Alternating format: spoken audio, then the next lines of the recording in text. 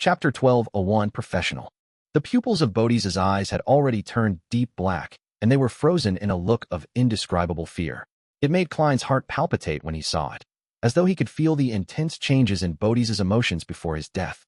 After a series of inspections, together with divination, he confirmed that these two eyeballs didn't contain any beyonder characteristics, but they contained a strong corruptive force and a power that came from an unknown source.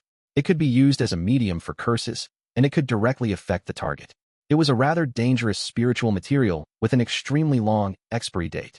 I can't bring it with me for extended periods of time. Otherwise, I might be weakened mentally, have nightmares every day, and suffer a physical mutation. Klein casually summoned a square metal box and placed Bodhi's two eyeballs into it. He didn't attempt to purify it, because once the item was shattered and purified, there would be nothing left. It would be too wasteful. Due to the fact that there was nothing wrong with the worms of Star, and that it was also a material that Klein understood the most, he quickly turned his attention to the black pocket. The results of divination surprised him because it was a so-called interspatial object. The pocket only had the size of an adult man's palm, but in actual fact, it had the size of the two-bedroom apartment that the Moretti family had rented in Tianjin in the very beginning. It was big enough to hold many things. This was made by Bodhi's using the powers of a secret sorcerer. In essence, the pocket wasn't an object, but an entrance. First, a region in the spirit world is distorted and isolated using space concealment. Then, use the chaos created when the spirit world overlaps with reality. As long as there are proper coordinates, one can directly reach their destination, opening the door to that hidden area and entering this pocket space. This is very similar to the method needed for sealing the box of the Great Old Ones. However, one door is in the spirit world, while the other is in the real world. This results in a sealed artifact or mystical item inside the interspatial pocket to also affect the wielder.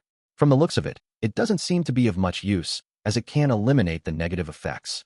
Besides, I'm in the forsaken land of the gods and can't connect to the spirit world. There's no use to having such a pocket. Also, I have to reinforce the power of space concealment from time to time. Otherwise, it will gradually lose its effectiveness. It's only suitable for demigods of the apprentice pathway, or an organization that has demigods of the apprentice pathway or sealed artifacts that provide the relevant support. The name, interspatial pocket, is too lame. I wonder how Bodhi's named this item. Let's call it Traveler's Bag. After confirming the degree of danger, Klein conjured a fake hand and placed it into the black pocket. Pitter-patter. A bunch of gems poured out as the fake hand was retracted and landed on the long, modeled table. The crystal-clear red, blue, green, white, black, and translucent colors instantly filled his eyes. I should have predicted this. The corresponding materials of the apprentice pathway are gems, all the gems. The expression on Klein's face turned spirited as he sighed with a smile. He reached out with his other hand and picked up a few gems to feel the weight and texture. Apart from these, there were also quite a number of spiritual materials in the traveler's bag. Some were commonly used, while others were relatively rare. The box of the Great Old Ones, the secret sorcerer's beyonder characteristic, 9 worms of Star, Bodhi's eyeballs, traveler's bag, and large amounts of gems and materials. This operation can be considered quite a harvest, enough for everyone to split it fairly. Unfortunately, Bodhi's had the ability to record beyonder powers in certain states. There's no need for him to bring too many sealed artifacts and mystical items with him. That would result in many negative effects. As a demigod, he should have a few good sealed artifacts. I wonder if they're hidden somewhere in the spirit world or at the Aurora Order headquarters. It's a pity that Bodhi's soul had just collapsed as well, preventing me from using spirit channeling on it. Klein shook his head and immediately returned to the real world. He found a hidden spot, put down the lantern, and set up a bestowment ritual. He wanted to see if he could bring 0 to 61, the box of the Great Old Ones, to the forsaken land of the gods. If he could attempt transforming the entire city of silver into toys and placing them on the first level of the sealed artifact. He could directly send it to the outside world through the sacrificial and bestowment rituals. This way, he could bypass the Giant King's court and Dark Angel Sasser, and could ingeniously complete the Miracle Invoker ritual. After performing a series of tasks, Klein was done with his preparations as he reached out his right hand. He pulled out another himself before his actual body leaped into the fog of history and hid in the void of a time before the first epoch. He was worried that the box of the Great Old Ones would cause a random death the moment it passed through the sacrificial and bestowment door. In the fragments of light deep in the grayish-white fog, Klein took 4 steps counterclockwise and returned above the gray fog, responding to his own prayers. After the mysterious ancient door of sacrifice and bestowment took form, he slowly opened it. He waved his hand, summoning the box of the Great Old Ones that was enveloped by layers of forcers, throwing it into the gap behind the illusory door, towards the boundless darkness behind the door. At that moment, the void's darkness suddenly became corporeal, as though it formed an invisible barrier that blocked the door that had just opened. It floated in midair, unable to move forward. Klein frowned slightly as he watched this scene. He tried to stir the powers of Sapphire Castle and used the power at the level of an angel to push it forward, but he was unable to get the box of the Great Old Ones to break the barrier. Indeed, the Forsaken Land of the Gods is sealed. It's just that I'm closely related to Sapphire Castle, so I could use it to respond. However, this cannot exceed a certain limit. Klein nodded slightly. He retrieved the box of the Great Old Ones and threw it onto the junk pile. Then, he conjured the world Garamond Sparrow and got the fake person to give the detailed information of the box of the Great Old Ones to Ma'am Hermit and Miss Justice.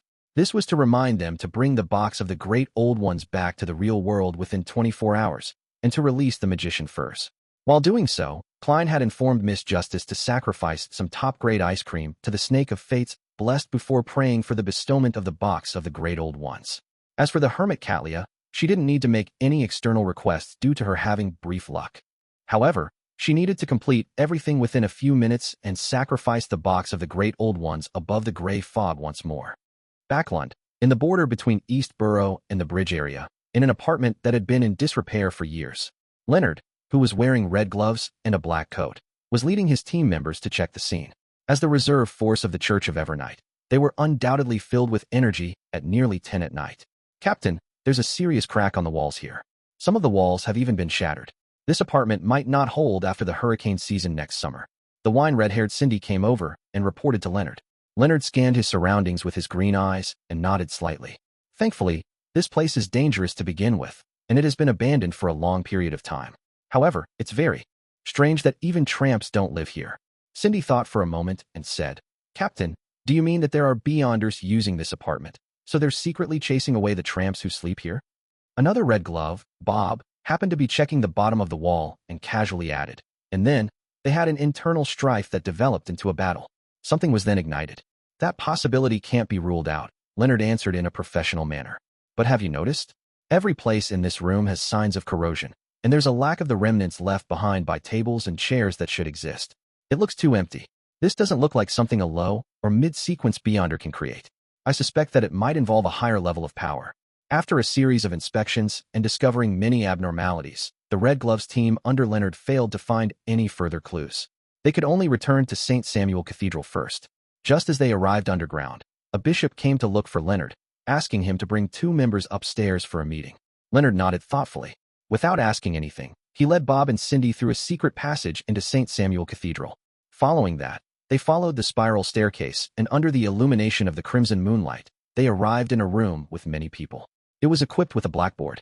With just one glance, Leonard realized that there were quite a number of people who had worked with him before. They were from the Mandated Punishers, the Machinery Hive Mind, and MI9. Then, he noticed the 3 demigods, Horace McHayden, Randall Valentinus, and Anthony Stevenson, as well as a black-haired, golden-eyed man who was clearly at the same level as them. Without waiting for Leonard's greeting, St. Anthony stood up in his red-patterned black robe and said in a deep voice, there was a high-level battle in the outskirts of Backlund. There was a terrifying contamination present, as well as a tarot card, the Hermit. I noticed that you've done some investigations regarding the large number of incidents involving tarot cards. You had also raised a corresponding theory. Now, please give everyone here a detailed introduction. The Hermit card? Leonard expressed his true astonishment, but this was mostly because he was tasked with such a mission. Ahem. He cleared his throat, walked to the blackboard, and turned to face the demigods and beyonders of the 3 churches and the military. He drew a crimson moon on his chest. After organizing his words, this red glove captain said solemnly, in the past 2 to 3 years, the incident involving tarot cards that really caught our attention was because of Lenevis's death. He was embroiled in a conspiracy that attempted to allow the true creator's descent, and his body was covered with tarot cards. After that, the tarot cards appeared on the Capum case again. However, this time, there was a change in the arrangement of the tarot cards. It emphasized judgment and the emperor. Back then, I linked these matters to an organization that suddenly believed in the Fool and Backlund. As you know, the Fool is the starting card of the tarot cards. This bold guess made several demigods and many other beyonders nod slightly. They felt that this might indeed be related to some level of mysticism. Leonard paused before continuing. And below the Fool, this organization might have quite a number of official members. They used tarot cards as code names, such as Judgment, the Emperor, or the Hermit of this incident. As he spoke, Leonard picked up a deck of cards that he used as a demonstration and randomly picked one. He glanced at it and chuckled, such as the Star. Chapter 1202, the Tarot Club. The demigods and beyonders present nodded at Leonard's demonstration, indicating that they understood what the Red Glove Captain meant. One of the mandated punishers raised his arm and took the opportunity to ask a question. In other words, whoever left a tarot card behind is the member executing the mission? That should be the case. Leonard did not give a definite answer. The same mandated punisher continued asking, what do the tarot cards that were scattered all over Lenivis's corpse mean then? There's no specific direction. Leonard immediately picked up a white chalk and wrote the name Lenivis on the blackboard behind him. Then, he drew a circle. I've just said that in the past 2 to 3 years, the matter involving tarot cards have really caught our attention because of the Lenivis case. This is very likely the beginning of everything. Therefore, without a specific direction, the casually scattered tarot cards might be referring to the whole. This means that the organization that uses the tarot cards as code names has officially stepped onto the stage of history. Haha, please forgive me for using poetic words. That makes a lot of sense. The few mandated punishers were convinced by Leonard. Leonard looked around and continued, let me use the Aurora Order, which everyone is familiar with, as a comparison. We all know that there are 22 oracles in the Aurora Order. Each of them will be in charge of a region's affairs. It's very possible that the organization with the tarot card code names is the same. The members of the likes of Judgment, the Emperor, and the Hermit should have their own factions. They will exert their influence in a particular region. Upon hearing this, a member of the machinery hive mind pondered and said, however, the 3 members corresponding to Judgment, the Emperor, and the Hermit have appeared consecutively in Backland. According to what you just said, does this mean that the organization that uses tarot cards as code names are still lacking in scale, and that the members are all gathered in Lone, or perhaps just in the Backland region? After all, Backland's person in charge for the Aurora Order is only an oracle. As for Saint Tenebris, he's in charge of the entire Lone. Leonard slowly nodded, indicating that he understood what he meant. He organized his words and said, this possibility cannot be ruled out. After all, this is an organization that has only appeared in the past 2 to 3 years. Of course, there might be other reasons. This organization might not be divided based on location demarcation. Instead, they are determined by whether or not they can handle an area alone. They will also work together depending on overlapping situations, such as the Capum case. Seeing that the beyonders of the 3 churches and MI9 didn't raise any further questions, Leonard deliberated for a few seconds before saying, next up will be all my personal guesses. There are also some problems with it. This might be a direction of investigation for the future. The first question, what is the purpose of this organization? If they are like the Aurora Order, with the goal to spread the faith of an evil god, then why haven't we discovered people who believe in the Fool? Even if there are, they're all people who are scamming others in the name of the Fool. Second question, what do they have in common in the few operations? I haven't been able to find it yet. The third question I have is that high-level members who use tarot cards as their code names are not of low sequences and have their own factions. However, they aren't famous in the Beyonder world at all. This is very abnormal. After all, although the 22 oracles of the Aurora Order hide their identities, they have more or less crossed paths with us. They rose up from low-sequence Beyonders to middle-sequence Beyonders under our watch, eventually taking over the spot as Oracle when their predecessor dies or advances. They are all already on our lists. Having said that, Leonard paused and said, if the organization that uses the tarot cards as its code name is really an organization that believes in the Fool, then there is someone who can answer my third question. He's the crazy adventurer, Gehrman Sparrow. Rumor has it that he believes in the Fool. This name made all the Beyonders from the 3 churches and MI9 fall into silence, as though they were quickly recalling the relevant information. They had long heard that Gehrman Sparrow had a mysterious background. He believed in the Fool, and they had obtained quite a bit of information from him. However, they hadn't made any connections like Leonard to string everything together. A few seconds later, the Archbishop of the Church of Evernight, St. Anthony, said in a deep voice, Gehrman Sparrow seems to be in close contact with the original Death Consul of Balam. That's an angel who's still active over the land. This gave the Beyonders who weren't demigods a fright as they instinctively sat up straight. They all knew about Admiral Hell, but due to the confidential restrictions, they didn't know that the Death Consul represented a grounded angel. That Death Consul doesn't seem to belong to any faction of the numinous episcopate, said a Beyonder from MI9 hesitantly. Leonard nodded solemnly. Perhaps he is a member of the secret organization that uses the tarot cards as a code name. Death Card. There was another round of silence. All the demigods had to admit that this was possible. The level of the secret organization that was represented by tarot cards suddenly rose. reaching a level that was equal to the Aurora Order. In short, Gehrman Sparrow is a clue. Leonard took a deep breath and slowly said, "Your Graces, ladies and gentlemen, I'm done." St. Anthony nodded slightly and stood up. He looked around and said, "Up to now, this secret organization that uses tarot cards as their code names hasn't targeted us yet. It has shown a certain level of friendliness. Now that the war situation is tense, we are severely lacking in manpower, so it's difficult for us to take any major actions. Therefore, I suggest that we try our best to avoid conflict with them and not attempt to eradicate them for the time being. Of course, we have to do what we need to do. A secret organization with the existence of a grounded angel itself represents danger. If we don't understand it or grasp enough information about it, we won't be able to react in time and stop any possible conspiracies." Horimic and the other demigods thought for a moment before nodding in agreement. Anthony Stevens looked around, his gaze landing on Leonard's face. "This investigation will be led by you. Coordinate it well." Leonard agreed solemnly. At this moment, Deep Blue officiant Randall Valentinus spoke to Leonard impatiently. "Give them a name.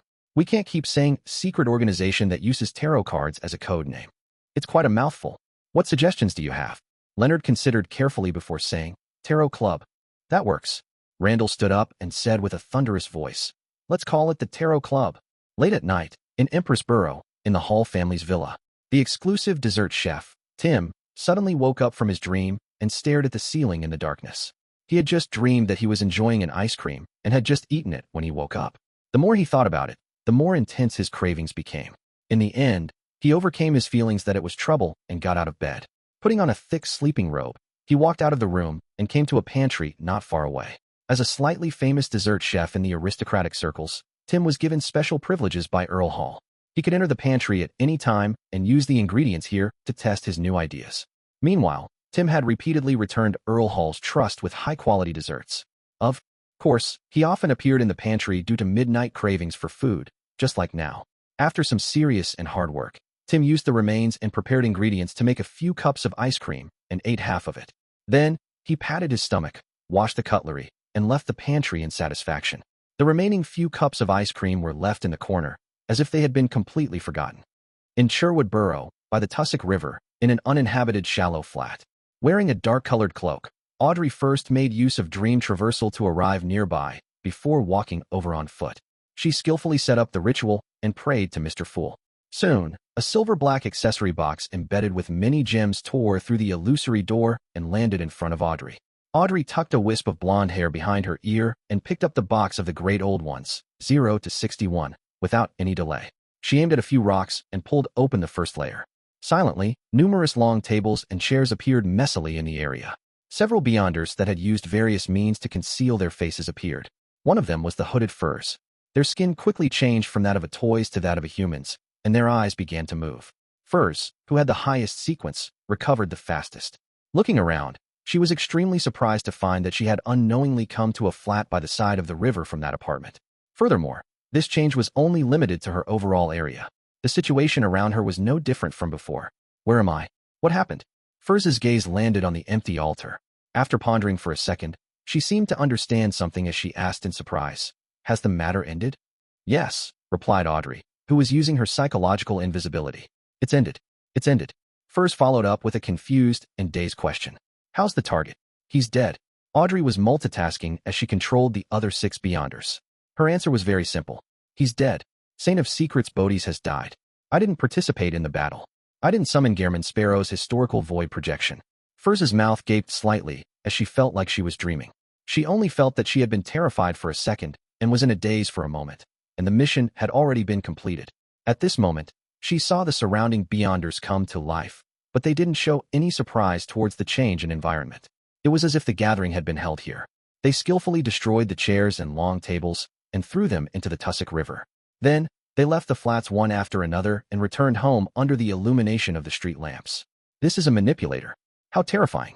Furz jumped in fright and completely snapped awake. "Return first." Audrey didn't have time to explain. She turned around and used the altar from before, preparing to sacrifice the box of the Great Old Ones above the gray fog. Furz shot a look over, but she didn't ask or say anything. She made her body turn transparent as she vanished from where she was. Author's note: the title of this chapter originally should have been Official Debut, but it was just not serious enough. Chapter 12:03, Harves. In the ancient palace above the fog, Dark red starlight shot up, forming several figures. Leonard did a casual glance, and his gaze suddenly froze on the silver-black jewelry box placed on the long modeled table. If he recalled correctly, this was likely a Grade 0 sealed artifact, the box of the great old ones that the world Klein Moretti had specially emphasized during the prior private gathering. The Saint of Secrets was really in control of this Grade 0 sealed artifact, and he even used it? Yet, Ma'am Hermit and Miss Justice succeeded? Leonard's pupils dilated slightly as he nearly couldn't believe his eyes. As an official Beyonder, a red-glove captain of the Church of Evernight, he knew Grade 0 sealed artifacts very well. He knew that these items could easily destroy a city, causing people to suddenly die without putting up any resistance. When facing them, not only was contact with them impossible, but even understanding them was something that should be reduced if possible. Leonard originally believed that Ma'am Hermit and Miss Justice would leave the battlefield according to the plan after encountering a Grade 0 sealed artifact. They would then think of a way to rescue Miss Magician. To his surprise, they had succeeded, and had even retrieved the Grade 0 sealed artifact. Ma'am Hermit's mystical reenactment has reached such a high level? Did the Feast of Betrayal she mentioned really make the sealed artifact rebel? Or could it be that Mr. Fool had provided some help? Leonard muttered silently as he glanced at the world Klein Moretti, who was seated at the bottom end of the long bronze table. He discovered that his former colleague was rather calm. Klein surveyed the area and said, "Congratulations, everyone. The hunt this time was very successful. All the spoils of war are here." As he spoke, he raised his right hand, condensing various bits of mysterious knowledge into a pale white luster. He also included a small number of legends that came from the East, such as Peach Blossom Spring and Lank's Go Match. He wanted Ma'am Hermit to test if they were mystical or not, and whether there was any real source. "Ma'am, this is your reward." The world Klein made the pale white light fly towards the hermit Catlia. Then he pointed at the box of the great old ones, the secret sorcerer's Beyonder characteristic, the traveler's luggage, Bodhi's eyeballs, 9 worms of star, large amounts of gems and materials on the table. In addition, you have the right to choose first. After the battle at the demigod level with the Saint of Secrets, Catlia finally found the bearing and confidence of a saint. She first received the pale white glow and closed her eyes to digest the mysterious knowledge contained within. In the second epoch, the ancient gods believed that the original creator, the oldest one, left some objects behind. Perhaps it was a kingdom formed from a portion of his body or something that he created. There are 9 of these that contain the various Sephirot. They are the Chaos Sea, Sapphira Castle, River of Eternal Darkness, Knowledge More, Tenebrous World, Brood Hive, Nation of Disorder, City of Calamity, and the Key of Light. The ancient sun god came from a place known as Chernobyl. The Marauder Pathway Sequence 0 is called Error. Emperor Roselle's fairy tales might have originated from something that happened before. As the mysticism knowledge resonated in her, Catlia couldn't help but open her eyes and look at the world Gehrman Sparrow. There were too many things inside that shocked her, making her realize that she had opened the door to a whole new world. "I never thought of Mr. Fool's origins in the past. Now, I can vaguely grasp it." A thought flashed through Catlia's mind as she had a guess. She immediately controlled herself. She didn't want to think too much, nor did she dare to think too deeply about it. She was afraid that she would come up with an answer that was enough to make her lose control. This is one of the 9 Sephirot. Mr. Fool's goal is to gather all the Sephirot and attempt to recover. Raising her right hand, she nudged her heavy glasses on her nose bridge. Catlia forced herself to focus her attention on the small tails and decided to return to the real world to completely digest the potion before she attempted to create magic with them, allowing her to draw on their power using mystical reenactment. Of course, she also believed that not every one of them would succeed. She believed that a portion of those stories were purely fabricated. After all, this was a gift from Mr. World. There was no guarantee that they would be effective. After all, out of the many fairy tales and ancient legends that Emperor Roselle recounted to Queen Mystic back then, only a few of them truly produced magic. She took a few seconds to compose herself and cast her gaze to the middle of the long modeled table, preparing to choose her spoil of war. Without a doubt, the most eye-catching item was the box of the great old ones labeled 0 to 61. The silver-black jewelry box embedded with many gems completely overshadowed all the other items. Catlia wasn't too unfamiliar with Grade 0 sealed artifacts, because Queen Mystic had more than one. It was also because of this reason that the Queen's Element Dawn was able to compete with the ancient organization, Moses' Ascetic Order, that had been born in the early 4th epoch. The gap between an angel and a saint was not something the magic of a powerful fairy tale could make up for. To become a truly powerful figure, one had to advance to Sequence 2 or possess a Grade 0 sealed artifact. It wasn't that Catlia didn't have any desire for the box of the great old ones. But when she thought of the hint that the world Gehrman Sparrow had received from Mr. Fool, the terrifying negative effects, the third level's extreme danger, and most of the beyond her powers that she couldn't control, she felt a sense of horror. Although she had brief luck, she still lacked the ability to seal the box of the Great Old One so far. After a series of intense struggles, the hermit Catlia pointed at the dreamy crystal and said, "I want the secret sorcerer's beyonder characteristic. If they could find a suitable high-sequence artisan, it could be transformed into a rather good sealed artifact, one that had barely acceptable negative effects." Queen Mystic Bernadette happened to have the resources to do so, but the commission might not necessarily succeed. In the end, even if there's only teleportation, that will be enough. However, it's obvious that a secret sorcerer wouldn't only be able to grasp teleportation. Even if the negative effects are excessive, I can get Queen Mystic to shatter and try again, or I could sell it to Miss Magician. Yes, she said that her teacher would prepare the ingredients for her. Following that, Catlia nodded at the world Gehrman Sparrow to confirm her choice. Choosing the secret's sorcerer's beyonder characteristic? Upon hearing Ma'am Hermit's reply, a scene appeared in Klein's mind. Wearing a purple-patterned black robe, the lady wearing a dark-colored hood relied on Blink to leave behind many doppelgangers. Then, they would all ignite a match at the same time. The little match girl will turn into countless witches selling matchsticks. This is a horrifying fairy tale. The world Klein couldn't help but twitch the corners of his mouth as he tersely acknowledged. "All right, it's your right." He then cast his gaze at Miss Magician. "It's your turn to choose." "I didn't do anything," Furs said guiltily. Klein scoffed and said, "You successfully acted as bait." Furs didn't know what expression she should use to respond, but she heard Mr. Star seemingly laugh. She slowly took a deep breath and cast her gaze at the spoils of war on the long bronze table. Frankly speaking, she wanted to choose the box of the Great Old Ones because it was an item that her teacher's family had snatched away. She didn't want to use it herself. She wanted to return it to her teacher directly. However, considering that she was only bait, Furs felt that she was not qualified to take an item of this level. Grade 0 sealed artifacts were extremely rare, precious, and dangerous. She had already gained a deep impression of them with Mr. Star's introduction. She knew that the value of the box of the Great Old Ones was definitely not something a saint's beyonder characteristic could compare with. With this in mind, she chose under the world Gehrman Sparrow's watch. Furs finally gave up the impulse and pointed at the pair of eyeballs. "I'll take them." She wanted to bring the pair of eyes to her teacher and tell him that Bodhi's was dead.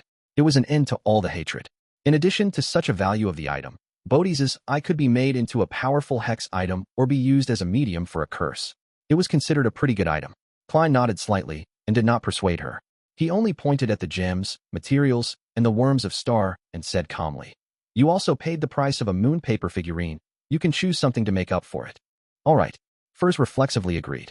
As the apprentice pathway needed gems for several charms and rituals and could still be appreciated normally, Furs took a portion of the gems and waited for the bestowment ceremony to obtain them. With that, Klein shifted his gaze and said to Miss Judgment, "It's your turn." Zio also knew that she had not contributed much, and she knew that she had no ability to withstand the negative effects of the box of the Great Old Ones, so she didn't even take a look at 0 to 61 and pointed to the black pocket. "I'll choose Traveler's Bag." This way, she could carry heavy weapons with her and might even be able to pull out a cannon at a critical moment. As for the problem of strengthening the hidden space after a period of time, she had also considered it. After all, she could still use it for about a year for the time being. In the future, she could rent a sealed artifact from Ma'am Hermit to maintain it.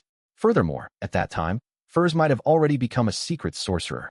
The world Klein nodded and looked at the star Leonard. "It's your turn." Leonard did not stand on ceremony. He scanned the area and tapped a few times. 3 worms of Star, 20 gems, and those ingredients. "This feels like I'm paying protection fees to the official organizations." After lampooning his dear poet, Klein turned to Miss Justice and said, "The mission was very successful, and I'm very satisfied. Although you have already received your payment, you can still choose a little more." Audrey could decipher the sincerity of Mr. World's words. Without any excuses, she chose a worm of Star and a third of the spiritual materials. At this point, as the mission's commissioner, the world Gehrman Sparrow had obtained 5 worms of Star, a grade 0 sealed artifact, a third of the spiritual materials, and nearly 30 high-quality gems. He smiled and looked at Furs. "Remember to tell your teacher about this. Just say that this is a gesture of my goodwill, and I want to make a deal with him." Chapter 1204. 1204 Putting Life and Death Aside. 1204 Putting Life and Death Aside. Furs wasn't surprised by Mr. World's request. She nervously replied, "All right. What kind of deal is it exactly?" During this period of time, she had communicated with her teacher, Dorian Gray Abraham, several times. Under Miss Justice's guidance, she had laid quite a lot of foundation for the impending request. The world Klein laughed hoarsely. You don't have to tell him what I want for now. Just lay out my chips for him and see if he's interested. Your bargaining chip is still the promise to break the Abraham family's curse. Furs cautiously sought confirmation. Klein nodded and pointed at 0 to 61 on the long modeled table. It can also be this box of the Great Old Ones. An item used to exchange for a Grade 0 sealed artifact can't be simple. Be it Justice Audrey or the Hermit Catlia, both of them suddenly had such a realization. However, Furs paid more attention to the promise of breaking the curse. This was because she had experienced it herself and knew how tragic her teacher's family was. She replied solemnly without hesitation. All right. Backlund, Westborough, in the basement of a house. Saint Tenebris, who was hidden in the shadows, suddenly grew out of the darkness. He turned his head as if he was listening to something. The muscles on his cheeks began to twitch. It wasn't just one chunk of flesh, but bits. Not only were they not connected to each other, but they were also interfering with each other. It looked extremely odd. In seconds, Kisma wore an extremely painful expression as his skin tore apart, as flesh and blood beneath squirmed, mixed with a deep black. With a thud, he fell to the ground and prostrated himself before the altar, vomiting out large amounts of organs and shimmering light. Saint Tenebris' head was pressed tightly against the ground as he muttered crazily, Bodhi's actually died. A secret sorcerer who wields a Grade 0 sealed artifact died just like that. There's a tarot card, the Hermit. The two enemies that attacked were saints. One was a mysticologist, while the other was a manipulator. The organization that believes in the Fool and uses tarot cards as their code names. Gehrman Sparrow. Isaac Eggers. After an uncontrollable murmur, Saint Tenebris Kisma cried, feeling both vexed and pained. I repent, I repent, I repent. A few days later, in an apartment's room in Pritz Harbor, the disguised Dorian Gray Abraham had received a letter from Furs through many hands. He examined it carefully and confirmed that there were no issues. After confirming that there were no abnormal signs, he took out the letter with the help of a letter knife. The beginning of the letter was the usual greeting. Following that, Furs directly wrote, We have already killed Saint of Secrets Bodhi's and obtained the items on his person. Dorian had originally planned on scanning through the letter quickly, but he ended up stuck on this sentence. He read it a few times and forgot to continue reading. Dorian knew how strong and powerful Bodhi's was. He also knew very well how terrifying a secret sorcerer was.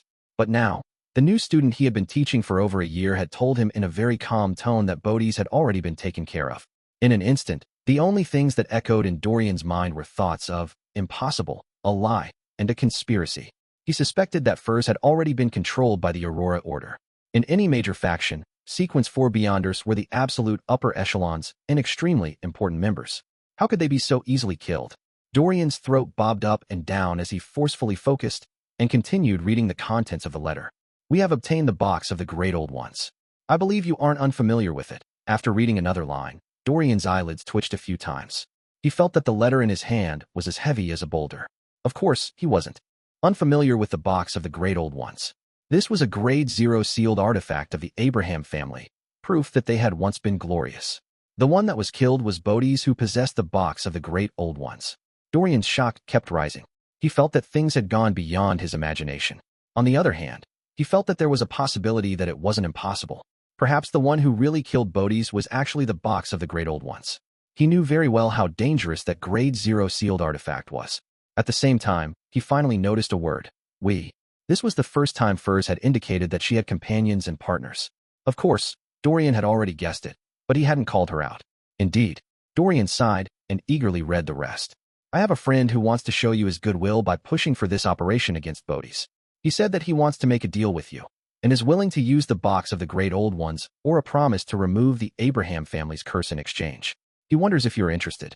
He doesn't know where you are, and I won't tell him.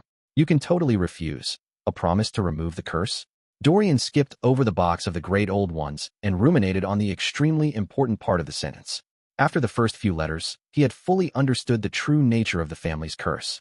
It was both a sorrowful and helpless matter, a glimmer of hope that was brewed out of the pain. Before this, who would have thought that the person who caused the descendants of the Abraham family to lose control would be their ancestors' cry for help? This was like a cruel joke from fate. Dorian didn't know if Mr. Dorr knew the consequences of his actions, nor did he know how to describe his complicated feelings. However, he couldn't help but start searching for a way to make Mr. Dorr return and completely remove the family curse. This was a path with very slim hope, but for the Abraham family, it was enough, because a light had finally appeared in the darkness. After an unknown period of time, Dorian folded the letter and smiled bitterly to himself. Goodwill. Such goodwill is frightening. After he muttered to himself, he fell into silence again. His expression was gloomy and his heart seemed to be struggling. Gong. The sound of the wall clock rang punctually, snapping Dorian out of his daze. His expression gradually became solemn, and he finally made a decision. After making up his mind, Dorian felt much more relaxed. He even smiled. He first burned Furz's letter before packing his bag and heading out to the steam locomotive station in Pritz Harbor. He was going to Southville, but not to hide, but to make some preparations. He planned on handing all his family's items and potion formulas to one of the family members who was staying there before returning to Pritz Harbor. With his identity as Dorian Gray, he would head to Backlund to meet his student, Furz, and the powerhouse who had shown his goodwill. When the time came, he would consume a type of medicine in advance to allow himself to suffer a powerful curse that rooted itself in his spirit body. He would have to regularly consume another type of medicine to maintain his life. This way, even if he was controlled and unable to commit suicide, he would quickly die because he had no chance to take the medicine. With his spirit body dissipating, he wouldn't leak any key information. For this journey, Dorian had put life and death aside. He was willing to sacrifice his life for that slim hope. Northborough and Backlund, beneath St. Samuel Cathedral. Leonard, who had just had a discussion with the members of the mandated Punishers, the Machinery Hive Mind, and MI9, returned to his office and sat down. At that moment, the slightly aged voice of Palaz Zoroast resounded in his mind. They finally found the exact location of the Jacob family's treasure trove and are about to enter. Ah! Leonard was momentarily stunned, unable to react. Previously, at the gathering of the Hermits of Fate, he had sold the news of the Jacob family's treasure trove. As no one knew what was inside, no one was willing to offer a high price. And Leonard's main goal was not to trade, so he had only exchanged it for some rare spirits. He immediately lowered his voice and said, "Old man, how do you know that?" It's a given that I sent out my avatar to monitor the area." Palaz Zoroast replied unhappily. "Are you underestimating an angel from the Marauder pathway?" Leonard laughed dryly.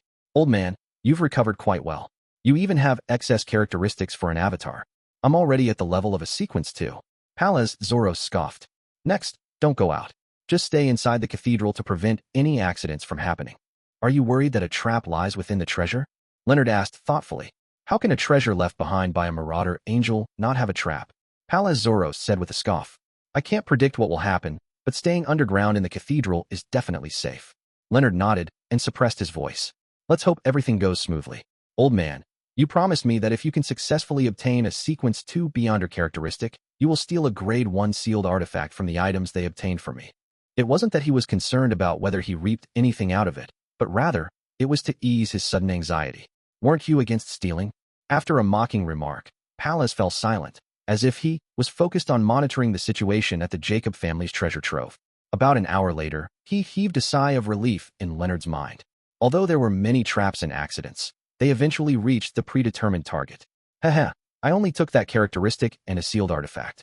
The rest will be their payment. Don't be in a hurry to leave this place. Wait until I absorb that characteristic before leaving. When that happens, there won't be any problems."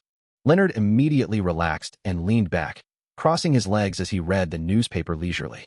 In the evening, Palaz Zoroast finally spoke again. "It's done." His voice contained plenty of emotions, but because it was too complicated, Leonard was unable to tell. Seeing that nothing had happened and that old man might still need to digest, Leonard stood up and rubbed his temples. He left St. Samuel Cathedral and returned to 7 Pinster Street. As he passed through the porch, he suddenly saw a person sitting on the sofa. The man was wearing a classic black robe and a pointed hat. He placed his right leg over his left and was leisurely reading a newspaper. As if sensing Leonard's arrival, that person raised his head and adjusted the monocle on his right eye, revealing a teasing smile. Chapter 1205, A 1,000-Year-Old Trap. Amon. Blasphemer Amon. Leonard was no stranger to the person in front of him.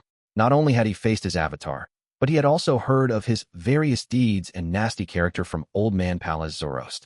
At that moment, Leonard's thoughts nearly froze as his mind went blank. Only a small number of thoughts could spin. Amon's lips suddenly quivered as he muttered a raving that was completely at the level of a deity. One voice after another echoed in Leonard's mind as though it came from the countless number of Amons. "Are you pleasantly surprised? Are you shocked? After realizing that I won't be able to get Sapphira Castle anytime soon, I shifted my focus to Backlund. If it wasn't to fool all of you, why would I have played such a simple cat-and-mouse game with him? I think you two should be in contact. He must have told you that I'm still tracking him and sabotaging his operations, that I even set a trap for him at his destinations. That's just an avatar that's close to Sequence 1. Ah, right. Pallas, I forgot to tell you that in the later years of the fourth epoch, I pretended to be the ancestor of the Jacob family. I had long swallowed him in secret. Then, I watched his descendants panic. Then, I thought of a way to add another secret treasure trove to the place where Tudor became blood emperor. I didn't finish off these fellows, because I had a premonition that this treasure trove would be very useful. I had an avatar that had been sleeping there for more than 1,000 years, patiently waiting for someone to open the treasure trove. As for the other avatars, I didn't synchronize this information to them. That way, I might be able to create a ruse at some point in time. Yes, this kind of synchronization is something I invented. Pallas, you're quite behind the times. In order to confirm your whereabouts, I watched that bunch of fellows destroy the traps and take the items away. I watched your avatar steal the characteristic and sealed artifact from their hands. I watched him carefully devour and digest it. Now, my patience has finally paid off. I guess you must be thinking of how to stall for time and wait for a deity's descent. These voices overlapped each other, tearing through Leonard's thoughts and hurting his soul. It made his head swell and contract, causing a bunch of short black hair to grow on his face. It made his ribs and waist bulge as though it was about to form a new body. With just the ravings alone, Leonard was close to losing control. He was in extreme pain and had no means of resisting. This was the son of the Creator, a king of angels. At the same time, 7 Pinster Street changed. At some point in time, pitch-black stone pillars were erected around them, propping up a majestic cathedral. Each column of the cathedral was embedded with the bones of different races. They were densely packed as they used different eye sockets to stare at the puny Leonard who stood in the middle as though they were conducting a trial. Amon stood in front of the cross that was more than 100 meters tall in the depths of the church, smiling as he looked at Leonard's grimacing face. This corpse cathedral is pretty good, isn't it? I just stole it not long ago. This way, if they wish to discover any abnormalities here and do a deity's descent, it can stall for at least 30 seconds. That's enough. As he spoke, Amon raised his hand to pinch the crystal monocle that had a beaming face underneath it. Leonard suddenly heard a gong. It was ethereal, as though it came from an infinite distance away. This caused the ear-piercing ravings that tainted Leonard's spirit body to come to an abrupt stop as everything around him turned silent. In Leonard's eyes, beams of light shot out from his body, condensing into a pure figure that was like a wingless angel. The figure was also 100 meters tall, and its body constantly coruscated with a faint glow, as though it was announcing the passage of time. With that, Leonard's body was pushed by an invisible force as he flew towards the door of the corpse cathedral. On the door, transparent and distorted faces appeared. They sealed the inside from the outside, isolating it from the spirit world and the astral world. Gong! Another bell rang. The transparent faces filled with pain froze. Leonard's figure was no longer obstructed. In this short span of time, he passed through the main door of the corpse cathedral without feeling anything. Everything he saw instantly returned to normal. There was still a bit of light high up in the sky. The gas lamps by the side of the streets were already emitting light, illuminating 7 Pinster Street. From the outside, the building was silent, quiet, and dark. There was nobody around. Old man. It was only at this moment that Leonard finally found his train of thought. His heart tightened as he strode forward and returned to the house. However, the door to 7 Pinster Street was so heavy that he couldn't open it anytime soon. With this obstruction, Leonard finally regained some of his senses. He hurriedly retreated as he quickly thought of what he could do to save old man. After a few steps, he stopped and lowered his head with a solemn expression. He quickly chanted in Jotun, "The fool that doesn't belong to this era." Leonard already knew that the one inside was Amon's true body. And to deal with Amon's true body, he could only seek help from a god. Walking through the darkness with the lantern in hand, Klein entered the historical fog immediately. Then, he took 4 steps counterclockwise and went above the gray fog. After listening to Leonard's prayer, the puzzled and nonchalant-looking Klein instantly sobered up.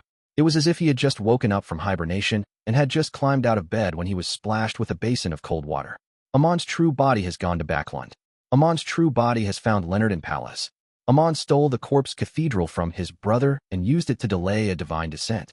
So it turns out that when he suggested that we play the game of who will be the first to find black demonic wolf couture, he had never thought of deciding on a winner.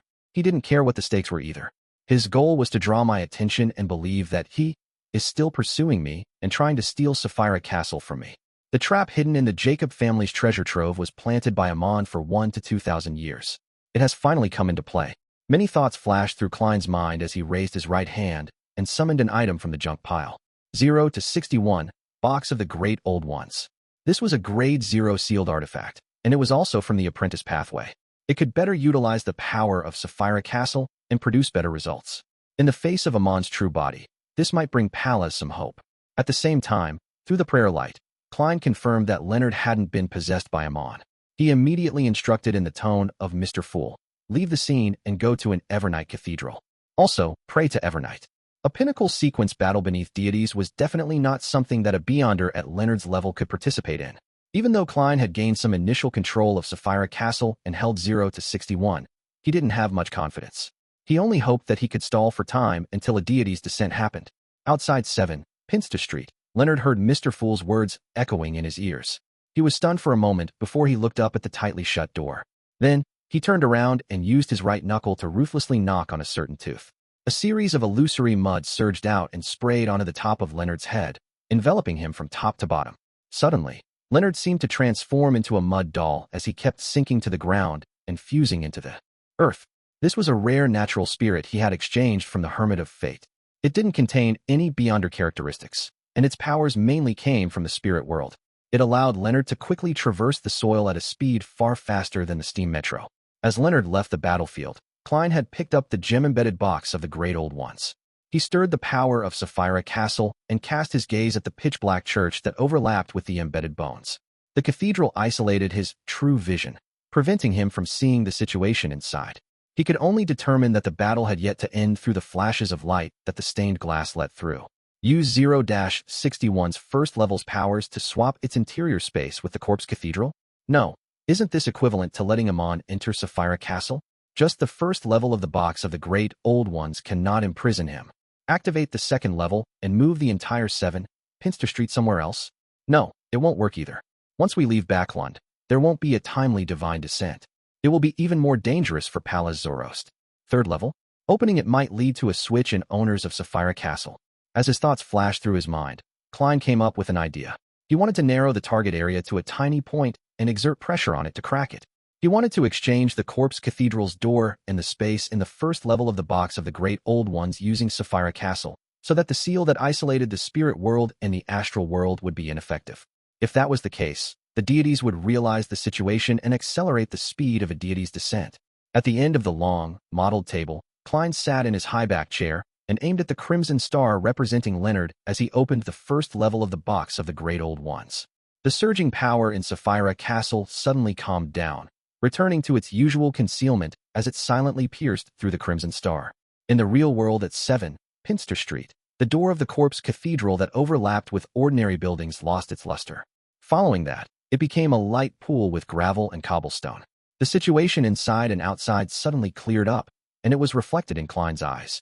In front of the cross that was 100 meters tall, the black-robed, pointed hat, and a monocled Amon slowly turned around to the open door. He held a crystal pillar formed from light and shadows in his hands. There were many 12-ringed worms of time swimming rapidly inside. Everything around them seemed to stop. Amon raised his head and looked up into the sky as the corners of his mouth curled up. Chapter 1206, Sly Old Foxes, every one of them. Too late. After Klein's heart sank, he suddenly felt the box of the Great Old Ones in his hand shake violently. He hurriedly looked down and saw that the surface of the Corpse Cathedral's door, which had shrunken into a toy, emitted rays of light. Every twisted face on the white skull seemed to come alive. Adam's Corpse Cathedral has such a high level? It can withstand the first level of 0 to 61 with just one door? Without any hesitation, Klein used the crimson star representing Leonard and locked onto a gas lamp on 7, Pinster Street. Suddenly, the door with white bones protruding out with a distorted face returned to the real world. And on the first level of the box of the Great Old Ones, there was an additional toy street lamp. Right on the heels of that, Klein aimed at the Amon inside the Corpse Cathedral as he swiped his right hand, opening the second level of 0 to 61. At that moment, Pallas Zoroast was no longer present on the battlefield. Without any qualms, Klein could move Amon elsewhere. He had designated the destination to be the astral world, hoping that the 7 deities would show him their love, but it was unknown if there would be a random anomaly. At this moment, the door returned to the Corpse Cathedral. Then, the majestic building that overlapped with 7, Pinster Street quickly disintegrated. The process of the collapse was very organized. First, it began from the dome, followed by the arches and the walls. It finally ended with the pitch-black stone pillars. The item that fell didn't hit the ground, and instead disappeared in midair. Standing in front of the cross, Amon also began to dissipate along with the collapse of the entire Corpse Cathedral. It was as though he had also been envisioned. an entity that could be removed at any time. Of course, Klein knew very well that this was only Amon exploiting a loophole to use the expiration of the imagined corpse cathedral, so as to also become a figment of imagination to leave Backland. Boom. At some point in time, a thick dark cloud appeared in midair. A ball of lightning the size of a house dragged a silvery white stream of light as it ruthlessly smashed onto the corpse cathedral and Amon's body that had not completely disintegrated. A fine crack appeared on Amon's crystal monocle as the pointed hat on his head collapsed. However, this angel of time didn't panic. When his face twitched uncontrollably, he maintained his smile and held the crystal pillar formed from light and shadows. Like an illusion, he completely disintegrated as the sea of light that filled the corpse cathedral vanished. In the next second, the pitch-black and bone-embedded towering cathedral returned to the realm of fantasy. The house on 7 Pinster Street remained, but there were exaggerated marks on the living room's floor. The mark was like a person lying there, having turned to ashes. This was left behind by the countless avatars of Amon after they were smitten apart. However, Klein knew that Amon's true body had successfully escaped and had achieved his desired goal. When he recovered, this king of angels was just short of a ritual to reach the divine throne and become the embodiment of all that was erroneous in the world. After I swapped the main door of the corpse cathedral, the first one to notice and react with his powers was the Lord of Storms. The goddess really has no way of performing a divine descent. She can only use various mediums to interfere with reality, making it difficult for her to affect him when he is prepared. I was still feeling happy for myself that I managed to escape from Amon. I was satisfied that I had repeatedly avoided him and didn't fall into his traps, but in the end, he ended up pulling off such a huge stunt without any prior warning. When did he transfer his focus to Backland? It should be after I deceived the laws to resurrect elsewhere. He caught a hint of Palaz Zoroast, as well as the fact that there's a connection between him and me. He began to target the last sequence 1 Beyonder characteristic so as to become a true god. Back then, Leonard didn't explain in detail when he was praying. He only mentioned that there was a problem with the treasure trove of the Jacob family. For a sequence 1 angel who's so familiar with Amon to not notice anything amiss and fall into the trap, Amon must have done something incredible again. Phew. Although I've rapidly grown in my battle of wits with Amon and completed a transformation, I'm still far from being a top swindler like him. I'm still too tender. Once Amon becomes a sequence 0 error and can even traverse the land, it will be tough for me. No, I have to figure out the Marauder Pathways ritual to become a god. I need to think of a way to do some damage. I can't let Amon easily ascend to the divine throne. But can this be what Amon wants? He will deliberately hold a ritual and wait for me to knock on his doorstep? As his thoughts raced, Klein let out a long sigh. Then, he sent a message to Leonard in the tone of the fool. There's no need to pray. In St. Samuel Cathedral, Leonard had just emerged from the soil in the garden. He was trying to rush into the prayer hall when he heard Mr. Fool's words. There's no need to pray. Leonard slowed down as he repeated the sentence in a daze. He slowed down and finally stopped beside a stone pillar. He lowered his head and raised his hands to cover his face. At this moment, a slightly aged voice suddenly echoed in his mind. What are you sad about? I haven't died yet. Ah. Leonard released his hands and said in a daze and pleasant surprise, Old man, you haven't died yet. His eyes were already slightly red. Look at you, what are you saying? Palaz Zoroast's voice was clearly weak. Ahem, to put it simply, I've died once, but not entirely yet. Leonard finally heaved a sigh of relief and looked around. Seeing that no one was paying attention, he lowered his voice and said, Did you successfully deceive Amon? I can't really call it deceiving. Palaz Zoroast sighed and said, All these years, the thing I've thought about the most is what I should do if Amon's true body finds me. After repeated experiments, I've also created a technique. After my true body dies, I can revive in my avatar. However, I will lose the sequence 1 Beyonder characteristic and passively lower my level. I haven't been left behind by the times either.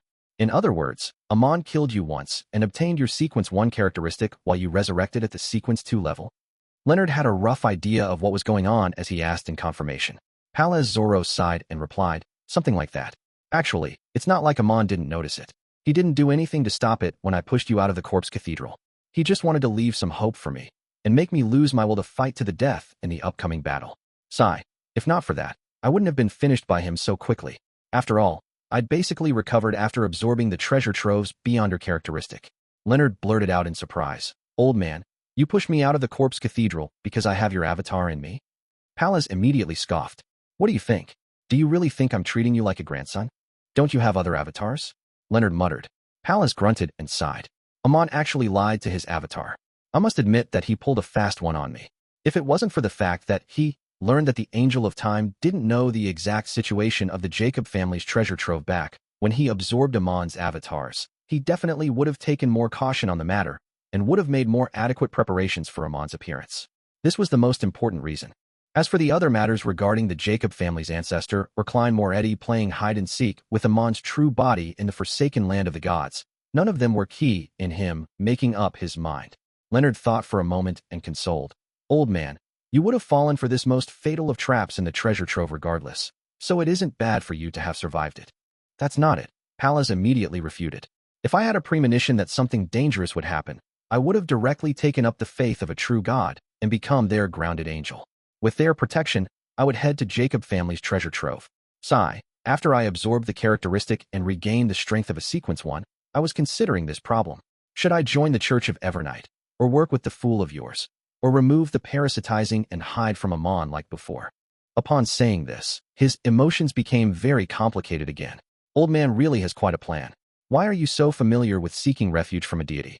Leonard sighed inwardly as he focused his attention on the most important matter. Old man, after Amon obtained your sequence 1 beyonder characteristic, will he be preparing the apotheosis ritual? Yes, Pallas replied in a deep voice. This means that, for a very long period of time, your former colleague and ourselves would, at most, be harassed by Amon's lower-level avatars, or nothing at all. What is the requirement of his apotheosis ritual? Leonard pressed. Pallas fell silent for a second before saying, to replace someone during their apotheosis ritual. At this point, Pallas laughed self-deprecatingly. Amon's next focus will definitely be the apotheosis ritual. This will be our last moments of peace and quiet. Once he becomes a god, he will definitely come to you to deal with the fool through you.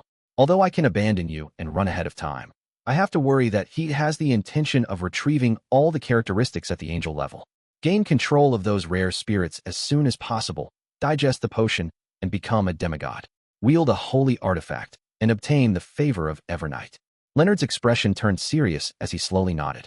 He immediately found a quiet spot and informed Mr. Fool through a prayer of the key information. Someone else's apotheosis ritual? The only one who seems to be able to become a god anytime soon is Adam. It's good if the two brothers end up fighting. The final period of peace.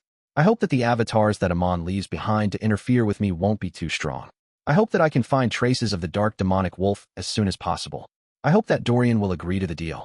Klein sighed and returned to the real world. He continued walking in the dark with his lantern raised. Chapter 1207.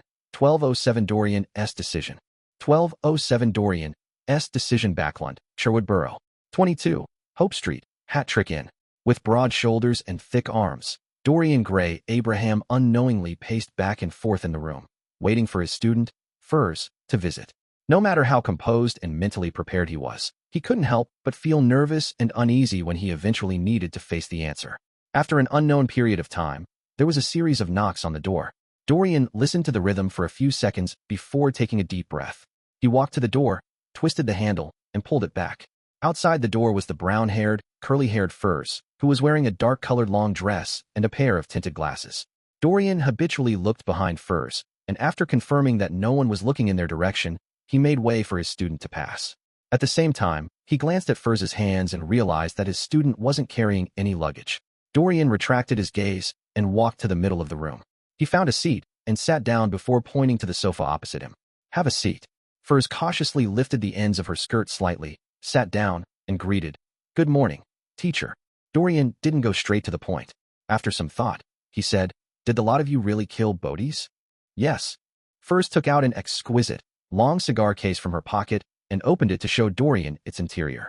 It was a pair of dark black eyes that were frozen with indescribable horror, as though they had seen something extremely terrifying before they died. Dorian had originally been mentally prepared. It was just like receiving the terrifying head that would cause nightmares the previous time, one that was put together one bloody fragment at a time. He never expected his student to not carry any luggage and to only take out a lady's cigar case. This made him believe that it was a relic that could prove Bodhi's identity, but the truth was beyond his expectations once again. This was still Bodhi's corpse, but there was even less than what Louis Veen left behind. Only a pair of eyes are left. The spiritual intuition of an astrologer convinced Dorian that the eyeball belonged to Bodhi's. Seeing that the teacher had fallen silent, Furs subconsciously explained, his body has completely collapsed and dissipated. Only this pair of eyeballs is still intact. She paused for a moment before saying, "These eyeballs contain the remnants of the terror and contamination of the box of the great old ones before Bodhi's passing. It's a very strong cursed item, so I didn't send it directly to you. It would cause terrible things to happen to the postman, and he might even die unknowingly. The corruption of the box of the great old ones." Dorian nodded in enlightenment and sighed with a smile. Did he eventually die under the hands of the box of the great old ones? This is really fate. The first item that Bodhi's had stolen after his betrayal from leading the Aurora Order over was the box of the great old ones. Firs had heard Ma'am Hermit's and Miss Justice's description of the general situation at the private gathering where they distributed the spoils of war. She learned how gorgeous and dangerous the battle she had missed was. She thought for a moment and said, "You could say that." However, before he was contaminated by the box of the great old ones, he had already begun losing control. Dorian wasn't surprised as he said to his student, "Keep it. This is a spoil of war you deserve." After Firs closed the cigar case and placed it back into her pocket, Dorian leaned forward, clasped his hands, and touched his nose. Bodhi's was one of the most talented apprentices I have ever seen. Who knew that he would end up like this? Having said that, Dorian let out a long sigh as though he was recalling and confessing something. Firs didn't know much about the details of what had happened back then, so she didn't dare to speak recklessly. She could only remain silent and wait for her teacher to recover from his mixed emotions. 10 seconds later, Dorian straightened his body and asked, "How did you digest the scribe potion?" This wasn't only to show concern for his student, but also to accumulate experience to provide some guidance to the other members of the family. Firs's expression immediately turned complicated, as though she was recalling something she didn't wish to recall. "It's mainly because someone had provided me with help. On the one hand, I recorded a lot of unique or high-level abilities. On the other hand, I was brought to many places in the past few months where I recorded different cultures and beautiful scenery." Dorian fell silent for a moment before nodding. "This isn't easy to imitate," he then asked. "Gairman Sparrow?" "Yes." Firs gave an affirmative response. Dorian fell silent again. A few seconds later, he said, "What kind of deal does he want to make? Or rather, what does he want?" Firs focused her attention and answered in an embarrassed manner. "He wants the potion formula of a planeswalker, and he plans on using the box of the great old ones to exchange for one of the 2 grade 0 sealed artifacts in your family's hands." This price was definitely a generous offer. Firs had originally thought that Mr. World was going to use a promise to exchange for the planeswalker potion formula and a grade 0 sealed artifact, but she never expected him to throw in the box of the great old ones. Of course, it was definitely of value to allow the Abraham family to be free of the curse. However, a promise was forever a promise that might not be fulfilled. Dorian wasn't surprised by Gairman Sparrow's request for a grade 0 sealed artifact. He had long been mentally prepared, and instead, he felt that the conditions were beyond his imagination. After all, the Abraham family didn't have many things that a demigod could covet at this point in time. He frowned slightly and said, "Why does he want the potion formula of a planeswalker?" "I don't know," Firs answered frankly. Dorian stood up and started pacing. Suddenly, he stopped and looked at Firs. "I need to meet him and have a chat before I can make a decision." "All right." Firs agreed without any hesitation. Dorian heaved a sigh of relief and prepared to send his student away before quickly taking out the medicine for his consumption. He had arranged to meet at this time because he had taken into consideration that his curse would happen at any moment. If anything were to happen, the enemy wouldn't be able to channel his spirit in time. However, after Firs got up, she didn't walk to the door. She stood on the spot and grabbed at the void. Her arms suddenly sank, and she quickly pulled out a figure wearing a black trench coat and silk top hat. This figure had black hair and brown eyes. His facial features were cut and cold. It was none other than Gairman Sparrow. Gairman Sparrow's eyes moved slightly as he quickly recovered from his sluggish look and became no different from a real person. "Teacher, he's here." Firs introduced seriously, "He's Gairman Sparrow." This action left Dorian Gray Abraham slightly agape. He forgot to close his mouth and didn't respond for a moment. Although he came from an ancient family clan and knew many secrets, there were many things he couldn't imagine even if he read the description due to him being only a sequence 7.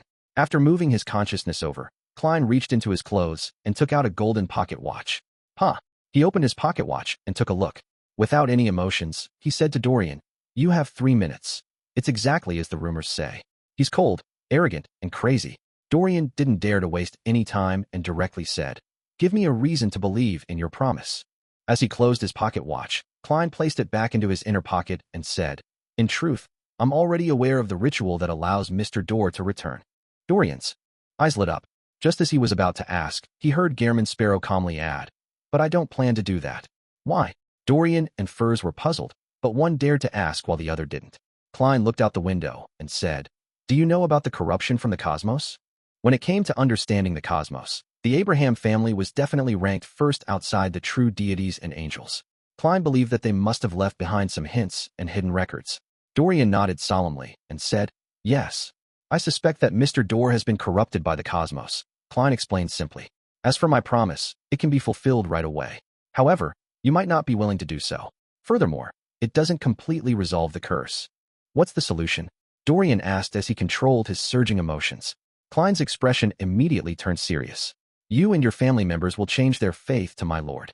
That way, when the full moon or blood moon happens, you will be blessed and no longer suffer from the curse." After completely digesting the scholar of your potion, there was no need for him to pull a person above the gray fog to avoid Mr. Dor's ravings. He could directly use Angel's Embrace to resolve the problem.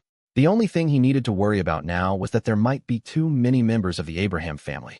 It might overwhelm him, or he might not have enough spirituality. "Who is your lord?" Dorian asked after a moment of silence. Klein suppressed his shame and said solemnly, "The great Mr. Fool." "The Fool? Are you from the Antigonus family?" Dorian suddenly made some connections. Klein shook his head and rejected his guess. Dorian fell silent again, but considering that there were only 3 minutes left, he hurriedly asked, "If we believe in that entity, we can avoid the troubles brought about by the curse." As an ancient family member, he knew very well how dangerous it was to believe in an unknown existence. He was afraid that he would resolve Mr. Dor's ravings, but bring about another curse. Klein answered frankly, "This is just a temporary solution. I will find a better solution for you." Dorian nodded and quickly said, "I will try to believe in your Lord and give you the potion formula of Planeswalker. If the curse can really be resolved temporarily, we will complete the transaction of the Grade 0 sealed artifact." He planned on using himself as an experiment to see if the method worked. Furthermore, he didn't plan on telling the other family members. He wanted to get them to wait for Gehrman Sparrow's supposedly better solution until they couldn't wait any longer. All right. Klein took out a pen and paper from his pocket and scribbled the honorific name of the fool. As for Dorian, he also began to use a crystal ball to aid in his memories, recording down the potion formula of Planeswalker. After the exchange, Klein cast his gaze towards the supplementary ingredients and ritual. Supplementary ingredients: 1 worm of star, 1 worm of time, 1 worm of spirit. Advancement ritual: leave legends in 9 places outside this planet. Chapter 1208. 1208 The long-awaited Serenity. 1208 The long-awaited Serenity: leave legends in 9 places other than this planet. Isn't this the cosmos? Looking at the potion formula in his hand, Klein nearly frowned. He felt that this was more dangerous than the advancement ritual of a miracle invoker.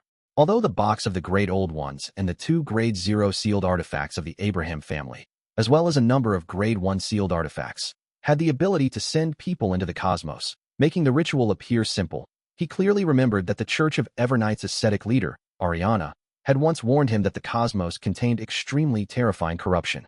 It was dangerous to even understand it before becoming an angel. One will be corrupted by the cosmos if they aren't a planeswalker, and to become a planeswalker, one has to travel the cosmos. This has become an impasse. There's no way to resolve it. Perhaps, the Abraham family has records of relatively safe locations in the cosmos. I can't be too pessimistic.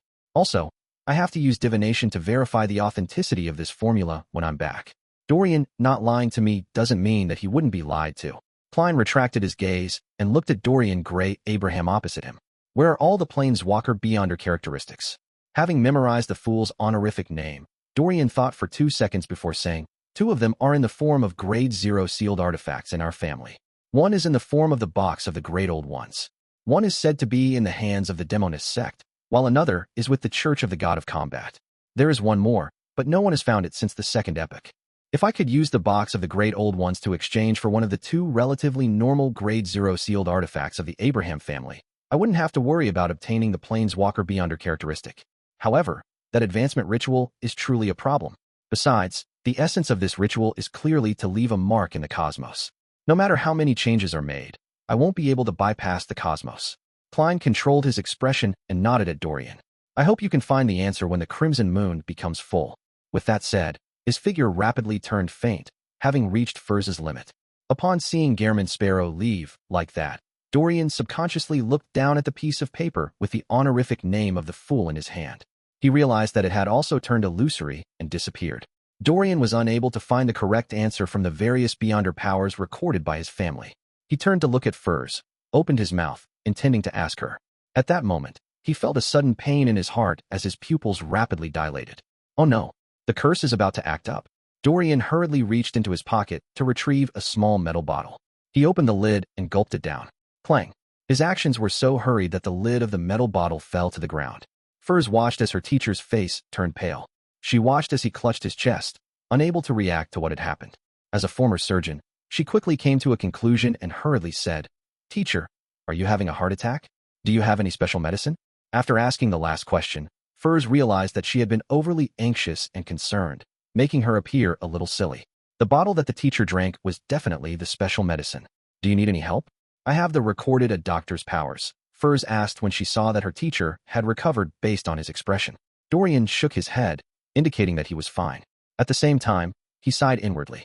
"It's because you didn't do as I planned and had directly summoned Gehrman Sparrow into this room, causing me to not have time to drink the medicine."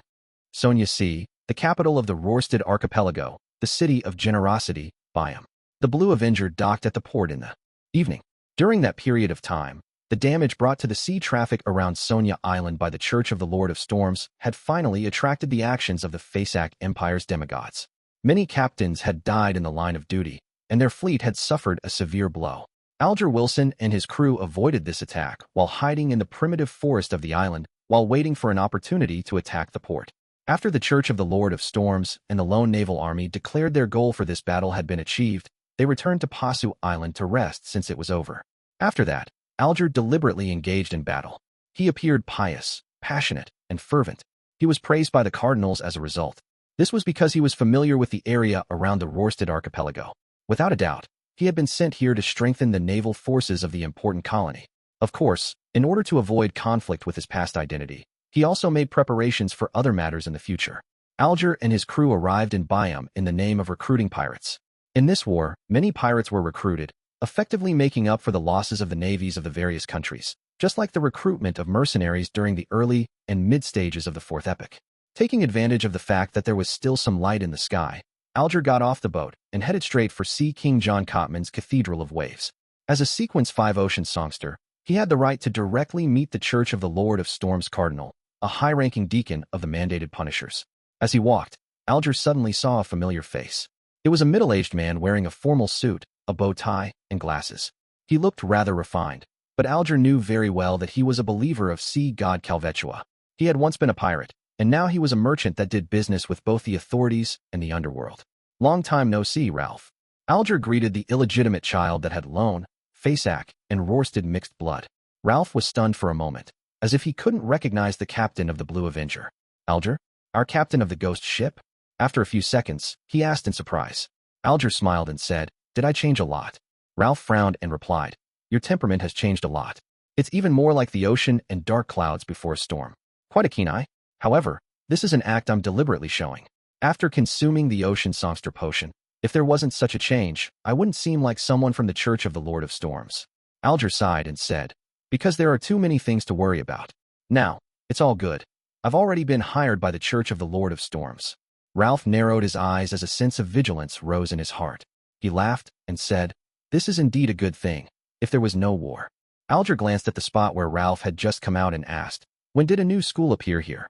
He could see at a glance that there were 4-story buildings, a cement field, a garden lawn, and many children happily playing.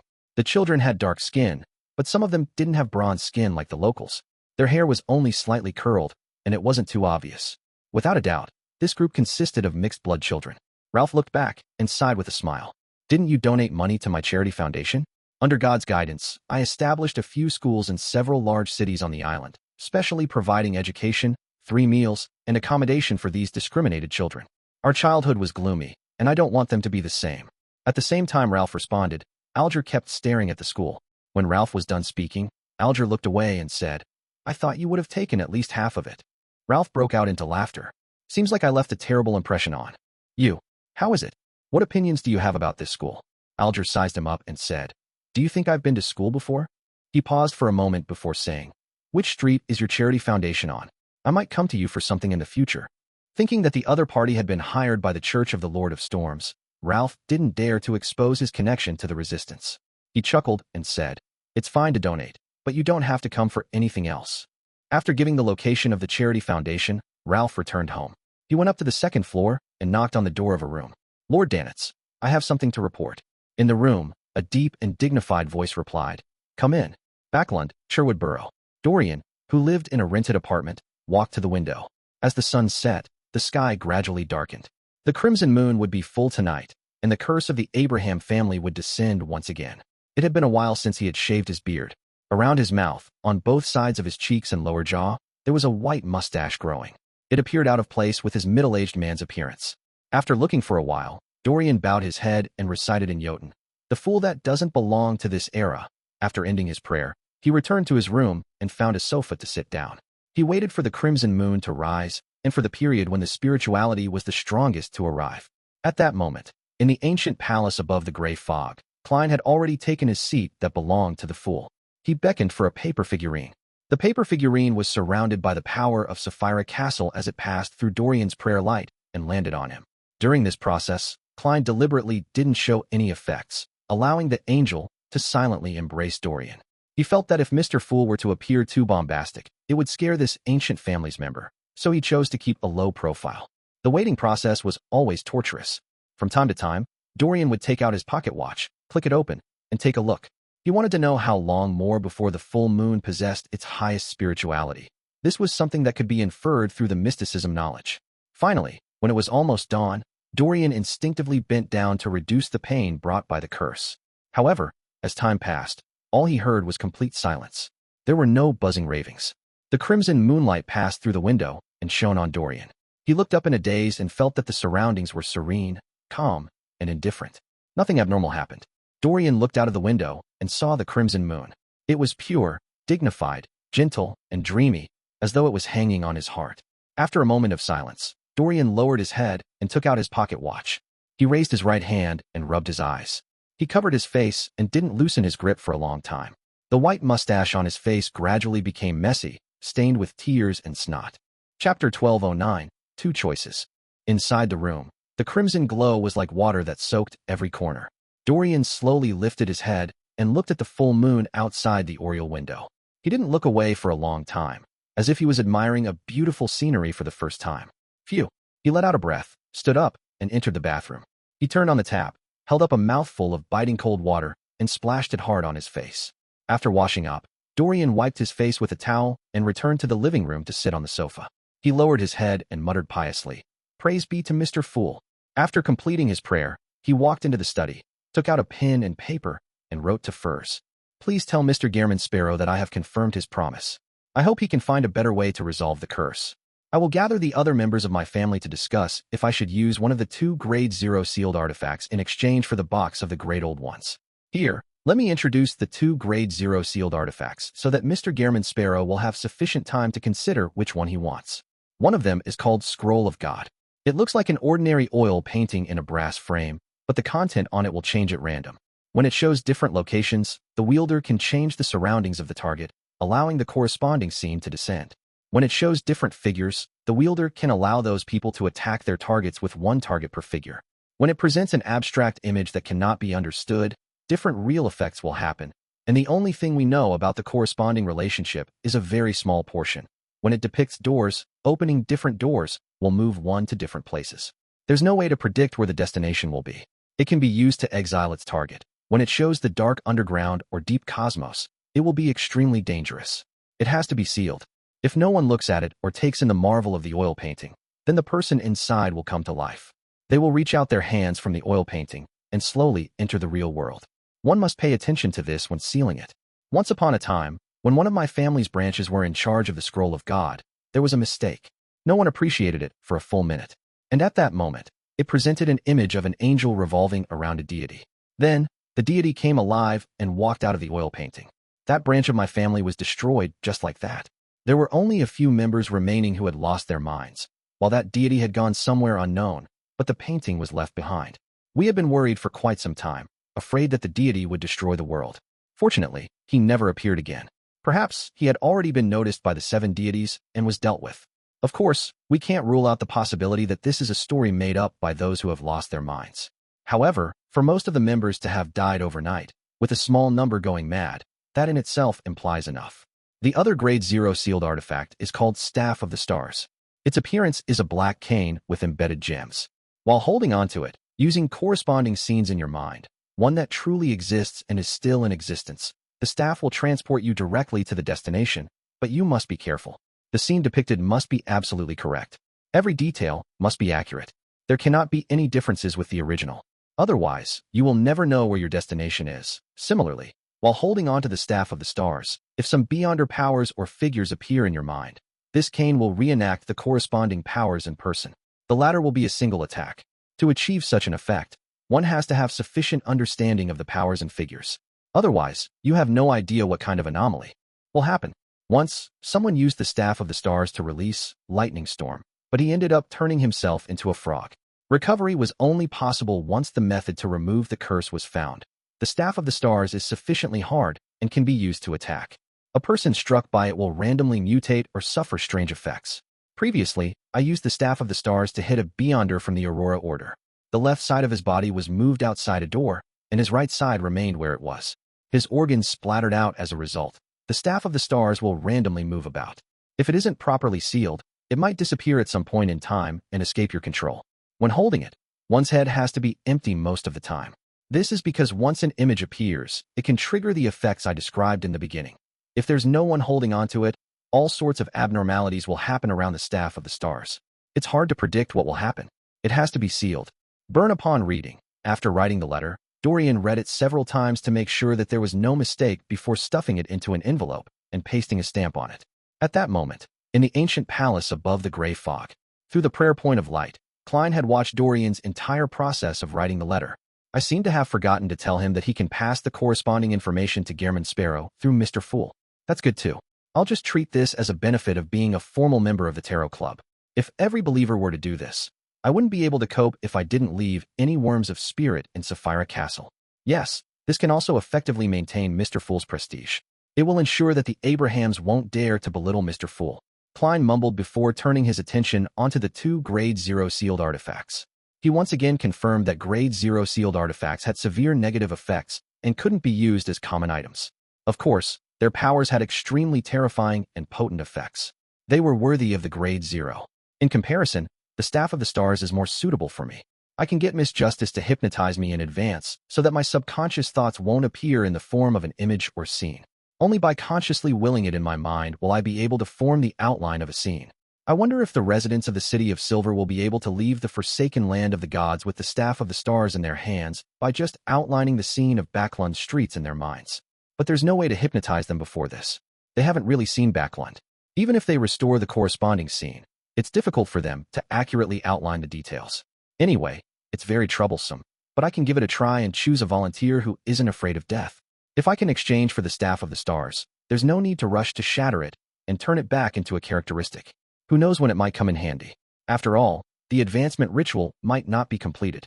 With the Staff of the Stars, I can deal with the dark demonic wolf and escape the forsaken land of the gods right under the Dark Angel's nose. This will give me a little more confidence. Klein sighed as he made his decision.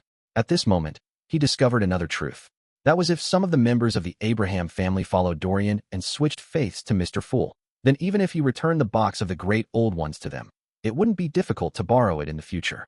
In other words, out of the 3 Grade 0 sealed artifacts, the Staff of the Stars, the Scroll of God, and the box of the Great Old Ones, he would gain the right to use 2 of them and have ownership over 1. It's still very useful to develop believers. When the time comes, wouldn't the Abraham family become a subordinate faction of the Tarot Club? However, Dorian definitely won't spread the faith of the Fool so quickly unless some members are already on the brink of losing control, without the ability to resist the curse of the next full moon. For some reason, he felt that the power of the Tarot Club was expanding. He thought about it seriously and felt sad that he would have to respond to his believers 24 hours a day in the future. Only by becoming an angel and truly gaining ownership of Sapphira Castle did he dare leave a few worms of spirit behind, so as to resolve this problem. If that really doesn't work, I'll get a Rhodes to be my artificial intelligence customer service. Klein rubbed his temples and left the gray fog before returning to the forsaken land of the gods. Late at night, in the waters of the Rorstad archipelago, a huge sea monster quickly swam to its destination. This was the helper that Alger had requested from sea god Calvetua. At the level of an ocean songster, he was still unable to control a creature of such size. In truth, he could totally swim from biome, but that would be too tiring, and he wouldn't be able to resist any accidents. A few seconds later, the sea monster opened its mouth. Alger swam out and approached a beautiful coral thicket. After circling a few obstacles, a dark blue glow suddenly appeared in Alger's eyes. Through this dark blueness, he saw a beautiful coral palace. It was so real, but no one could see it unless there was a specific medium. Alger stared at it for a while before swimming forward. He came to the front of the palace and pushed open the door. The churning water came to a halt as Alger passed through the barrier and landed on the ground thanks to the wind. He looked around and saw that there were murals on both sides. The contents of these murals weren't surprising. The people with elven faces mainly focused on resisting the storm. However, Alger noticed that the ships weren't out at sea, but in the midst of a thick, nearly indestructible blackness. This made Alger think of a phrase, abyss. This is somewhat similar to the abyss as spoken in legends, but it's just a little similar, and there aren't any devils either. They seem to be coming from underground. These murals record the history of the elves, but they don't match the corresponding myths. The world said that each elvish word corresponds to a first-generation elf. As Alger pondered, he walked towards the 9 steps ahead. As he drew closer, he saw 2 thrones and a dark blue crystalline coral. On the coral branches, silver bolts of lightning flashed, illuminating the surroundings. Alger held his breath as he slowed down his pace and went up the stairs to the throne. He extended his right hand solemnly and picked up the coral. With a splashing sound, the seawater outside the palace suddenly churned. As for the coral, under the cover of a dark blueness, it gradually turned illusory and merged into Alger's body. Lightning bolts bloomed one after another like flower petals. Chapter 12:10, Moon City. In the forsaken land of the gods, at night when the frequency of lightning was very low, a few humanoid creatures cautiously approached a meatball with 6 legs and more than 10 eyes. They were wrapped in animal skins or clothes with materials that couldn't be identified. With the help of a few lanterns, they passed through the endless darkness with heavy expressions. On their faces, there were about 10 to 20 tumors. Some of their eyes were nearly squeezed together, while others didn't have a nose, with only a black hole in that place. After a series of intense battles, they managed to successfully finish off the monster and split into 2 groups. One group guarded the surroundings, and another group reaped the spoils of war. During this process, the man with many meat tumors on his face dissected the monster's corpse. When he was searching for edible parts, he suddenly stopped. Adal, what's the matter? The woman without a nose asked curiously. The man named Adal slowly retracted his right hand and revealed an item he had found from the monster. It was a stone-carved amulet covered with marks of corrosion. This is, the man, whose eyes were nearly squeezed together, seemed to understand the reason and hesitated to finish his sentence. Adal surveyed the area and said, Exine, Russ, this was given to my father when I was young. On the day I became an adult, he felt that he could no longer control himself. He chose to leave the city and enter the depths of the darkness. When Exine and Russ heard that, they fell silent for a moment. They could understand Adal's feelings. This was a common occurrence in Moon City. As there was no safe edible food, they could only pick the mutated plant fruits and collect the flesh of monsters to maintain their survival. This resulted in the accumulation of toxins and madness in the body. After a decline in their physical conditions, they would either die quickly or gradually lose control. In order to not cause any damage to the surroundings and city, those who were part of the latter would often arrange everything after sensing that their conditions weren't right. With a torch and a small amount of food, they would leave the defensive perimeter and wander into the eternal darkness alone, never to return. The residents of Moon City could imagine what would happen to them. They would either be killed by monsters or become monsters. There was no other possibility. After 7 to 8 seconds of silence, the woman without a nose hesitantly said, Perhaps, this is the monster that killed your father. It has a belt made of animal skin wrapped around it. Adal's voice gradually lowered. He picked up the dagger made of bone and forcefully inserted it, cutting out a relatively normal piece of flesh. Amidst the silence, the members of the hunting team completed their harvest skillfully until Russ, whose eyes were nearly squeezed together, suddenly said in a deep voice, There are more and more deformities amongst the newborn. The price of accumulating toxins and madness for generations wasn't as simple as reducing their average life expectancy. The people who still had normal physical conditions were gradually experiencing some mutations, just like Adal, who had many tumors on his face. Similarly, the toxins and madness could also be passed down to their descendants, causing mutations to appear. Russ and Exine from the hunting team were examples. Their lives would be even shorter, making it easier for them to lose control and mutate. The more abnormalities there were, the more obvious the implications were. The hunting teams present knew very well that it might not take more than 2 to 3 generations before the residents of Moon City would lose control before they fully grew up or have children. When that happened, even if there was no external attack, Moon City would quickly be destroyed, leaving behind only stone buildings and murals to prove their existence. I hope the High Priest and the others can find a new direction. Adal stood up with a lantern in hand as he answered weakly. In the past 2,000 to 3,000 years, it wasn't as if Moon City hadn't found a way to escape their current predicament. They had sent out teams of exploration teams that headed deep into the darkness. Some returned after suffering serious setbacks, with nothing to show for their efforts. Some disappeared into the boundless darkness, and nothing was heard from them ever again. In addition, at a distance away, to the east of Moon City, was a grayish-white fog that blotted out the sky and land. They were like invisible barriers that not only blocked one's vision, but also prevented any living beings from passing through. The residents of Moon City once believed that this was a place of hope. They believed that the area covered by the grayish-white fog was a normal country. They believed that the other side of the gray fog was a land that wasn't cursed. They attempted to enter the grayish-white fog again and again, but all their attempts failed. They had dug a long passageway, hoping to pass through the invisible barrier by going underground. However, the region deep underground was also covered in grayish-white fog. They tried ways to obtain the ability of flight before attempting to cross the barrier at high altitudes, but they didn't manage to see the top of the grayish-white fog before they were struck by lightning. They mobilized the powers of all the demigods and sealed artifacts, attacking the target again and again. Over the past 2,000 to 3,000 years, the cumulative attacks they performed failed to disperse the invisible barrier at all. Upon hearing Captain Adal's words, the members of the hunting team felt hopeless and sad. It was as though they were sliding down the edge of the abyss, but were unable to save themselves. The deformed ones were people who found it difficult to control their emotions. At that moment, they more or less felt like they were suppressing something in their hearts, eager to unleash it. In Moon City, a deformed person wasn't allowed to become a beyonder or join the hunting teams 200 to 300 years ago.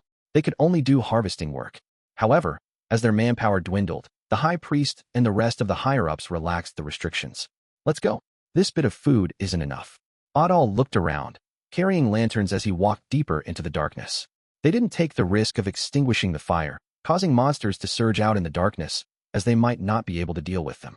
In such a quiet and suffocating environment, the members of the Moon City's hunting team couldn't help but have the feeling that they were enveloped in an endless darkness. It was as though it was impossible to find hope regarding the present situation of Moon City, and the amount of time the lanterns in their hands could burn was decreasing. When the last trace of light dissipated, they would be silently devoured by the darkness. As they walked, a faint yellow light suddenly appeared in Adal's eyes. It was a glow that didn't belong to the hunting team.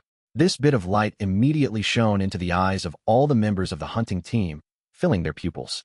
Adal, Exion, Russ, and company couldn't help but widen their eyes as they felt a deep sense of shock.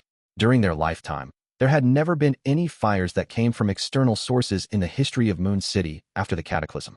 Indeed, many monsters possessed the powers of fire or the sun domain.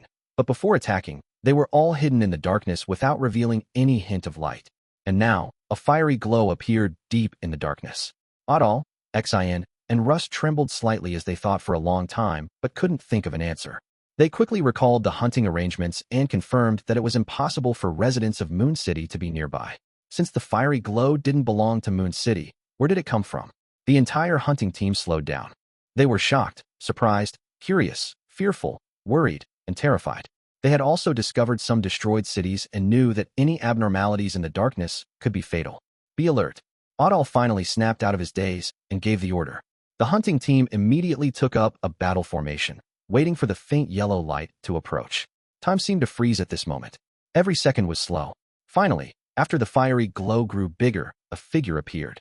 A figure. There's only one person. The members of the Moon City hunting team held their breaths. It seemed like, maybe, perhaps, they might have a chance of seeing an outsider. 2,000 to 3,000 years had passed, and finally, someone else had stepped foot on this land. They were not the only ones left in this abandoned world. As for who could travel through endless darkness and reach this place, Adal and company lacked experience, so they had no way of guessing. As the fiery glow became bigger and more obvious, the hunting team members gradually saw the figure. It was a slim young man. He had black hair and brown eyes, and his expression was cold. He was neither a deformed person, nor had he any abnormal changes. He wore a strange hat and strange clothes. He held a lantern made of special materials as he walked over from the darkness. The light of his lantern was even brighter than the combined light of the hunting team. It made the surrounding darkness fade rapidly. It didn't take long before the light shone on the bodies of the likes of Adal, Exion, and Russ. The figure stopped and looked at the Moon City hunting team. He asked in a low voice, "Where are you from?" He spoke Jotun. His eyes are clear, and he can communicate. Adal opened his mouth, stopping his subconscious urge to reply. He asked in return, "Who are you?" The figure with the glass lantern replied calmly, "Gehrman Sparrow." After half a year of traveling and overcoming one difficult obstacle after another, Klein's spiritual intuition finally told him that he was finally reaching his destination. And he had also encountered the first batch of living people in his trip across the forsaken land of the gods. "Where did you come from?" Adal kept his guard up and pressed. Klein swept his gaze across their faces and said without a change in tone, "I came from the city of silver, and also from a land beyond the cursed lands." Upon hearing this answer, all the members of the hunting team were in a daze. They suspected whether they were expecting too much, causing them to hallucinate. In the autumn of 1351, Backlund, in the midst of the war. Ever since Fanepotter declared war on Loan, the war that had been going on for some time had finally lost its balance. Loan and its allies, Lemberg, Mason, and Seeger, had lost a large amount of territory, leaving only the last few lines of defense that they defended with great difficulty. They were on the brink of being overrun. When she saw the long line of people at the food distribution center through the carriage window, Audrey slowly retracted her gaze and said to her personal maidservant, "Annie, turn towards St. Samuel Cathedral." Chapter 12:11, Unimaginable. As the carriage drove slowly along the road, Audrey's gaze subconsciously looked out the window. Many passers-by stood by the roadside, staring at the horse that was pulling the carriage. Their eyes seemed to be emitting a greedy glint as they, the lucky ones, successfully collected their food. They ran through the streets surreptitiously and headed for home. A team of policemen in black and white checkered uniforms were patrolling the streets. They had revolvers by their waists and batons in their hands, means to deter anyone from wanting to take risks.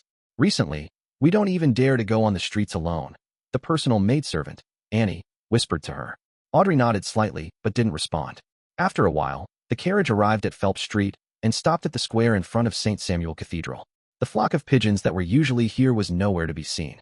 The Lone Charity Bursary Foundation, as well as the subsequent establishment of the Lone Poverty Relief Foundation and the Lone Medical Charity Foundation, had all moved from 22 Phelps Street to a few small rooms in the cathedral.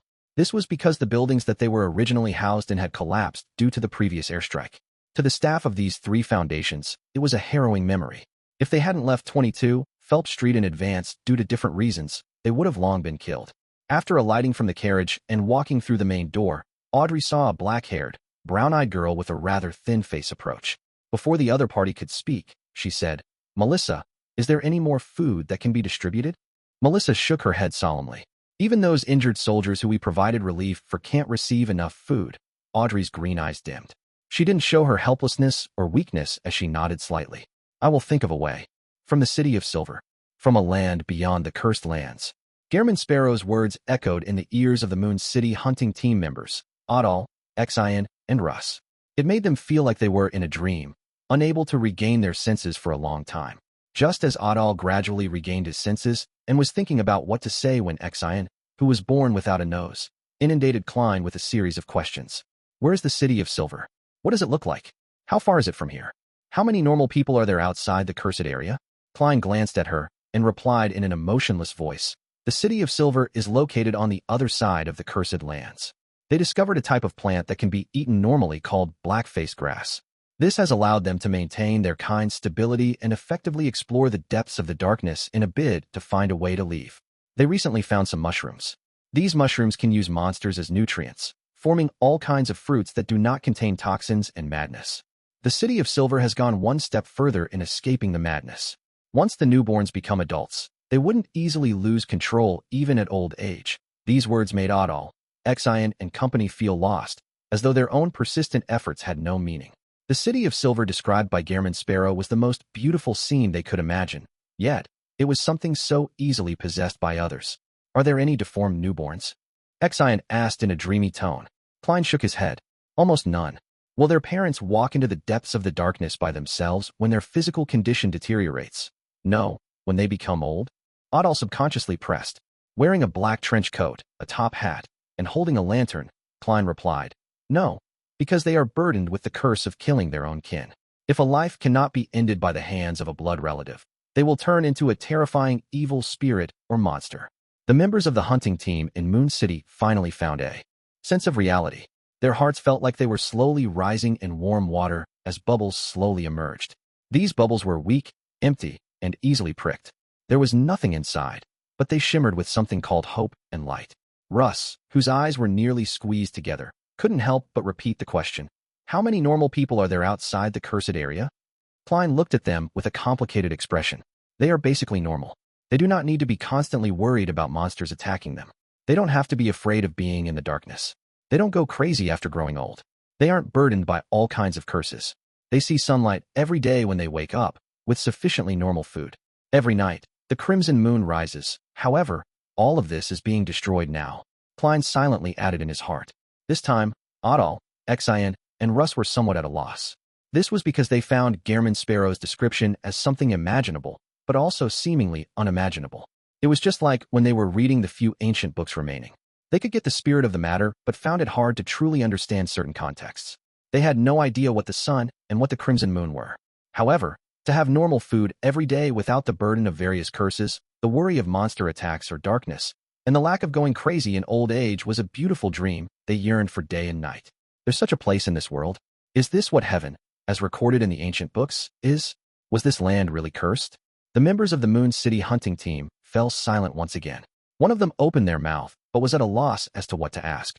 Someone wanted to bring Gehrman Sparrow back to Moon City and inform the High Priest of the news, wanting to inform everyone, but he was afraid of attracting danger. During this process, they didn't let down their guard or vigilance. Klein wasn't the least bit surprised with their attitude. Instead, he felt that this was the reaction a civilization that could last to this day in the forsaken land of the gods ought to have. With the lantern in hand, he took a step to the left, attempting to walk around the humans who were dressed in strange materials or animal skins, and he continued heading east.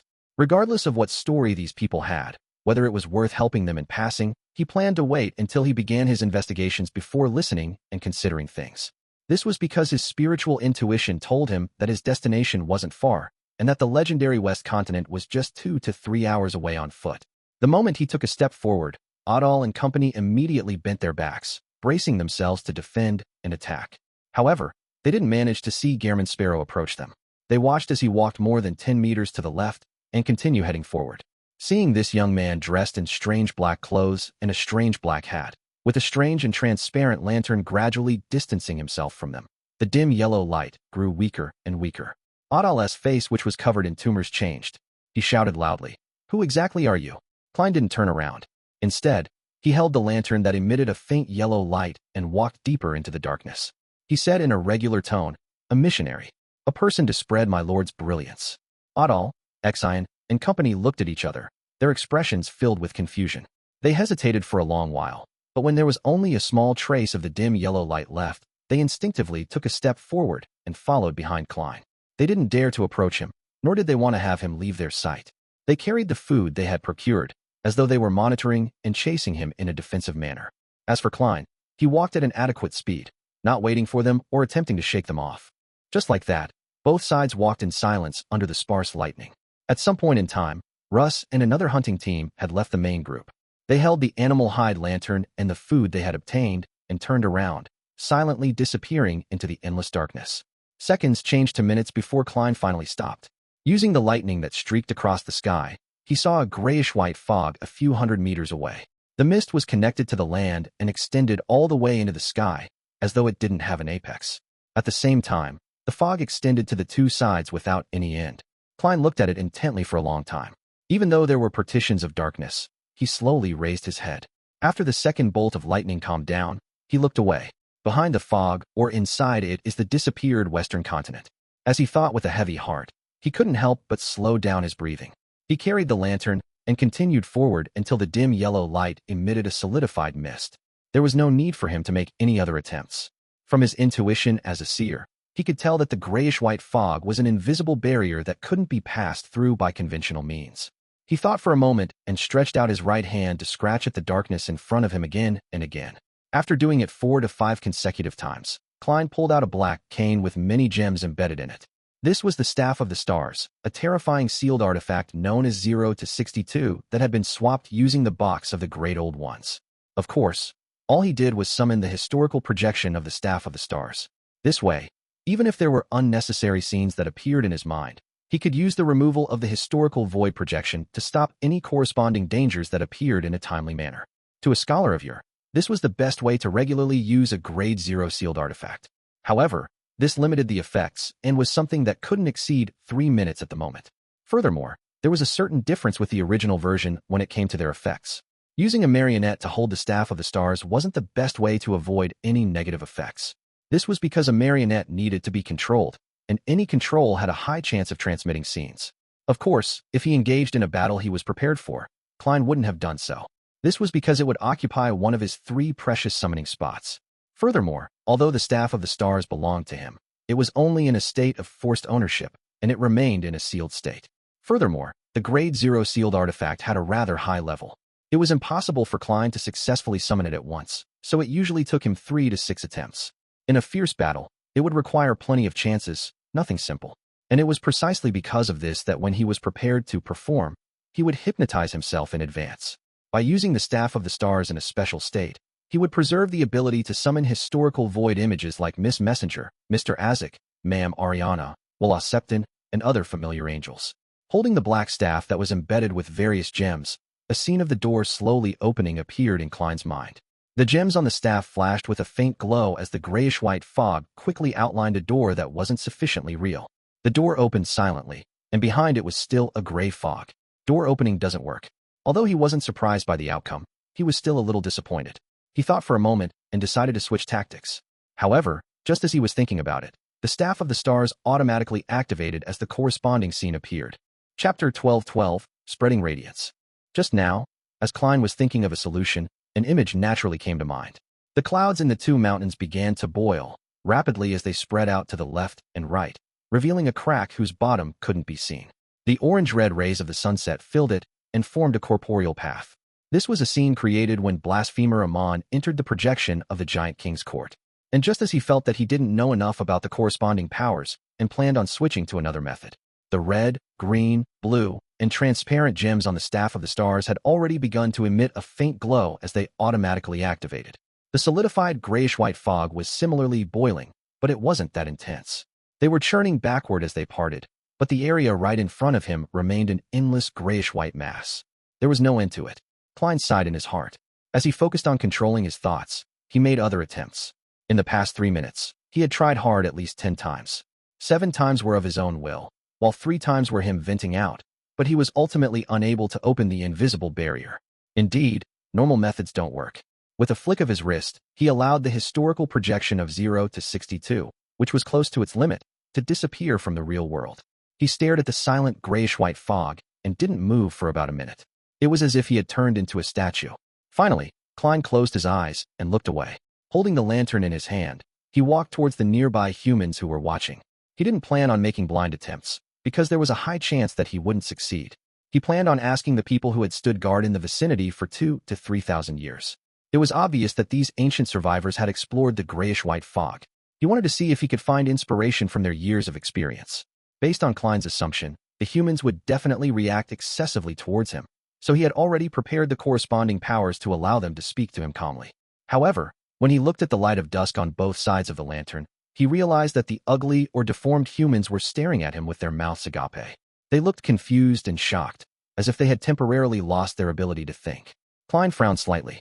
In the darkness, he walked unhurriedly to the ancient survivors and stopped about 2 to 3 meters away.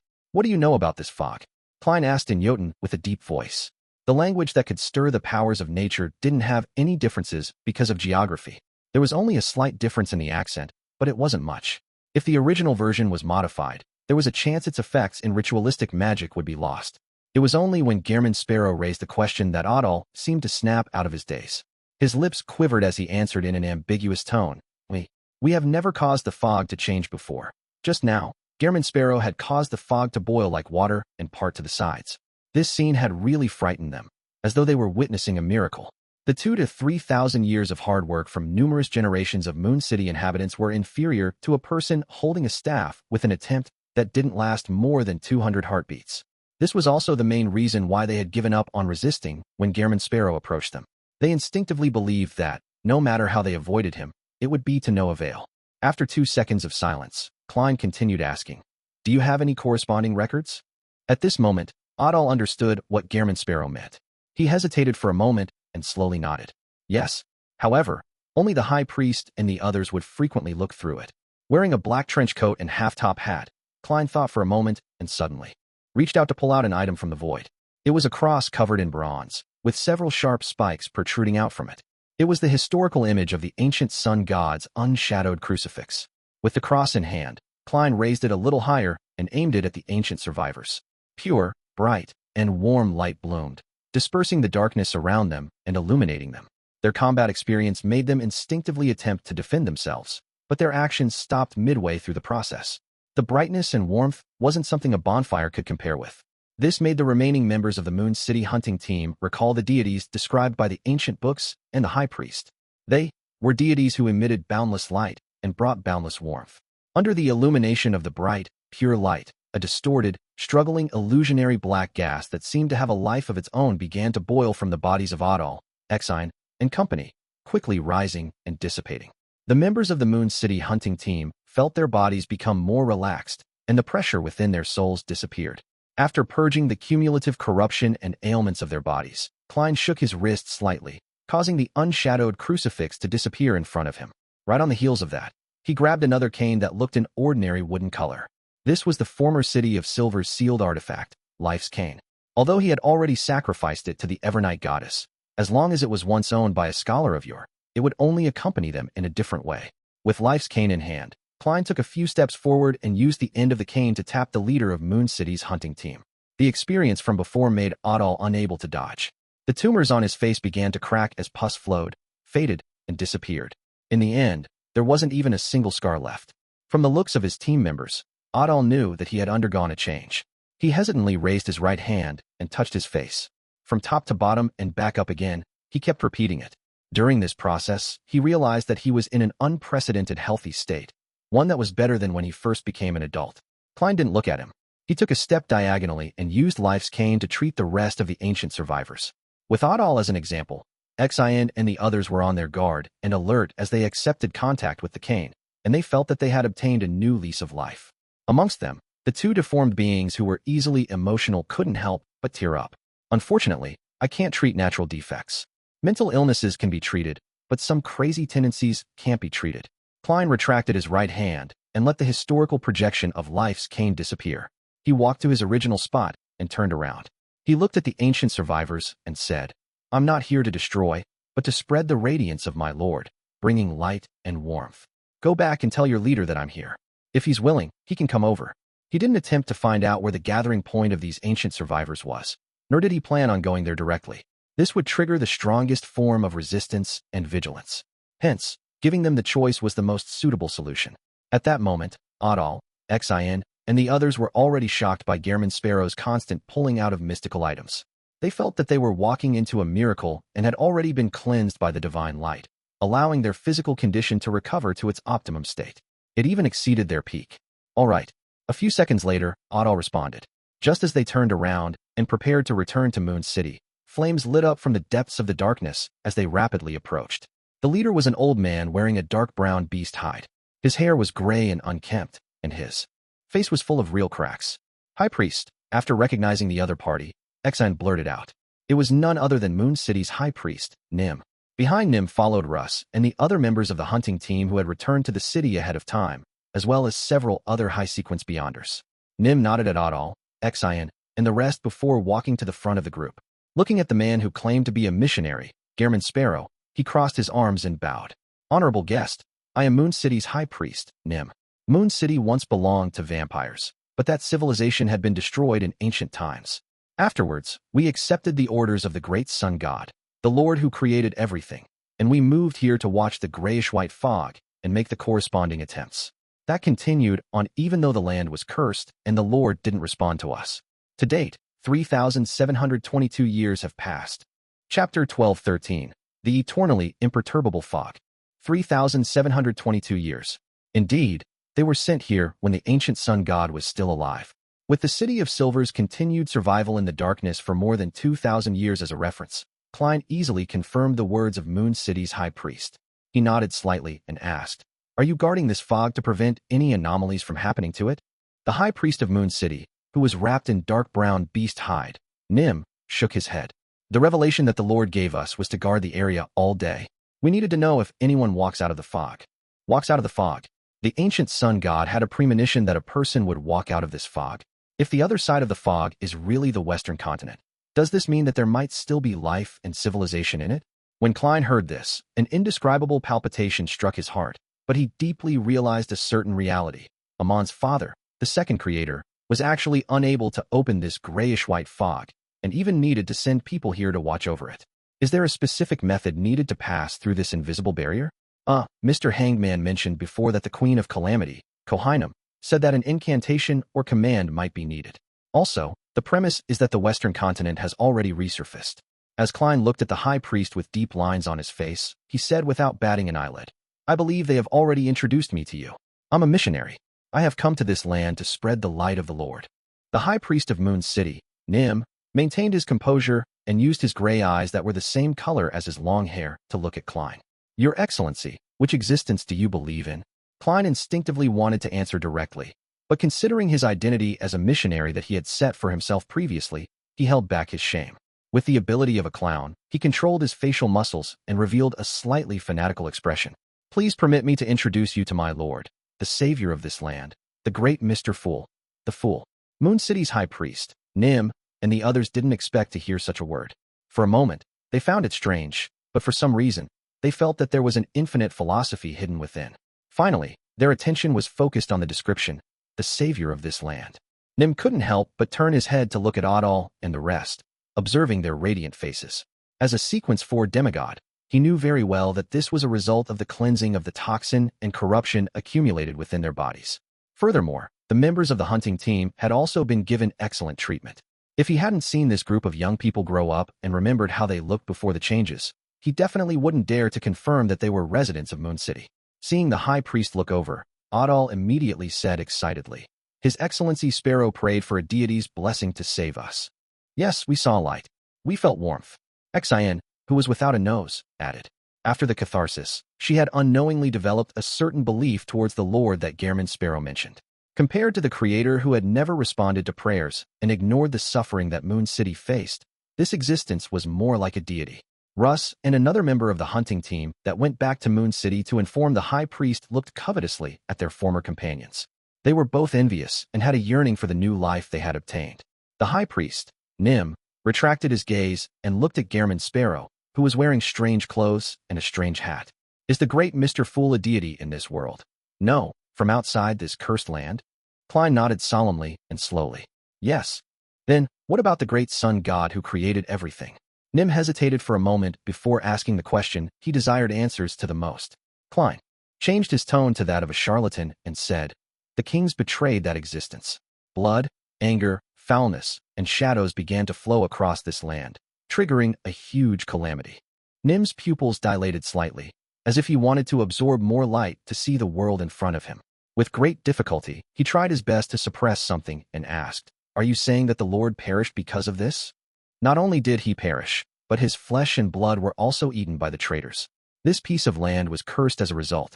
Taking advantage of the fact that he was in the forsaken land of the gods, Klein boldly said this. He didn't deliberately distinguish the Amon brothers from the other 6 kings of angels. He planned on making the residents of Moon City believe that all the kings of angels were traitors. This way, they wouldn't be fooled by Amon in the future. Over the past half a year of traveling and the various experiments he undertook, he was convinced that the forsaken land of the gods really was sealed. Or rather, it was isolated from the outside world. The only point of contact was either the exit of the giant king's court, or something at the level of Sapphira Castle. Therefore, using the staff of the stars here allowed him to move within the confines of the cursed land. He was unable to head to the scenes in the outside world as outlined in his mind. In addition, the box of the Great Old Ones was even suppressed and isolated for its historical projection. The moment the summoning succeeded, the projection would immediately be devoured by the environment. It was completely useless. This made him suspect that even the 3rd level of the box of the Great Old Ones was a little dangerous for true deities such as the true Creator. Upon hearing Gehrman Sparrow's words, the body of the high priest of Moon City, Nim, trembled slightly as his pockmarked face instantly turned ashen. The faces of the Beyonders behind him changed as well. It was as if they had suffered an extremely serious blow. One even showed signs of losing control. Seeing this, Klein reached out his hand again and pulled out Life's cane from the void, allowing it to fly through the air and accurately tap the target. The signs of the Beyonders losing control immediately vanished. His forehead was covered in sweat, as if he had just overcome a major illness. Following the removal of the historical projection, life's cane quickly faded away. As for the Beyonders of Moon City, they finally managed to break free from the grievous news. Some of them were filled with suspicion and disbelief, and others were whimpering softly. Some looked at Gehrman Sparrow with a lost look, as though he was their final hope. At some point in time, Nim's eyes had already closed. 2 or 3 seconds later, he opened them again and looked at Gehrman Sparrow. What else do you have to ask?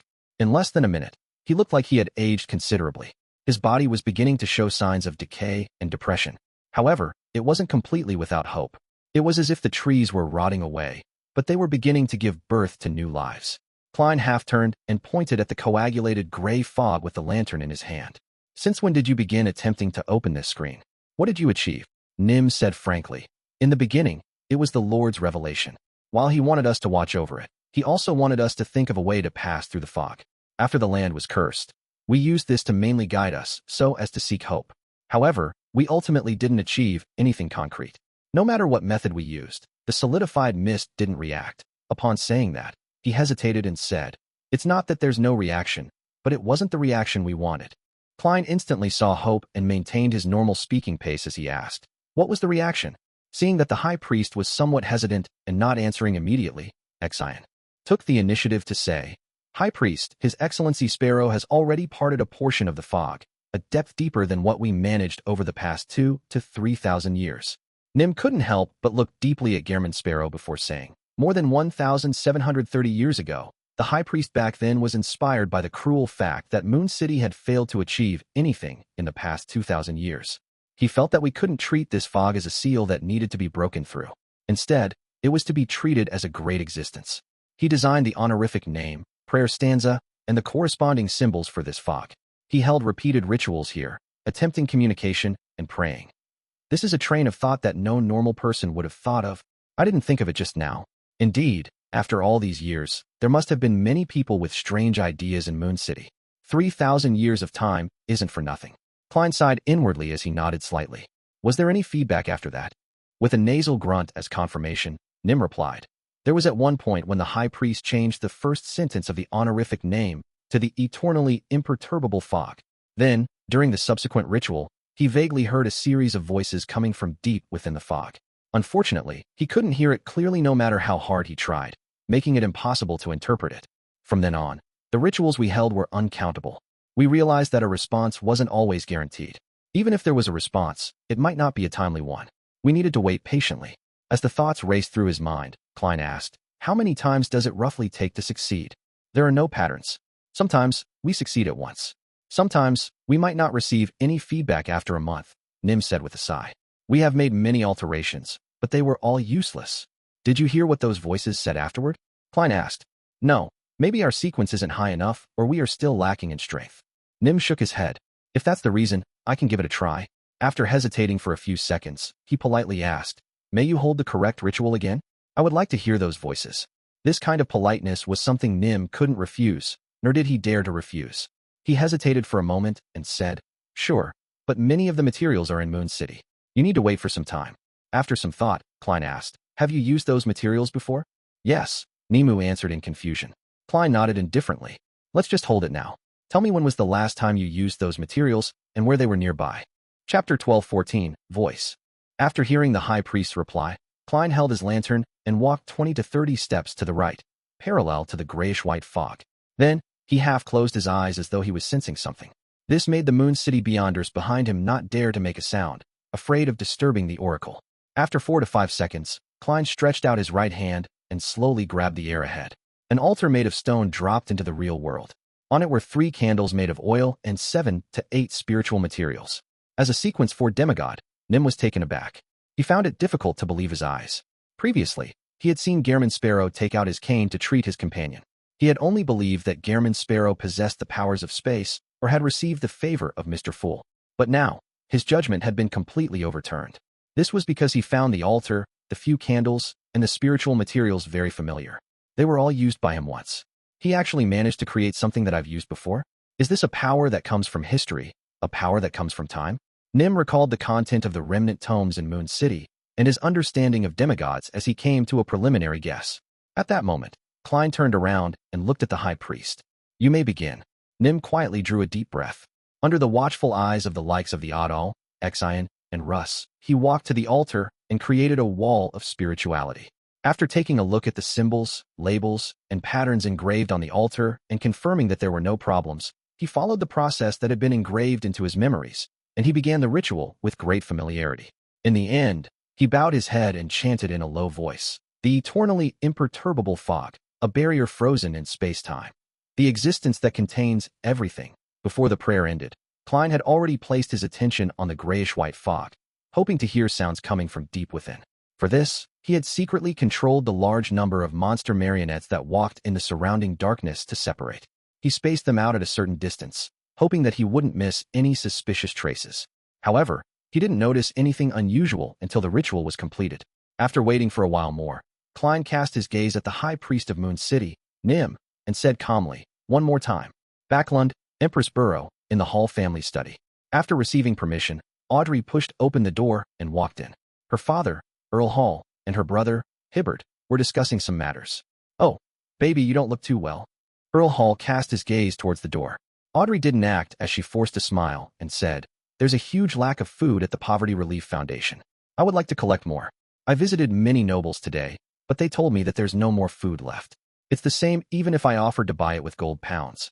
When these words were said, the nobles were either in a parlor or at a spot specially used for high tea. In front of them were high-quality black tea and many exquisite desserts. From time to time, they would invite Audrey to evaluate their dessert chef's culinary skills. Their servants had rosy cheeks, and they took very light footsteps. They didn't make a sound to prevent disturbing their guests. The current situation. Earl Hall sighed when he heard that. Audrey thought for a moment and said seriously, "Father, I remember that there should be quite a lot of food at home. Can I buy some of that with money?" "Audrey, you've already done too much. There's no need for you to do more," Hibbert Hall said with a frown. As for Audrey, she only looked at her father and didn't respond to her elder brother's words. Earl Hall's expression that had relaxed after seeing his daughter became serious again. "Audrey, the prerequisite for charity is not to affect your family's life. This is a principle I wish for you to remember." Audrey, who was wearing a long, golden white dress, relaxed her eyebrows and said sincerely, "Father, the amount of food we have stored at home is enough to last everyone in this house for an entire year, or even more. Besides, there's also a lot of food over in Eastchester County." As Winter County hadn't completely fallen, the Faceac army that had invaded Mid-Seashire didn't attack Eastchester County. As for the Faceac, Intis, and Fainapotter fleet, they were suppressed by the few ironclad warship fleets of Lone. They could only barely deal with the situation and protect the supply line at sea. Seeing his daughter's emerald green eyes for a few seconds, he suddenly sighed and smiled. "Audrey, you have really grown up. You have your own ideas and pretty commendable determination. However, we don't know how long this war will last. We don't know what the outcome will be. We have to leave a lot of food to deal with this. I can accept us having 2 less delicacies for every meal to help those who are in trouble, but I don't want my dining table to become like what the newspaper says about the middle class. This will completely make us lose our dignity as nobles. This is something that we abide with every generation. Do you understand what I mean? I was just making an analogy. The essence of this is that I value the continuation and the future of the family line more. I value our status and standing. Only when it doesn't affect them will I express my love and kindness. Audrey, what I said may be cruel, but you have already grown up. It's time to hear this. Everyone is selfish, but at varying levels. In my heart, the entire Hall family is more important than me and your mother, yourself, Hibbert, and Alfred. Apart from these, it will first be Faith and good friends. Next, it's people we are acquainted with. Finally, it would be all of Backlund, those who are in need of help. If it doesn't affect the ones first listed, I don't mind helping them. Unfortunately, I have to consider even more things now." At this point, Earl Hall shook his head in a self-deprecating manner. "I'm sorry to let you know that your father is such a selfish person." As Audrey listened to her father's words, her expression changed slightly at first, but then it disappeared. Until the end, there were no additional emotions. At that moment, she was silent for a moment before asking again, "But we've already obtained a lot more than what we need. Can't we even share a portion of it?" Hibbert Hall interrupted angrily. "Why are you giving away the things we painstakingly obtained to others? This is produced from our land, farmland, and forests. This is what we bought with money. And these funds and assets were passed down the family. It was earned by father's acumen and powerful charisma. It was accumulated over generations. By doing charity to help others, it's an additional display of love, not something that we have to do. Do you understand?" Earl Hall nodded. What Hibbert said is generally right. I share his thoughts as well. Audrey pursed her lips and slowly nodded. I understand. Earl Hall retracted his gaze and said to Hibbert, we have to keep the food stored properly. If the outcome of the war cannot be reversed, try contacting the fellows from Intis and show them some of our sincerity. The battle has been going on for so long. Quite a number of people have died as well. Many fields have been abandoned, and the prices in the cities have soared. There must be a very high demand for food, cattle, and land. In addition, I have shares in the Intis Suchit Bank, as well as the shares in the Varvat Bank and Backlund Bank. I should be able to bribe them. Heh. In such times, only by satisfying these aspects can we talk about familial relationships. Intis and Lone often had marriage alliances. Many nobles were relatives, especially the believers of the god of steam. Father, are you considering surrendering? Hibbert asked in surprise. Earl Hall nodded slightly and sighed again. How can I not consider it in light of the current situation? When the time comes, you will be the new Earl Hall. Hibbert's heart palpitated when he heard that, but he was also puzzled. What about you, father? Earl Hall replied with a bitter smile. Both your mother and I are devout believers. We have a certain status in the church. When Lone falls and the church is destroyed, the outcome will not be good if we're still unwilling to step down. At this point, he comforted his eldest son. As long as the Hall family is still around and the aristocratic title is still there, we won't lose much of our core assets. We won't be in such a miserable state for our advanced years. Remember to prepare a secret prayer room for us at home after you convert your faith to the god of steam. As the two of them conversed, Audrey, who was wearing a long, golden-white dress, watched quietly from the door. She was listening quietly, her green eyes shimmering like gems. After repeated attempts, the projection of the altar vanished. The high priest of Moon City, Nim, said to Gairman Sparrow, who was holding the strange lantern, in deliberation, it looks like it won't work today. We can try it tomorrow. It won't last more than 2 months. At that moment, all Klein could think of was another question. Could it be that the ritual was unsuccessful since it appears too perfunctory, using historical void projections? He reflected on himself deeply and decided to listen to the high priest. They could try again tomorrow. When the time came, he would definitely get him to bring the real materials. He was about to nod when he heard a faint voice. The voice sounded from deep within the grayish-white fog. It was layered and indistinct. It's effective? This ritual really does have an effect, but the delay is too great. Klein was delighted as he immediately raised his right hand and pressed down slightly, gesturing for the Beyonders of Moon City to be silent. He immediately held his breath and focused on listening. The voice that echoed within the grayish-white fog seemed to come from many different sources. They intertwined with each other, occasionally overlapping with each other in destructive interference and creating a resonance when in constructive interference. Gradually, the voice became clearer in Klein's ears, especially when it resonated. It seemed to be a language he was familiar with. It seemed like countless people were chanting a name together. The name was, the celestial worthy of heaven and earth for blessings. Chapter 12:15, 12:15 not time ye. 12:15 not time ye, the celestial worthy of heaven and earth for blessings. When he heard the voices deep in the grayish-white mist, Klein trembled slightly as the back of his head turned numb. This feeling quickly spread to every part of his body, causing tiny goosebumps to protrude on his skin. This was the second time he had heard the name, the celestial worthy of heaven and earth for blessings, in the real world. And the first time, it was said by Amon after he stole his thoughts. In fact, Amon didn't know the exact meaning behind it, nor did he truly grasp the incantation. Therefore, in essence, this was the first time. At the borders of the legendary Western continent, outside his hometown that had vanished, this was the first time that he heard the incantation that caused him to transmigrate into the real world. He heard one of the most important secrets hidden at the bottom of his heart, and heard the Oriental honorific name that was pointed at an unknown existence. He stood there, his mind almost blank. His ears echoed with occasional sounds of chanting and shouting. The celestial worthy of heaven and earth for blessings. The celestial worthy of heaven and earth for blessings.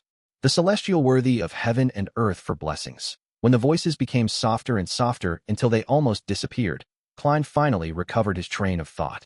As a fake god that had done a lot of guilty matters, his first reaction was, by changing the celestial worthy of heaven and earth for blessings to the king of yellow and black, who wields good luck, will I suffer divine punishment? Back when he had set up the 3-stanza honorific name of the fool, the first stanza described his experience and state. Back then, he had thought that it was a transmigration, and he was afraid of exposing the problem. He had changed the fool from an alternate world to the fool that doesn't belong to this era, but in the end, it pointed to his true nature. The second stanza was to bind the gray fog to him, making the direction clearer. And in order to completely limit and not cause any ambiguity, Klein directly translated the last line of the incantation, which was, "The celestial worthy of heaven and earth for blessings." He originally thought that it was nothing, but later on, he suspected that his transmigration was a result of the former owner of the strange door of light in Sapphira Castle, the celestial worthy of heaven and earth for blessings. Or rather, it was a certain existence hiding their true identity. Of course, it was also possible that the celestial worthy of heaven and earth for blessings was the actual incarnation before creating another identity that suited the present world. As for what the identity was, Klein wasn't sure. This was because he had never heard the honorific name of the celestial worthy of heaven and earth for blessings elsewhere in the real world. Therefore, although there was suspicion and fear present, he didn't actually pay too much attention to it. It seemed like he was already used to it. However, at that moment, the words, "the celestial worthy of heaven and earth for blessings," were like salvos that kept blasting at his heart, bombarding his mind, causing all the concerns and fear that he had accumulated in his subconscious to surge out. After regaining his composure, he began to force himself to use his rationality to think about his current situation. Is this chanting hidden in the grayish-white fog, or is it from the vanished Western continent? I already thought that this fog's color and state is very close to the one below Sapphira Castle. Its power comes from history. One has to have the correct powers over time to open it. Queen of Calamity Kohinum once said that the Western continent would definitely reappear at the dawn of the apocalypse. In other words, only by pushing time towards that temporal node would the grayish-white fog come alive. Only then would it be possible to use the corresponding incantation to open it. The person who made the Western continent vanish, seal it, or create a protective quarantine is the celestial worthy of heaven and earth for blessings, the existence suspected to be the previous owner of Sapphira Castle. According to all the clues, Sapphira Castle and the rest were left behind by the original creator. They were created by the various parts of his body or something that he personally created. The celestial worthy of heaven and earth for blessings is equivalent to the former owner of Sapphira Castle, and also equivalent to the original creator. However, Sapphira Castle existed only after the original creator split. Furthermore, the chants of the celestial worthy of heaven and earth for blessings only point to Sapphira Castle and don't affect places like the Chaos Sea. Also, the disappearance of the Western continent is definitely something from before the Second Epoch. As an ancient god, even Elf King Sennaithrim was unable to return to his hometown. In other words, in the chaotic and crazy First Epoch or even before then, the original creator, the oldest one, had split into objects like Chaos Sea and Sapphira Castle. More things happened before the ancient gods were born. These matters caused the Western continent to vanish, and the former owner of Sapphira Castle to disappear. The prophecy of the ancient sun god, the City of Silver's creator, is also very interesting. It says that someone will walk out of this grayish-white fog, so he sent people to stay in Moon City and guard this place. Strictly speaking, I actually come from the Western continent or this grayish-white fog. However, I left the Western continent to enter Sapphira Castle in a time long before the ancient sun god's prediction. The year I left the grayish-white fog was 1349 and found myself in Lone. Yes, after going around in circles, I came here again and met with the people from Moon City. The ancient sun god's prophecy really has come true. It's just that the process is a little twisted and complicated, but the way it was achieved is rather unexpected. As he pondered, his mood gradually improved. This was because the situation at the scene and his spiritual intuition had told him that there were still civilizations in the Western continent that were isolated by the grayish-white fog. Many people were still alive. This method of making the Western continent vanish reminds me of the ritual for Miracle Invoker, as well as using the power of space-time. They are mainly from the Apprentice and Marauder pathways. So, the previous owner of Sapphira Castle, the celestial worthy of heaven and earth for blessings, corresponds to these three neighboring pathways. Klein reined in his thoughts as he took 2 steps forward. He then turned around and said to Nim and the rest, I heard the voice clearly. What are they saying? Nim's grayish-white eyes suddenly widened, his deeply pockmarked face filled with excitement. Adal, Exion, Russ, and company had similar reactions, ones that were even more intense. Even their bodies began to tremble. This was a problem that had troubled the residents of Moon City for more than 1,000 years. Resolving this problem was a symbol of escaping their current predicament. Klein took a deep breath and said in the tone of a charlatan, They are praying to my lord. This was definitely not a lie. After all, as the fool, he had already gained initial mastery of Sapphira Castle. The last sentence of his honorific name was the King of Yellow and Black, who wields good luck, which was equivalent to the celestial worthy of heaven and earth for blessings. Nim and company fell silent. When they looked back at Klein, their eyes were filled with obvious respect and fear. Together with the miracles Klein had displayed, They gradually viewed Mr. Fool as their savior. Klein surveyed the area and said, "Retreat at least 100 meters. All right, Your Excellency." The High Priest, Nim, agreed without hesitation. After the Moon City's Beyonders had retreated to a sufficient distance, Klein reached into the void with his right hand and quickly dragged out another projection of himself as his actual body disappeared. Right on the heels of that, the historical void projection of Klein walked to the front of the solidified grayish-white fog. He extended his right hand and pressed it down. It was as if there was an invisible barrier that was slightly cold, blocking everything. After staring at it for 2 seconds, Klein opened his mouth, suppressed his voice, and recited in Chinese, "The celestial worthy of heaven and earth for blessings." As his voice echoed out, the grayish-white fog in front of him didn't react at all. It remained still and frozen. He waited for nearly a minute. After some thought, he took a deep breath and muttered again, "The immortal Lord of heaven and earth for blessings. The sky Lord of heaven and earth for blessings. The exalted arch of heaven and earth for blessings. The celestial worthy of heaven and earth for blessings." This was the complete incantation of the luck enhancement ritual. As the last word was said, Klein's right hand that was pressing on the invisible barrier suddenly felt an obvious tremble.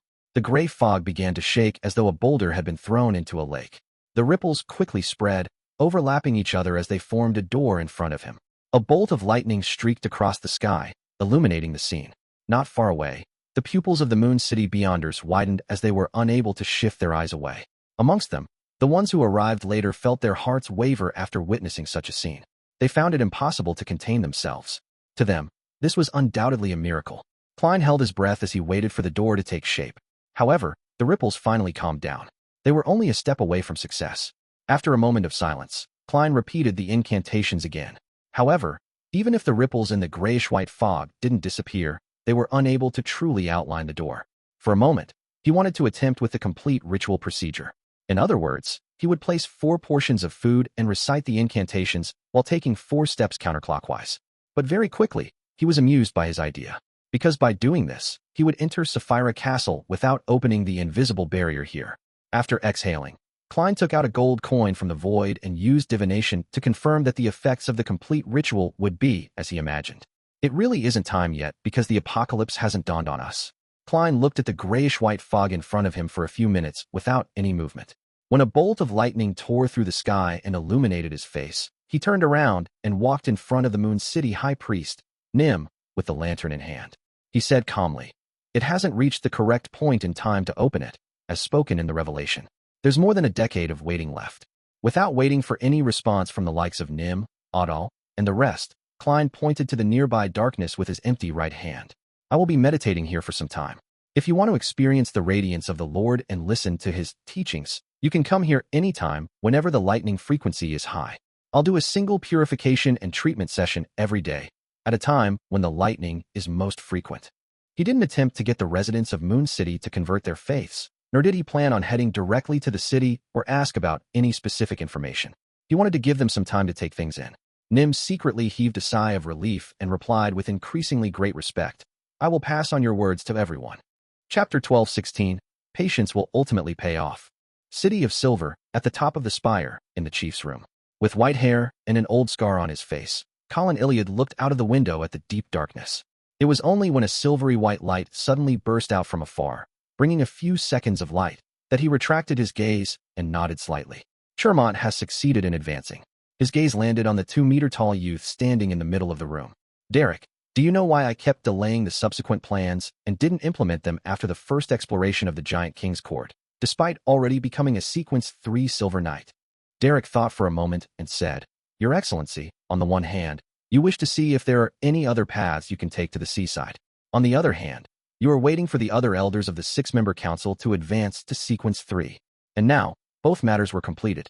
Nearly 5 months ago, an expedition team of the City of Silver discovered a hidden path. From there, they circled around the mountain where the Giant King's Court was located, and they arrived at the sea. However, the sea was illusory, and there was no way to pass through it. Forcefully entering the water only caused bodies to gradually crumble. Now, another demigod of the 6-member council, Wait Chermont, had finally advanced, becoming a Sequence 3 Silver Knight. He could have an honorific name and receive the prayers of the other residents of the City of Silver within a certain range. Colin Iliad sighed and said, "Very good. You have a very well-rounded understanding of the situation.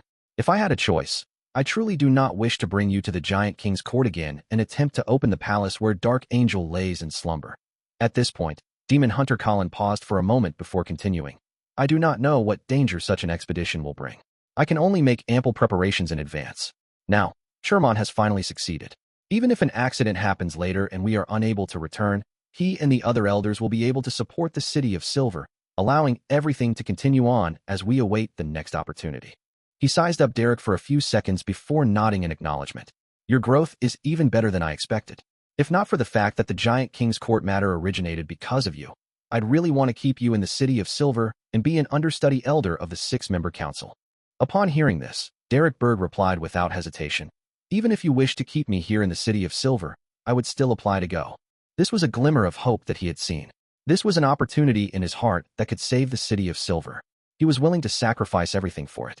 Colin Iliad gave a rare smile. "You are still too young. After you experience many things like me, you will understand that compared to drawing your sword and sacrificing your blood in a zealous fervor, enduring humiliation and helplessness, and persisting in the darkness is even more difficult and painful. If you don't believe me, you can ask Chermont later. Ask him if he is willing to lead an expedition team to the Giant King's court, or stay in the City of Silver." Derek fell into silence, his mouth agape, but not a single word came out of it. Colin Iliad didn't continue on this topic and instead asked, "Have you completely digested the Priest of Light potion?" "I digested it completely last week," Derek replied frankly. Colin Iliad nodded and said, "Have you gathered all the supplementary ingredients?" Derek acknowledged tersely, "I've gathered all of them. I'm just short of preparing the ritual." His ritual required him to extract the strongest emotions that he was unwilling to abandon before injecting them again after consuming the potion. After a few gatherings with the Tarot Club, as well as Miss Justice's private attempts, they had already come up with a well-formulated plan. He was to complete it by relying on this sequence for Manipulator's control of the Psyche domain and Mr. Fool's Angel's embrace. Demon Hunter Colin didn't rush him as he calmly said, "Don't be anxious. The second exploration of the Giant King's court will still take some time." "Until I become an unshadowed?" Derek asked. Colin Iliad didn't deny it as he nodded slightly. "I'm also waiting for Lovia to become a Black Knight. Her ingredients and ritual have been prepared." Upon hearing this, Derek immediately felt pressured. At the capital of the Rorstad Archipelago, City of Generosity, Biome. At the top of the bell tower of the City of Generosity, the Cardinal of the Church of Storms, the high-ranking deacon of the Mandated Punishers, Sea King John Cotman, stood behind the railing, looking at the sea, which was no longer that blue. There was wreckage floating above it, burning with the remains of ships. "Humph, in my territory at sea, even a war bishop has to bow his head." The muscular demigod with a chiseled face retracted his gaze as he muttered. He had a head of dark blue hair and a pair of deep blue eyes that were as thick as a worm. He controlled the weather and sea around the Rorstad Archipelago. Alger Wilson, who was standing beside the Sea King, didn't show any signs of frustration. He patiently waited until John Cotman turned his attention onto him. Aside from most of the Beyonders of the Sailor Pathway being bad-tempered, they often trembled in submission when facing high-sequence Beyonders of the same pathway. This was a characteristic of a tyrant. After muttering to himself, Sea King John Cotman finally cast his gaze at Alger, who was leading a pirate fleet. He said without any expression, "Your performance this time was remarkable. The Council of Cardinals has passed your review and has decided that I will preside over your advancement ritual." After receiving the item left behind by Queen of Calamity Kohinum, Alger found an opportunity to report the matter to Sea King John Cotman. Apart from 2 details that he modified, he had given an honest account of the exploration of the elven ruins from the time he arrived in the primitive forest of Sonyo Island. Firstly, he claimed that he had headed for the elven ruins as part of him taking the initiative to ambush the Phasation troops. They had specially looked for a suitable venue, and there were many sailors present to verify it. The second was to lessen the autonomy of the subsequent actions. He only claimed that he dreamed of a female high elf on the night of his exploration of the ruins. Nothing abnormal happened after he drank a glass of wine from her, so he hadn't paid too much attention to it. When he came to the Rorstad Archipelago and woke up one night from his sleep, he suddenly realized that he had entered a magnificent palace at the bottom of the sea and had picked up a sparking coral. Although many aspects of the evidence and physical evidence had indicated that Alger's description was real, Sea King John Cotman didn't fully believe it.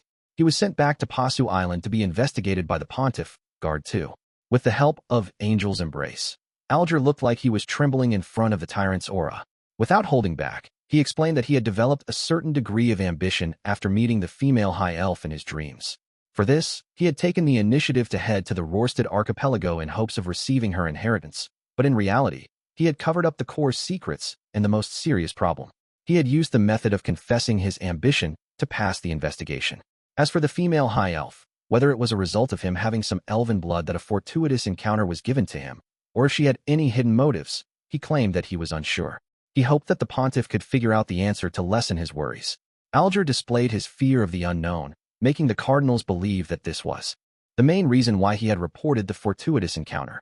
This proposal was designed by Alger himself, but with Miss Justice's suggestions, it was tweaked to be more in line with human nature. Of course, as expected, Alger didn't receive the advancement ritual. Instead, he entered an inspection period. The pontiff of the Church of Storms, the grounded angel, had reinforced the seal in Alger's body, preventing the cataclysmic interror characteristic from seeping out for 2 years and affecting him. In the past half a year, Alger had led the pirate fleet that had been assigned to him. He had worked hard to harass the ships of Fasak and Fainapotter. He had even participated in sea battles, taking great risks and making numerous contributions. This fully expressed his devotion to the Lord of Storms, as well as his submission to the orders given by the Church. Finally, after this Rorsted sea battle, the situation had escalated. His patience paid off as the Council of Cardinals acknowledged him. Alger took a deep breath and struck his right fist to his left breast, shouting loudly, "Holy Lord of Storms." His agitation was half an act, while the other half came from the bottom of his heart. This was because in the past half-year, he had suffered quite a bit of pressure. Ma'am Hermit had already finished digesting the mysticologist potion and was preparing to advance to sequence 3, clairvoyant. Although Miss Justice had yet to fully digest the manipulator potion, she had made significant progress. Furthermore, she was a complete rookie when she first joined the Tarot Club. Now, she had become a true demigod. She wasn't just a sequence higher than Alger, but a whole tier. Before long, the sun could advance to sequence 4, unshadowed, and obtain godhood. The star had also finished digesting the sequence 5 potion and had accumulated a significant amount of contributions. He was just waiting for the higher-ups to give him a chance. Miss Magician wasn't far from digesting her potion after traveling time and time again. Furthermore, her teacher had prepared the corresponding sequence 4 secrets sorcerer ingredients for her. There was no need to mention the world Gehrman Sparrow. Even if he were to suddenly inform them that he was an angel, Alger wouldn't find it surprising. Miss Judgment was currently a sequence 5 disciplinary paladin. She was digesting the potion and was trying her best to keep up with everyone's progress. The moon, who didn't like to work hard, became anxious as a result and was seeking to become a sanguineral. Faced with such a situation, as one of the most senior members of the Tarot Club, Alger naturally didn't wish to be left behind. He desperately wished to advance to sequence 4 and become a demigod. So many days had gone by. Yet, he suppressed his anxiety and patiently waited. There were 2 instances where he showed signs of losing control, which required him to hire Miss Justice to treat him. And now, he finally got the answer he wanted the most. He had passed the assessment and was to prepare for the ritual. Chapter 12:17, The 5 Mush and 2 Rooms. Moon City. Many humans walked out of buildings which stood unusually sturdily despite having modeled surfaces. Some of them were obviously deformed, while others had already developed some abnormalities. The humans looked at each other and noticed some confusion on each other's faces. There were still 2 to 3 months before the sun sacrifice. Why was the high priest summoning everyone to the square? Could something have happened? The residents of Moon City were filled with anxiety, fear, and confusion as they entered the only square from every street. At this moment, the high platform was empty. The person who had convened them appeared to have not arrived. The residents of Moon City gathered together in a very orderly manner according to their respective zones, and they discussed amongst each other in whispers. Why isn't the high priest here yet? Doesn't he like to wait and not want others to wait for him? What happened exactly? Why did he suddenly gather all the city's residents aside from the guards? Amidst the voices, at the top of a tower near the square, High Priest Nim leaned against the wall and looked at the square from behind the crystal glass with a twisted expression as he endured something. His grayish-white hair flared up as a bunch of short black hair grew on his face. His ribs and waist were squirming, forming a swollen patch. These abnormal changes would disappear and occasionally appear. It was as if he was suffering from relapses again and again. His entire being was sinister and terrifying. After about a minute, he finally calmed down. He let out a long breath and wiped the cold sweat on his forehead. Just now, he had been resisting the madness that had accumulated in his body. In fact, no matter which beyonder pathway it was, the higher the sequence, the greater the insanity and inhuman inclinations one had. This gradually exceeded one's own humanity. One had to rely on external anchors to maintain a balance. Normally, such situations weren't obvious at sequence 4 and sequence 3. And at the level of an angel, even if there were enough anchors to stabilize them, they would fall into darkness from time to time. In the negative and abnormal states, one had to endure and resist on their own, waiting for them to ease up. They were like a sacred and solemn existence who might appear unproblematic normally. They could respond to prayers, chat normally, and even joke. However, at times, they could only hide in dark rooms and in the shadows. They tore off the surface of their skin, revealing a sinister side that showed signs of madness. As Nim often ate monster flesh, he had accumulated a lot of toxins, corruption, and madness. This forced him to endure such pain despite being a sequence 4. Of course, those who didn't know the acting method and relied on time or luck to advance to sequence 4 and sequence 3 would also share the same fate. After composing himself, he turned and left the room. With the help of an illusory door, he appeared on the high platform in the middle of the square. After the discussions died down, the residents of Moon City cast doubtful and uneasy gazes at the high priest. Nim looked around and directly said, "The hunting team led by Adal met an outsider." An outsider? The eyes of the residents of Moon City suddenly widened as though it was a bolt from out of the blue. This was the first time in 2,000 years for Moon City to encounter an outsider. Of course, this was referring to human interaction and not monsters. Nim took a deep breath and continued. He claims to be a missionary who's here to spread the light of a deity. He caused the grayish-white fog to undergo obvious changes. He cleansed Adal and the others of the corruption and toxins accumulated within them. Also, he treated their physical mutations. As he spoke, he nodded to the side of the platform, and Adal and Exion, who were hiding in the shadows, immediately passed through the row of torches and walked to his side, using their own conditions to prove what the high priest had just said. "Oh my God, is that Adal and Exion? They really." Exclamations sounded out as surprise and shock mixed together into something almost physical. Adal and Exion exchanged looks, took 2 steps forward, and recounted what their hunting team encountered. The crowd heard about the tiny flame that appeared in the darkness, the cross that emitted a bright light, the cane that could cure any mutations and ailments, the parting of the grayish-white fog, as well as the appearance of the door. Upon hearing the hunting team's delightful description of their excellent condition, the residents of Moon City gradually fell silent. Some of them had already unknowingly teared up, a result of the extreme fatigue and repression. Finally, they saw a ray of light. The tears carried a mild and salty feeling as they flowed past their faces, slipping across the corner of their lips and dripping onto the ground. In addition, a person who was still rational and clear-headed raised his arm to express his opinion. Could that missionary be a special monster from deep within the darkness? Are Adal and Exion acting like this because they've already been controlled and influenced? After the wave of doubt calmed down, Nim said in a deep and clear voice, "I've checked them and have also used the sealed artifacts. I haven't found anything unusual for the time being. I will let them remain in the Black Tower and undergo at least 15 days of quarantine." After making the promise, he paused and said, "That missionary named Gehrman Sparrow will be meditating in the vicinity of the grayish-white fog for some time. He has permitted us to experience the glory of the God he believes in and listen to the corresponding teachings. And every day, at the time when the lightning frequency is highest, he will provide cleansing and treatment. Everyone can make their own decision on heading over there, but they have to report their decision in advance and follow instructions. No one is to act on their own accord and affect the city's defenses. After they return, they will be quarantined for 15 days like Adal and Exion." The residents of Moon City fell silent. They looked at each other, unable to make up their minds. At this moment, Russ and another member of the hunting team, who had previously missed the cleansing and treatment because of their choice to return to inform the high priest, stepped forward. "High priest, I'm going."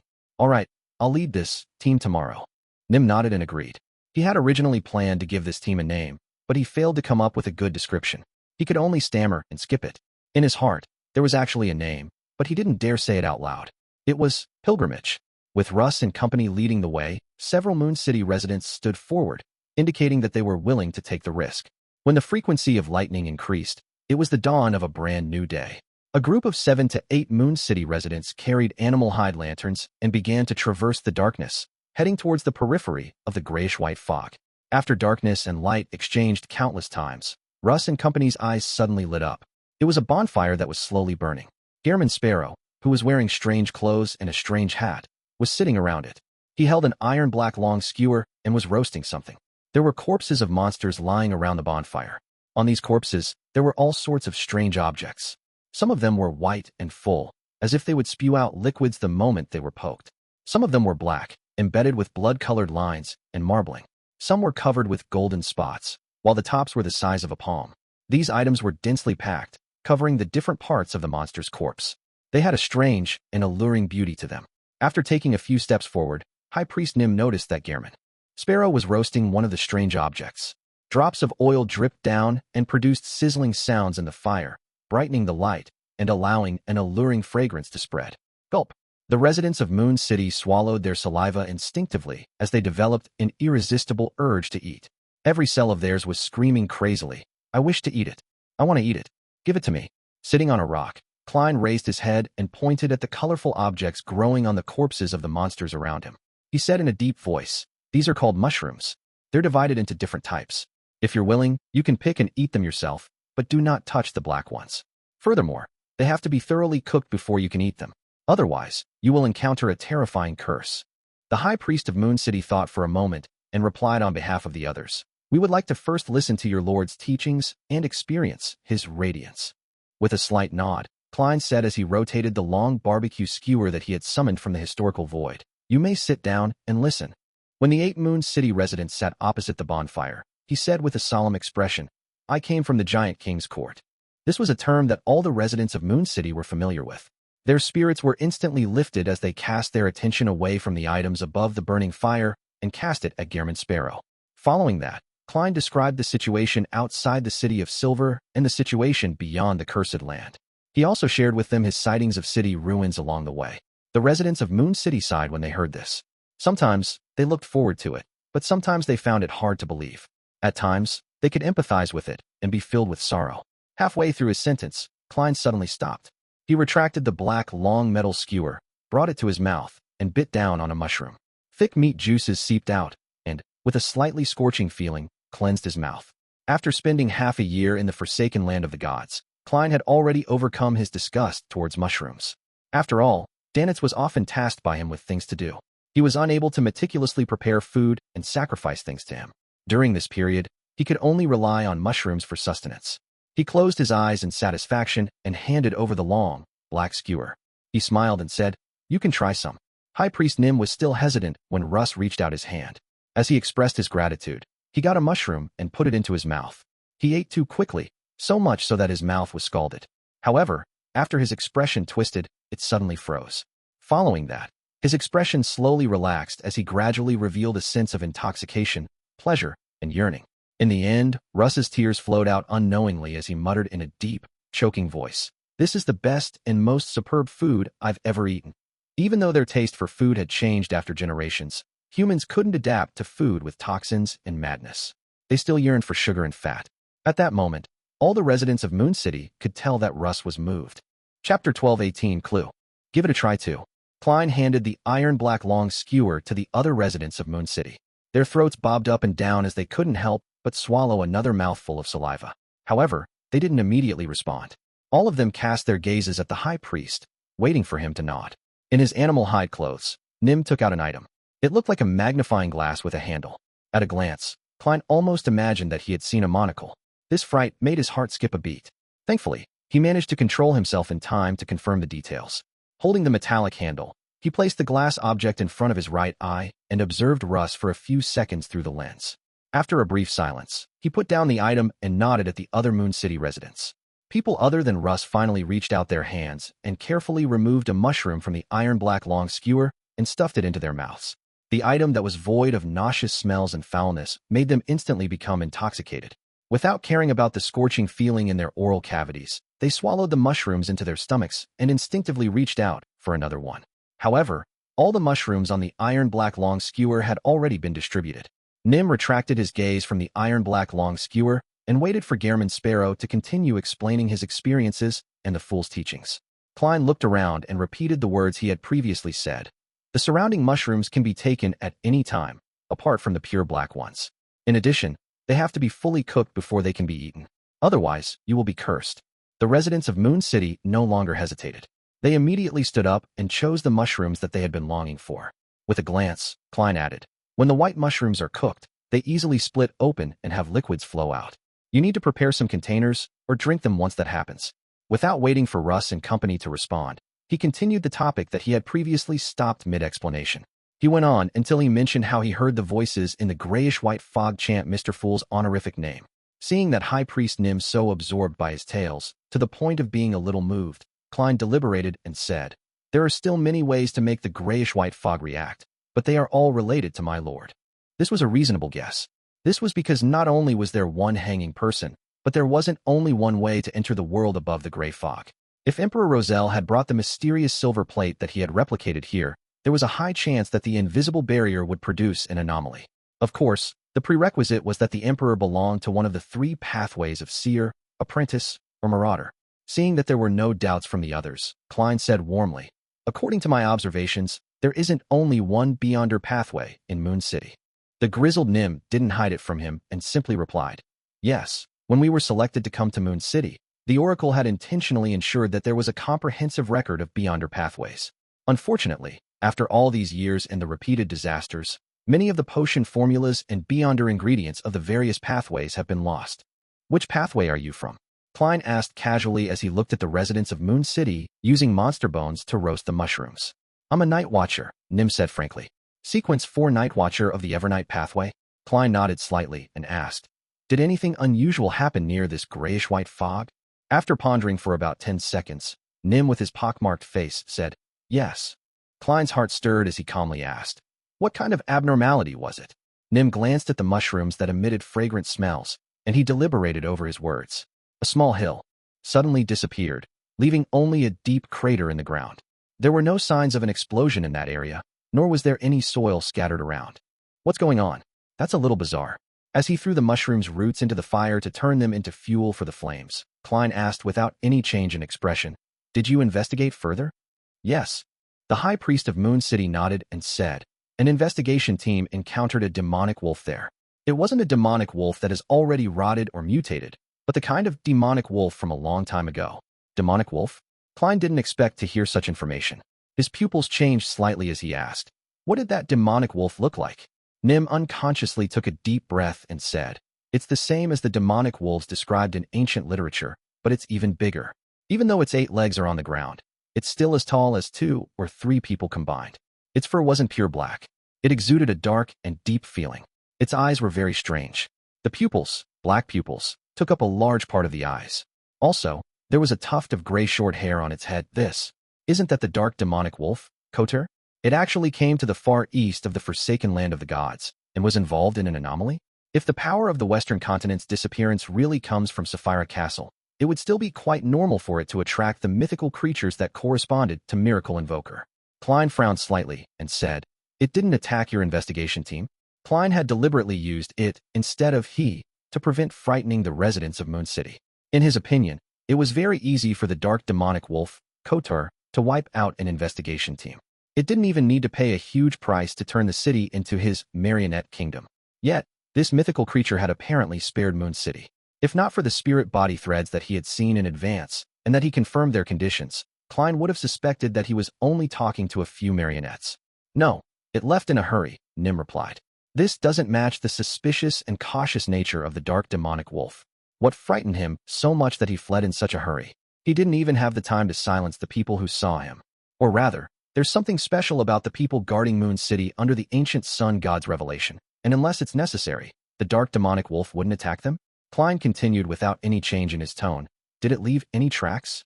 "No," Nim firmly shook his head. "Other than the hill turning into a deep crater, we didn't discover anything unusual." As his thoughts raced, Klein tried to ask from another angle. When did this happen? The more he understood an object from the past, the more he could make contact with it in the fog of history. After some thought, Nim said, 2 years ago, 2 months, and 10 days ago. He immediately explained, "There are too few things worth recording. It left a deep impression on me. 2 years ago, 2 months, and 10 days ago. Currently, it's September 8th, 1351, and subtracting that time, it would be 28th June 1349. This." Klein's right hand suddenly trembled slightly. His pupils and his expression were normal, but this was a result of using his clown powers to control them. He remembered very clearly that on June 28th, 1349, he had transmigrated. It was the day he became Klein Moretti. It was the day he repeated the luck enhancement ritual and entered Sapphira Castle. The abnormality here, the appearance of the dark demonic wolf, and the hasty departure of this mythical creature were all related to me. A huge wave of emotions surged through his heart. For a moment, he couldn't find an explanation and pretended that nothing had happened. He thought for a moment and asked, "Did something similar happen in the past 2 to 3,000 years?" No, Nim gave a clear answer. What about 208 years ago? Did anything special happen? Klein asked. That was the time when Emperor Roselle transmigrated to this world. After hesitating for 2 seconds, Nim said, I can't tell you the answer. I need to go back and read the corresponding records. Thankfully, the information and documents in the past 3 centuries haven't been damaged. At this point, he added, my limited impression tells me that there shouldn't be anything special. If that's the case, then the cause of this anomaly was because I entered the world above the gray fog and bound Sapphira Castle to myself? Klein nodded slightly and didn't ask further. He simply said, tell me where the crater is. By the time the high priest, Nim, gave an answer, the mushrooms that the residents of Moon City had grilled could be eaten. Some of them took a small bite of the white mushrooms and were scalded by the milk inside. They couldn't bear to spit it out. Some chewed repeatedly, reminiscing over the faint sweetness. Some of them couldn't stop eating it all. Nim was taken aback by what he saw, as though he couldn't believe that these people were from Moon City. Every one of them was showing the conflicted looks of having cravings and being satisfied. Their expressions looked twisted, but they were brimming with pure joy. High Priest, try it as well. Russ, whose eyes were very close to each other, handed a mushroom covered in golden spots that emitted a unique and sweet fragrance to Nim. After hesitating for a moment, Nim carefully used the magnifying glass to take a look before taking the mushroom and stuffing it into his mouth. In the next second, his expression changed slightly as he slowly closed his eyes. He had a taste of something similar from some mutated tree roots, but it wasn't as pure or memorable. After an unknown period of time, he looked at the indifferent Gehrman sparrow and said with an abnormally sincere tone, Your Excellency, we would like to listen to Mr. Fool's teachings. I haven't had the time to make it up yet. However, as I'm getting closer and closer to being an angel, the corresponding matters should be prioritized. The anchors need to be prepared in advance. As his thoughts raced, Klein recalled what he had said when he had tricked. No, come up with to reform the believers of Sea God. His expression quickly turned solemn as he raised his right hand and grabbed at the void. He pulled out a cross covered in bronze and sharp spikes. Following that, he pressed his right thumb onto a thorn, letting the blood enter the unshadowed crucifix. The bronze-green surface of the unshadowed crucifix quickly peeled off, revealing a body made of pure sunlight. God said. Klein opened his mouth and said in a low voice as he raised the resplendent cross in his hand a lot higher. Warm and bright light surged out like a tidal wave, instantly filling the surrounding area. The darkness and discomfort accumulated in the bodies of Nim, Russ, and company began to rapidly meld away. It was as if their bodies were being cleansed. They were in a daze when they heard the oracle, who was holding the resplendent cross and covered in holy radiance, solemnly say, God said, First commandment, thou shalt not sacrifice unto me living human sacrifices. Second commandment, thou shalt not use my name in vain. Chapter 12:19, Changing the Goal. In the fog sea, which hadn't been engulfed by war, the future slowly began to sail towards the berserk sea amidst a convoy of ships. Admiral of Stars Katlia hadn't had much to do recently. All she had to do was wait for the Moses ascetic order to respond to her request. As she strolled the deck, she enjoyed the sunlight that shone through the thin mist. With a sweep of her gaze, she saw Frank Lee. This first mate of the future, the second most important person of the Star Pirates, was wearing light blue pants and a white shirt with the top 2 buttons unbuttoned, revealing thick brown chest hair. He was like a humanoid giant bear. He stood at the bow of the boat, looking into the distance. It was unknown what he was thinking, but he looked rather down. Katlia involuntarily slowed down a little as she turned to enter the cabin. Captain. Frank noticed her and looked over with anticipation, as though he was waiting for this Admiral of Stars to answer his questions. Katlia's figure paused as she adjusted the heavy glasses on her nose and asked in a seemingly casual manner, What are you stumped with? Frank thought about how to phrase his question and replied in a serious manner. I'm re-evaluating the inventions and creations I've created over the years. What are your thoughts? Katlia asked cooperatively. Frank nodded and said in distress, There are too many matters I need to reflect on. The most important thing is that the things I've created are still missing the most important thing. Katlia was puzzled, but she didn't wish to ask further. In the end, she still held on to the thought of taking responsibility for all the crew members on the future. She deliberated and said, What is it? Frank's expression instantly turned solemn. They all lack souls. It's a good thing that malt, grapes, and mushrooms don't have souls, Katlia subconsciously advised before saying. This isn't something you can dabble in right now. You're only a Sequence 5 druid. Frank's eyes lit up when he heard that as he blurted out, I've got it. Katlia frowned indiscernibly. What did you get? Frank was no longer depressed. I understand the problem. That is, the creations I want have exceeded the limits of a druid's abilities. Therefore, Captain, I'm not going to be a druid anymore. I want to become a classical alchemist. This was sequence 4 of the plantar pathway, the starting point of a demigod. Catlia's expression froze for a few seconds before she took on the posture of a captain and a demigod. She nodded gently and said, "Having a goal is a good thing, but you have to understand how difficult it is." Underlying those words, she wanted him to not hold any hopes and not to take this goal seriously. Frank Lee nodded heavily after receiving her encouragement. "I will do my best." To prevent Frank Lee from acting rashly, Catlia decided to take the progress of the matter into her own hands. "I will help you too." When the time came, even if she had any progress, she could inform Frank Lee that she had tried to no avail. Frank was very happy as he thanked his captain from the bottom of his heart before continuing. "I'll also write to Gehrman Sparrow and ask him for help. He's my good friend." What Frank didn't know was that the letters he had written for the past half a year had gone through a rather convoluted process. The letter went to the messenger before being delivered to Furs. Furs would then transfer it to Gehrman Sparrow or request Mr. Fool's help at the tarot gathering.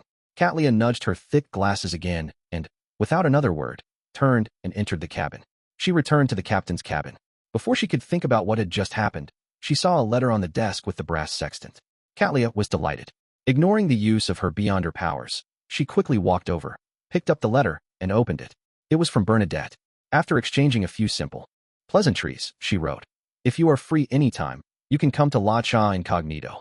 La Cha was a rather hidden island in the Fog Sea. It hid Queen Mystic's palace, also known as Emerald City. Catlia repeated the sentence a few times before the corners of her mouth curled up involuntarily. Backlund, West Borough, within the Odora family's villa. Emlyn White once again met the middle-aged, gentlemanly sanguine Baron, Cosme Odora. What did Lord Nibs say? Emlyn controlled his emotions, trying his best to appear less eager. Cosme looked at Emlyn's bright red eyes and said, "He only wanted me to tell you that the entire sanguine race doesn't have any excess Earl Beyonder characteristics. You can only wait for the present Earls to die of old age or accidents, leaving behind their inheritance." Compared to humans, the sanguine had a long lifespan.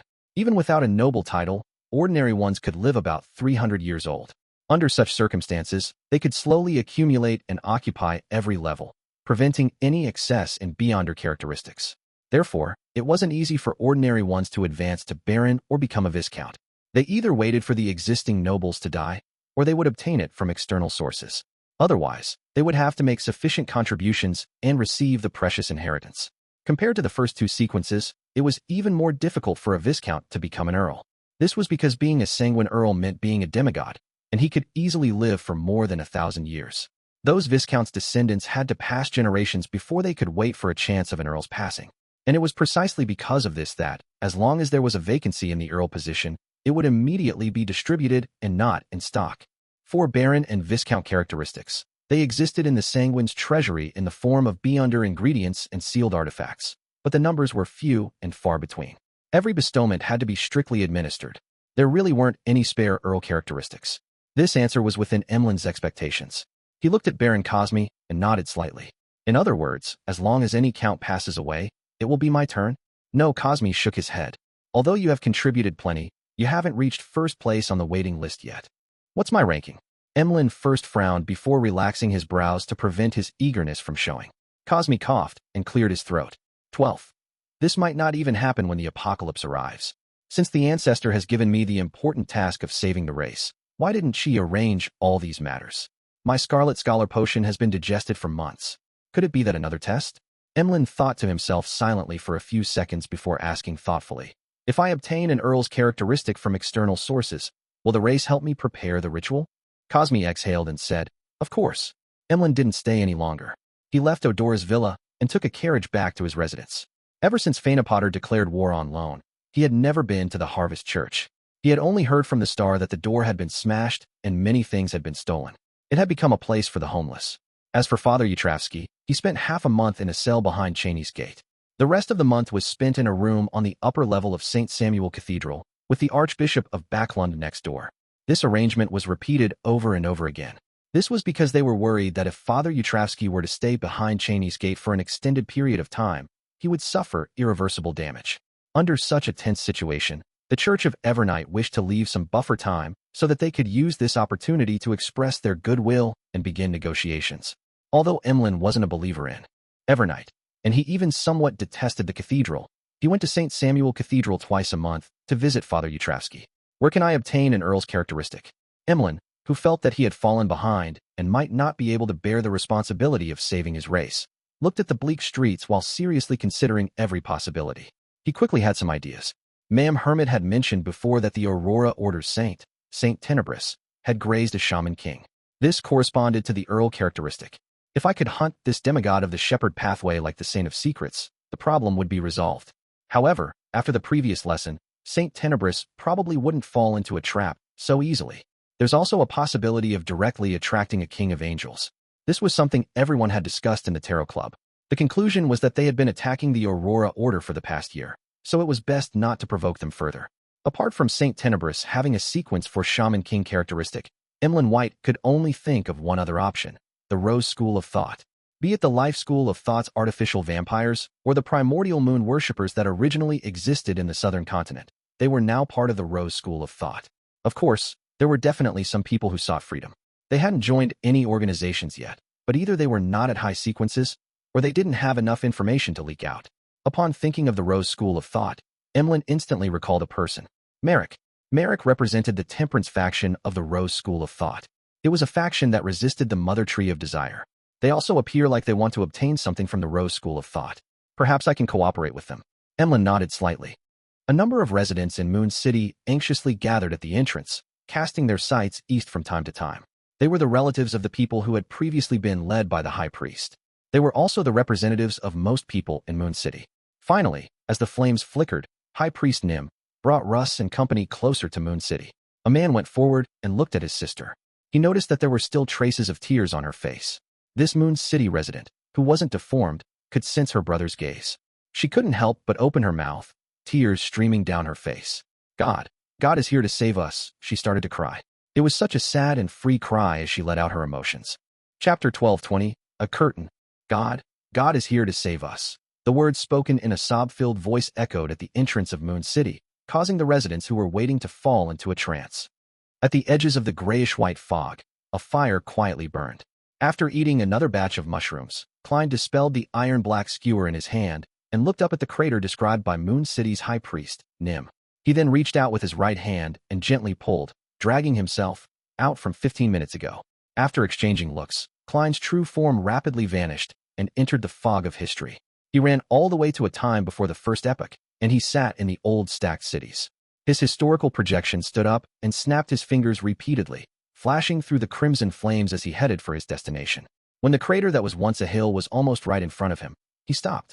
He cautiously extended his right palm and pulled Kona's Kilgore out of the void. The burly Earl of the Fallen's facial muscles twitched as he quickly transformed into another Gehrman Sparrow.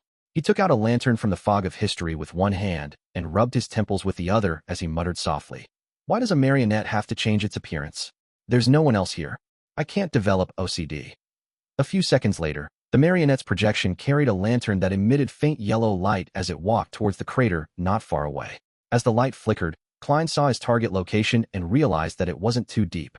The difference between the bottom and the ground wasn't more than 2 meters. Of course, compared to the original hill, this change was indeed huge. Inside the crater, the soil was smooth, and there were a few rocks in it. There were many twisted, mutated plants around it whose species were difficult to distinguish. It looked no different from other places. After observing for a while, Klein, who had stealthily activated Spirit Body Threads and Spirit Body Threads vision, slowly entered the crater, planning on following his pre-planned route and reassessing everything worth paying attention to. As he walked, he frowned slightly and let out an exclamation. He realized that his thoughts had turned sluggish, but it didn't affect his thinking. It was as if he had slept too much and had just woken up, having a heavy head with insufficiently active thoughts. This was a situation that a person would occasionally experience. Beyonders of the other pathways might not be able to detect it, but as a demigod of the seer pathway, Klein could clearly sense something amiss. If it were any deeper, it would be close to the effect when a marionettist controls spirit body threads. The influence left behind by dark demonic wolf Koter? That's not right. If he didn't mean to leave it behind, it means that he showed his complete mythical creature form back then. That would have resulted in Moon City's investigation team in breaking down and losing control. If he had intentionally left it behind, what would be the purpose? Telling others that he was here? Klein circled the area in puzzlement, but he didn't discover any anomalies. After some thought, he let his main body that was hiding in the historical void in a time before the first epoch take 4 steps counterclockwise as he recited the incantation and went above the gray fog. He wanted to do a divination. With the exact time and location, Nim's description, and a real-world survey of the area, as well as lighting up some of the historical fragments, he believed that the prerequisite for making a divination had basically been met. This didn't mean it was enough, but that he could barely give it a try. Besides, if the hill turning into a crater incident had something to do with Sapphira Castle and him, then the chances of a successful divination would greatly increase. The revelation would be very clear and not be interfered with. Without any further thought, he sat on the fool's high-back chair. He conjured a dark red fountain pen and yellow parchment and wrote, June 28th of June 1349 of the 5th epoch. The anomaly that happened here. He put down the fountain pen and grabbed with his left hand. He pulled out a handful of crater soil from the fog of history to use it as a medium for divination. With one hand holding the soil and the other holding the parchment, he leaned back in his chair and recited the divination statement 7 times. Then, with the help of cogitation, he fell asleep. In the hazy dream world, Klein saw the grayish-white, solidified fog. He saw the hill that was tens of meters high and the twisted vegetation around it. A few seconds later, the fog began to churn and rapidly vomited a black shadow. The black shadow was like a huge velvet curtain, madly absorbing all the light around it. Its translucency increased as it completely enveloped the hill. Following that, the hill vanished without a trace, leaving behind only a crater. The strange plants at the edge of the crater were also suddenly covered and had black illusory spirit body threads that extended towards different parts of the black curtain. The curtain became more and more transparent and illusory until it reached a point where one couldn't see it with the naked eye. If not for the fact that he had spirit body threads vision to observe the reality of the scene, Klein wouldn't have been able to discover that the curtain had covered the crater's surface.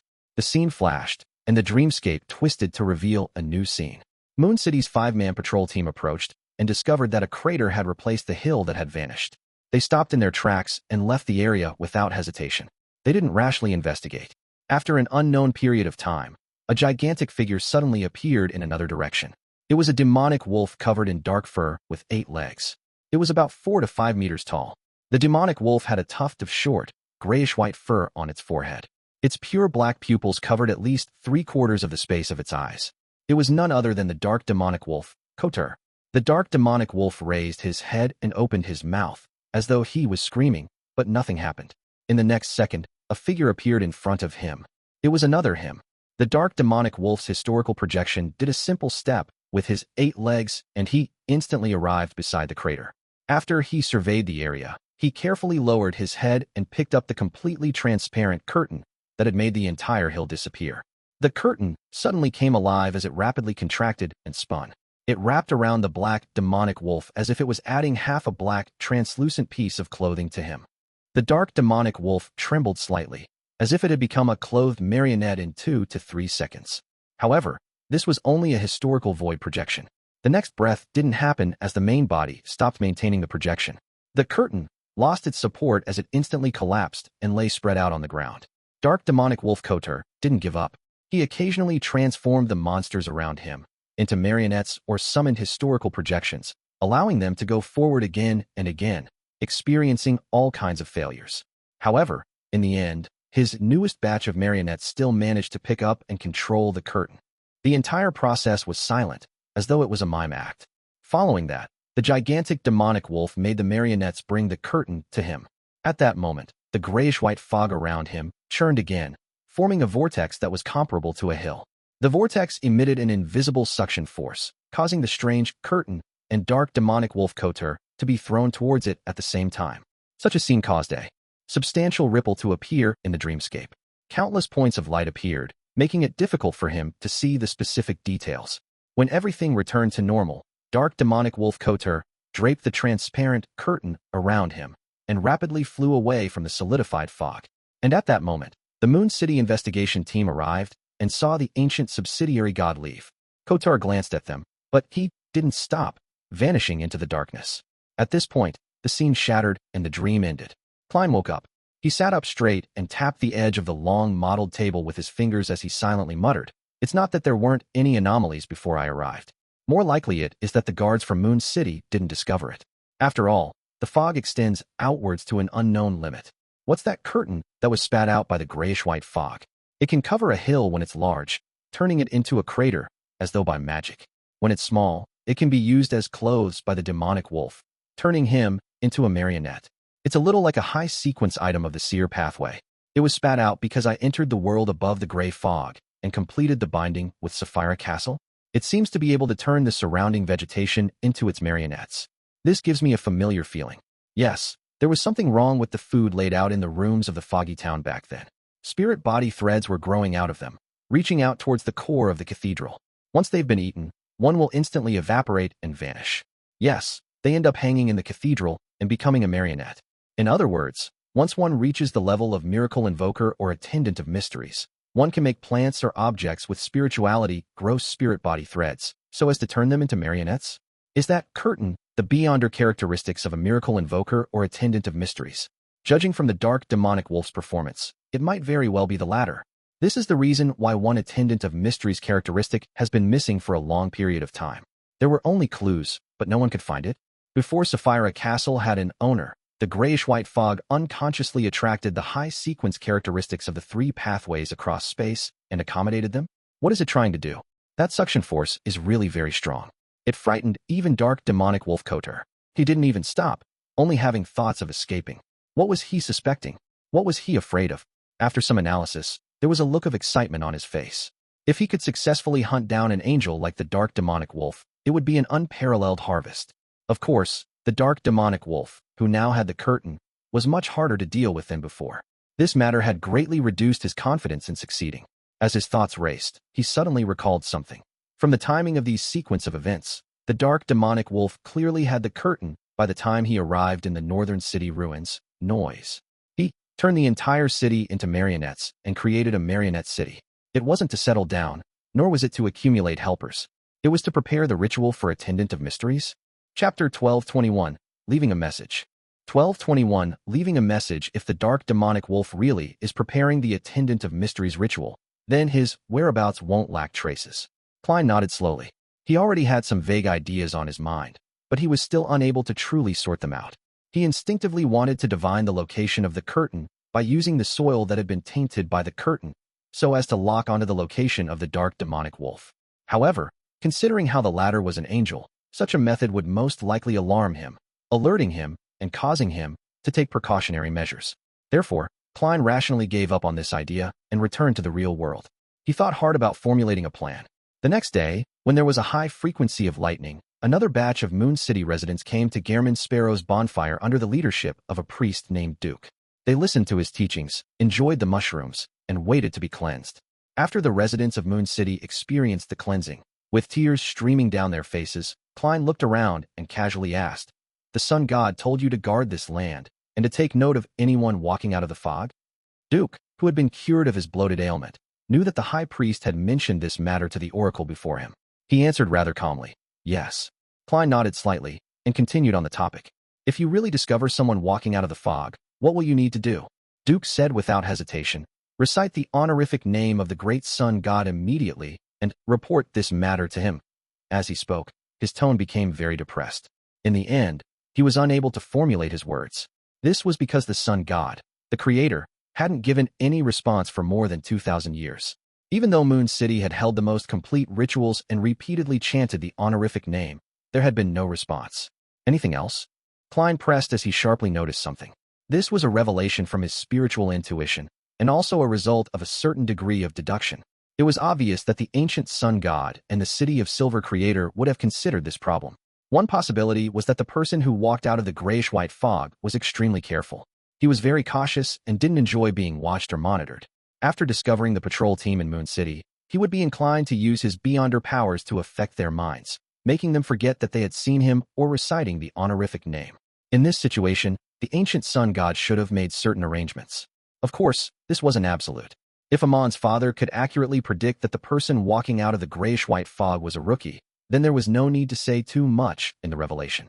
However, considering how the ancient sun god, the City of Silver's creator, had made an error in predicting where he would come out from the grayish-white fog, Klein was doubtful of the aforementioned possibility. Duke thought for a moment and hesitated before saying, "To welcome that person and tell him a single word." Klein's spirits were immediately lifted as he asked without batting an eyelid, "What word?" Duke's lips quivered as though he was mimicking the pronunciation. Then, he said in a strange tone, "Chernobyl." Klein's mind froze for a second before he let out a silent sigh. The Lone Kingdom East Chester County, in a forest. The nearby villagers gathered here and plucked strange mushrooms that were covered in roots, deadwood, and shrubs. According to the kingdom's laws, everything that grew in this forest belonged to its owner, Miss Audrey Hall. However, with the war escalating, the demand of food, and the high taxes, these factors made it so that the farmers could no longer care about breaking the law. It was something that needed to be considered only if they survived. Furthermore, with more people participating, they naturally became emboldened. They formed small teams and very efficiently plucked the mushrooms that were covered in golden stars or marbling streaks. They were divided into two parts, and a small portion was reserved for consumption. Most of them were prepared to be sold to grain merchants waiting outside the forest to exchange for gold pounds, for salt, fabric, and other essential items. These farmers didn't go overboard. Other than the mushrooms, they only took a portion of the fruits on the trees. They left behind what was sufficient for the rangers of the forest to submit to their masters. In just 2 or 3 hours, the farmers sold large amounts of mushrooms and fruits. With the gold pounds in hand, they returned to their hamlets with beaming smiles. To them, everything that happened today was what they wanted to do, and they had also achieved their predetermined goals. The grain merchant who had a full beard was equally happy because this was an unexpected harvest. With the present situation, he could earn a lot of money. He led the workers with him to move large amounts of mushrooms and fruits to the processing point outside the city. After making the necessary arrangements, he placed them all into the warehouse. As a meticulous businessman, he checked the warehouse again after sending the workers away. After confirming that there were no mistakes, he closed the door and locked it. At this moment, he saw a thick wad of cash on the ground. They were all 10-pound notes. When did I drop so much money? The grain merchant bent down in joy and picked up the stack of notes. As he counted, he suddenly recalled the origins of the money. They were the profits from selling the mushroom powder, dried mushroom, and dried fruits. How generous. The bearded businessman sighed in satisfaction and turned to leave the warehouse. Inside the warehouse, Audrey, who was wearing a light blue dress, removed her psychological invisibility and took out a black pocket. This was the traveler's bag that she had rented from Zio. Following that, the blonde, simple-looking Audrey easily threw bags of food into the black pocket. After doing all of this, she took out a hard-covered bronze notebook and flipped to a page with teleportation. This was from Furs, Lamino's travels. And what had conspired here was secretly manipulated by Audrey. She first gave the fast-growing mushrooms provided by Ma'am Hermit to the animals in the woods. With their help, she planted them at suitable spots. Following that, she influenced the farmers in the surrounding hamlets, strengthening their inner desires and making them overcome their fear of the law. And that grain merchant happened to pass by and discovered this. This sort of manipulation of a person's heart was intoxicating, like a master of all beings. However, Audrey didn't smile at all. Instead, she sighed softly. It's still not enough. I'm still lacking plenty. Lots. The mushrooms she had obtained wasn't the type that Little Sun said could absorb the flesh and blood of monsters to flourish. They needed sufficient nutrients to rapidly grow. Therefore, there was no way to plant a second batch of mushrooms in this forest in a short time. Otherwise, it was very likely to become a desert. Staring at the empty cloth bags that had been emptied out, Audrey's green eyes flashed. She couldn't help but think, a large amount of food is concentrated at the church, the royal family, the military, the government, the nobles, and the businessmen. There are also some from Fasak, Intis, and Fainapotter, but who knows how many times I'll have to move them with only traveler's bag. Manipulating the nobles, businessmen, and military personnel is very dangerous. I might be discovered if I'm not careful. If the situation hadn't deteriorated to such a state, I might have never known that some people would have such a side to them. When the environment and circumstances are different, the masks that everyone wears are different. I have to take note of this in the future. As her thoughts raced, Audrey, who lacked experience in handling such matters, decided to seek Mr. World's advice to see if he had any suggestions. As the world Gairman Sparrow had been walking alone in the uninhabited forsaken land of the gods, he was surrounded by darkness and despair. Audrey suggested that he should seek her out regularly for psychological counseling. This might not necessarily imply any treatment. A casual chat could effectively relieve the pressure, loneliness, and misery. Gairman Sparrow followed his doctor's advice, and from their chats, Audrey knew that, apart from asking her for medical advice, this powerful adventurer would also gossip with Mr. Star above the gray fog from time to time, maintaining a rather good state of mind. With this decision, Audrey immediately activated her traveling ability and returned to Backlund. But on second thought, she felt a little depressed. This was because she knew that, even if she gathered a large amount of food, she could only quell the residents of Backlund for some time. If the war didn't end, the situation would still worsen. War? Audrey closed her eyes. She had no idea how she could stop it. She had heard from Ma'am Hermit that the nature of this war was very likely to be a battle of gods. And the prelude to a battle of gods had always been very consistent. It was to spend a certain amount of time and strength to shake the anchors of their opponents. After some thought, Audrey pursed her lips and decided to start with what she could do. As the notebook emitted a misty glow, her figure quickly turned transparent and disappeared. Beside the quietly burning bonfire, Klein, who had just sent away the guests from Moon City, couldn't help but recall the words blasphemer Amon had said before. He said that there were many clues and things in the past that he wanted to explore that were buried deep within Chernobyl. The ancient sun god had also specially emphasized Chernobyl. Amidst his thoughts, he suddenly had the urge to explore Chernobyl. This wasn't considered rash. It was something he had always wanted to do. However, he didn't dare to do so because of Amon. I've been heading east for more than half a year. Who would have thought that I would suddenly arrive at Chernobyl? Amon has obtained the last worm of time beyond her characteristic and is preparing the ritual. It's impossible for his true body to still be in Chernobyl. Yes, he is a very patient king of angels. Perhaps his avatars have been waiting in Chernobyl all this time. After analyzing the present situation, Klein decided to let a projection from the historical void make an attempt. In any case, he would never head there directly with his actual body. After making up his mind, Klein went above the gray fog to do a divination. Then, he returned to the real world and reached out his hand to grab into the void, dragging his past self from 5 minutes ago. As his main body disappeared, his projection gained consciousness. Following that, he grabbed a few times and took out the black staff embedded with many gems. The Staff of the Stars. He wanted to use the power of the Staff of the Stars to directly teleport to Chernobyl. Chapter 1222, Research Facility. When he held the Staff of the Stars, Klein pulled out a gold coin out of thin air with his other hand and flicked it. As the gold coin tumbled, a revelation from his divination appeared in his mind. It was an extremely deep ravine. At the bottom of it was a thick and vast building that was covered in layers of grayish-white. Every detail was restored to the Chernobyl that Klein had seen at the beginning. However, it didn't originate from the spirit world, but from his own subconscious. Using the technique of dream divination, he reproduced the images he had seen in his mind. And the moment this scene was completed, the gems embedded in the Staff of the Stars emitted a faint glow. It instantly vanished along with Klein's historical void projection and appeared above the grayish-white building.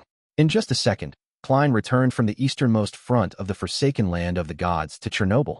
This was one of the main powers of the Staff of the Stars. If the corresponding scene that surfaced in the mind of the wielders still existed in the real world, then the Staff of the Stars could allow them to cross all obstacles and distances, directly descending to their desired destination.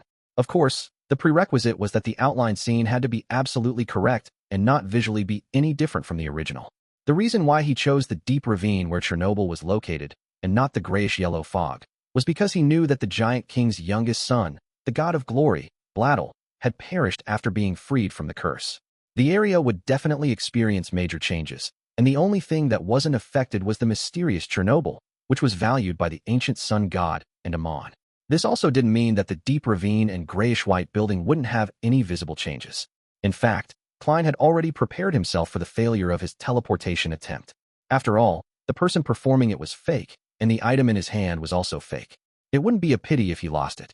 In midair, Klein, with the Staff of the Stars in his hand, didn't even have time to examine his surroundings when his entire body suddenly sank and plummeted downwards. He didn't wear creeping hunger, nor did he transform into an avian creature. He was currently unable to fly. Therefore, even though the demigods of the seer pathway were bizarre and terrifying, they actually had a human side to them. As his thoughts raced, a beyonder power appeared in his mind. Following that, the Staff of the Stars lit up with different colors, causing the surroundings to be filled with violent winds. The wind swirled around him, causing his black trench coat to flap and his body to slowly descend. During this process, Klein's right hand trembled, allowing the Staff of the Stars' historical projection to return to its normal location, doing so to prevent accidents from happening to him because of him imagining certain scenes. Right on the heels of that, his left hand pressed down on the half-top hat on his head. Just as the lightning in the sky was about to pass, he pulled out a lantern from the void. Under the dim yellow light of the lantern, Klein stepped firmly onto the ground beneath the deep ravine with his buckle-less leather shoes. The endless darkness around him seemed to contain monsters. He was standing in front of the grayish-white Chernobyl, which was formed in layers.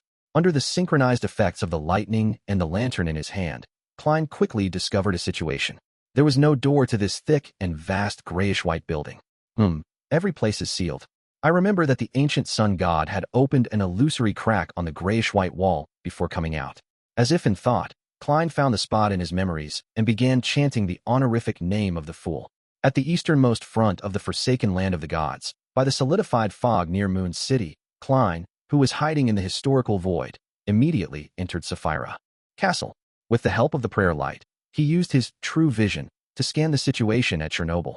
In the deep ravine and desolate plains with remnant grayish-yellow fog, there wasn't a single Amon present. As for Chernobyl itself, even with the true vision provided by Sapphira Castle, it wasn't enough for him to clearly see what was going on inside. Underneath the layers and layers of grayish-white, there appeared to be absolute nothingness, a space without any color. Indeed, it's not simple. As expected of the place where the ancient sun god, the city of Silver's creator, walked out of. After sighing inwardly, he quickly left Sapphira Castle and returned to the historical fragment from before the first epoch. Klein, who was standing outside of Chernobyl, regained consciousness. He reached out his hand and took out Lamino's Travels. He quickly flipped to one of the pages and prepared to use the door-opening power of an apprentice. Such an action was actually a little rash for him, but considering that this was just a projection in the historical void, he felt that there weren't any problems with that. The Beyonders of the Seer pathway are indeed both cautious and reckless at the same time. They're careful when making preparations, but reckless after making preparations. They show traits of caution and recklessness at the same time. As he lampooned himself, Klein silently passed through the obstacle and entered Chernobyl's interior. After door opening repeatedly, he finally left the grayish-white buildings. He saw an ajar heavy metal door in front of him.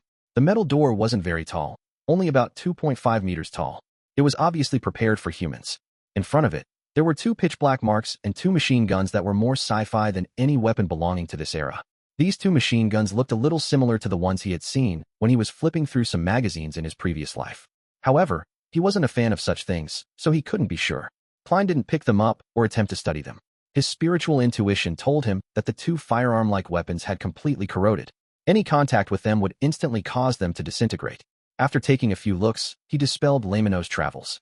With the lantern in hand, he passed through 2 pitch-black marks and arrived behind the metal door. There was a wide aisle here, and on both sides were rooms of different sizes. The tables and chairs inside were toppled, some were fine, and others were broken in half. The walls were covered with black streaks. It looks like a research facility. Klein set off from the remnants and overall layout, coming to a preliminary conclusion. There was no need for him to deliberately search for anything. He quickly found a room with a destroyed machine. There were a few pieces of paper on the table that had a yellow tint to it. It seemed like someone had casually placed it there after collecting it. The ancient sun god, or Amon. After hesitating for 2 seconds, he finally stepped into the room. The dim yellow light dispersed the darkness inside as he picked up the few pieces of paper and quickly scanned them. 10 seconds later, Klein put down the piece of paper and the corner of his mouth twitched. He didn't recognize any of the words on those pages. In my previous life, I only barely passed English, let alone other languages. Klein suddenly felt the feelings of the other Beyonders in this world when they read Roselle's diary. He slowly exhaled as he extended his hand into the void and took out an item. This was a translating device that Zhou Mingrui had bought before going on a trip overseas, which he had saved up for. When the luck enhancement ritual was held, it was inside a computer bag by his side. To him, the greatest advantage of this translating device was that it could do offline translations, as long as it didn't exceed the internally stored database. After fiddling with it, he finally understood what the few pages wrote. Research of the appearance of oil in a dried-up oil field. Why would they need to build a research facility in such an unimaginable place for such matters? God, what did they discover deep in the oil field? This is some amazing material. What exactly happened? The doctor turned into a puddle of black oil in front of me. More and more people have turned into oil. This research facility has been sealed from the outside. No one can leave. No one can leave. Mad, they've all gone mad. We're still normal, but our food is almost running out. I seem to be hearing things. There seems to be sounds coming from underground. It's summoning me. He is summoning me. These lines of simple words sent a chill down Klein's spine.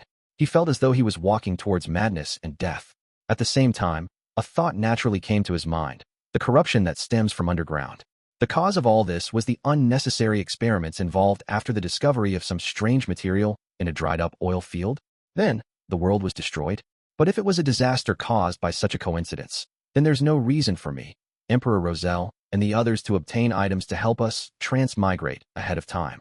Perhaps there are chances amidst inevitability, and in chance, there is inevitability? The underground corruption has always been influencing the human world in an unobvious manner. It can intermittently bring about certain mysterious events. Only when the research facility probed deeper was he fully awakened. Klein subconsciously swallowed a mouthful of saliva. With the lantern in hand, he left the room and headed towards the depths of the research facility. He also paid close attention to anything that was worth paying attention to. After walking for nearly a minute, his vision suddenly darkened. More than half of the dim yellow light's radiance was consumed by the area ahead. When he took a closer look, he realized that there was a cliff 2 steps away from him. That portion of the research facility had collapsed into the ground. It was dark and empty, with no end to it. Faintly, he seemed to hear a silent cry. It sounded in his mind from deep underground. This feeling was something Klein had experienced before, from behind the bronze door in the Hall of Truth. He frowned slightly and took a few steps back, prepared to dispel the historical void projection at any moment. At this moment, a palm that was so dry that it only had skin and bones stuck out from the darkness, grabbing onto the edge of the cliff. Then, a figure leaped out and landed in front of him. He was wearing a pointed hat and a classic black robe. He had a monocle on his right eye. It was none other than Angel of Time, Amon. However, this Amon's condition was very abnormal. It was like a skeleton covered in a skin membrane. Klein subconsciously took a few steps back and saw the flesh and blood of the man before him rapidly fill up. He adjusted his monocle, said with a smile, "Ah, a visitor. I wasn't expecting that. And you are?" Chapter 12:23. That level. Who am I? Just as Klein was about to remove the historical void projection, he was taken aback by Amon's question. He controlled himself and didn't frown.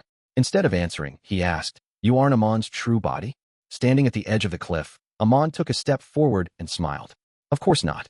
You seem to know my true body or my other avatars." Although the Amon in front of him didn't take any action, the step he took still gave Klein an indescribable pressure. It wasn't easy for him to keep still without retreating, which would betray his cowardice. He grunted and replied in a low voice, "That's why I'm curious as to why you don't know me." "Are you very famous?" said the Amon who had crawled out of the darkness. He then raised his hand and adjusted his crystal monocle on his right eye. This action lasted for a few seconds before it came to an end. As though in thought, Amon muttered, "There are no other me's nearby. Are there really none? Or has the connection been completely severed? What kind of accident caused this Amon to be independent? No way. I can't believe this fellow's acts. He is a top-notch swindler." Klein's heart stirred at first before he suppressed his corresponding thoughts and asked, "Why did you crawl out from underground?" Amon's expression returned to normal as he chuckled. "Guess. Be it his actual body or his avatars, the fact that he has a terrible personality doesn't change." Klein thought to himself and tried to probe with an answer. "You are exploring the secret that lays underground." Amon nodded slightly and said, "Isn't that obvious?" He then half-turned his body and pointed at the darkness beyond the cliff that the light failed to light up. "My father crawled out of here just like I did." "All right. It has a name. You should have heard of it. Chaos Sea." "Chaos Sea?" "The Chaos Sea, one of the 9 spherotes. It is indeed hidden deep underground. Is the corruption behind the bronze door really brought about by it?" Previously, I was made aware of this mysticism knowledge through my casual chats with Amon. The ancient sun god was originally a member of this research facility. Then, he fell into the deep depths of the Chaos Sea, only to awaken in the second epoch and crawl out. As he was only an ordinary person back then, based on the law that proximity to the underground increases in danger with higher sequences, he wasn't affected too much. Klein's mind raced as he recalled many matters and came up with various guesses. 3 seconds later, he said in response, "So you took the risk and jumped in to search for the truth of the buried history and the world?" "Something like that." Amon Man pinched the edge of his monocle and said in a self-deprecating tone, "But I didn't do it willingly." "Ah." Klein used a terse exclamation to express his doubts. Amon smiled and said, "Every single one of me knows that it's very dangerous deep underground. We don't want to go down alone. We have tried many detours, including creating a marionette to replace us. However, we failed to succeed and failed to obtain any feedback. In the end, under the true body's watch, we held a fair vote.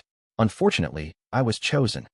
It's a miracle that Amon hasn't completely gone mad yet, as expected of the god of mischief. Internal decisions have to be done in such a way." Klein resisted the urge to lampoon. "And then, you jumped down yourself? What else?" "Let them throw me down," Amon said as he spread his hands. Having said that, he seemed to finally understand something as he muttered to himself, "The Chaos Sea made me sever ties with my main body and the surrounding avatars? Am I independent?" Independent. Previously, in front of the bronze door of the Hall of Truth, I felt that every cell and every worm of spirit were giving birth to a new consciousness, generating a different form of self. It's very normal for there to be similar changes in Amon's avatar after directly entering the Chaos Sea. An independent Amon avatar should be able to effectively trick Amon's true body. No, I can't trust him. Klein validated Amon's words using his own experience, but he quickly reminded himself not to trust the god of deceit. He smiled and said, I suspect you're bluffing. Amon held up the crystal monocle and sized up Klein for a few seconds. It doesn't matter whether you believe me or not. Even if I want to find a partner, it wouldn't be someone as weak as you. In the era of the 8 kings of angels, were you very close to Red Angel Medici? Having made up his mind not to trust the independence of the Amon in front of him, Klein tried asking, what did you discover in the Chaos Sea? Plenty of things. Guess what they are? Amon said with a smile. You didn't discover anything, Klein said deliberately. Amon shook his head. The other me's probably think so too. Besides, I haven't been out for a very long time, and I didn't respond. It's logical to believe that I had already been corroded and was digested by Chaos Sea. Without waiting for Klein's response, Amon continued, Chaos Sea is very large. It almost fills the core and goes to a further layer. It's also the only Sapphira that merges the real and the illusory and has an entrance in the real world.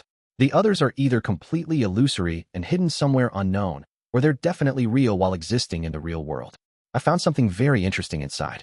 The first blasphemy slate was likely born there, but it was later attracted by some power and left the ground before it was complete. My father might have browsed through that blasphemy slate in the beginning, which is why it is condensed into the second blasphemy slate when he perished. This is the origins of the 2 blasphemy slates. It's no wonder the ancient sun god was so powerful in the late stages of the second epoch. Klein vaguely understood something and subconsciously asked, what's so different about the 2 blasphemy slates? Amon adjusted the crystal monocle and said, the second blasphemy slate changed some of the sequence names and added content.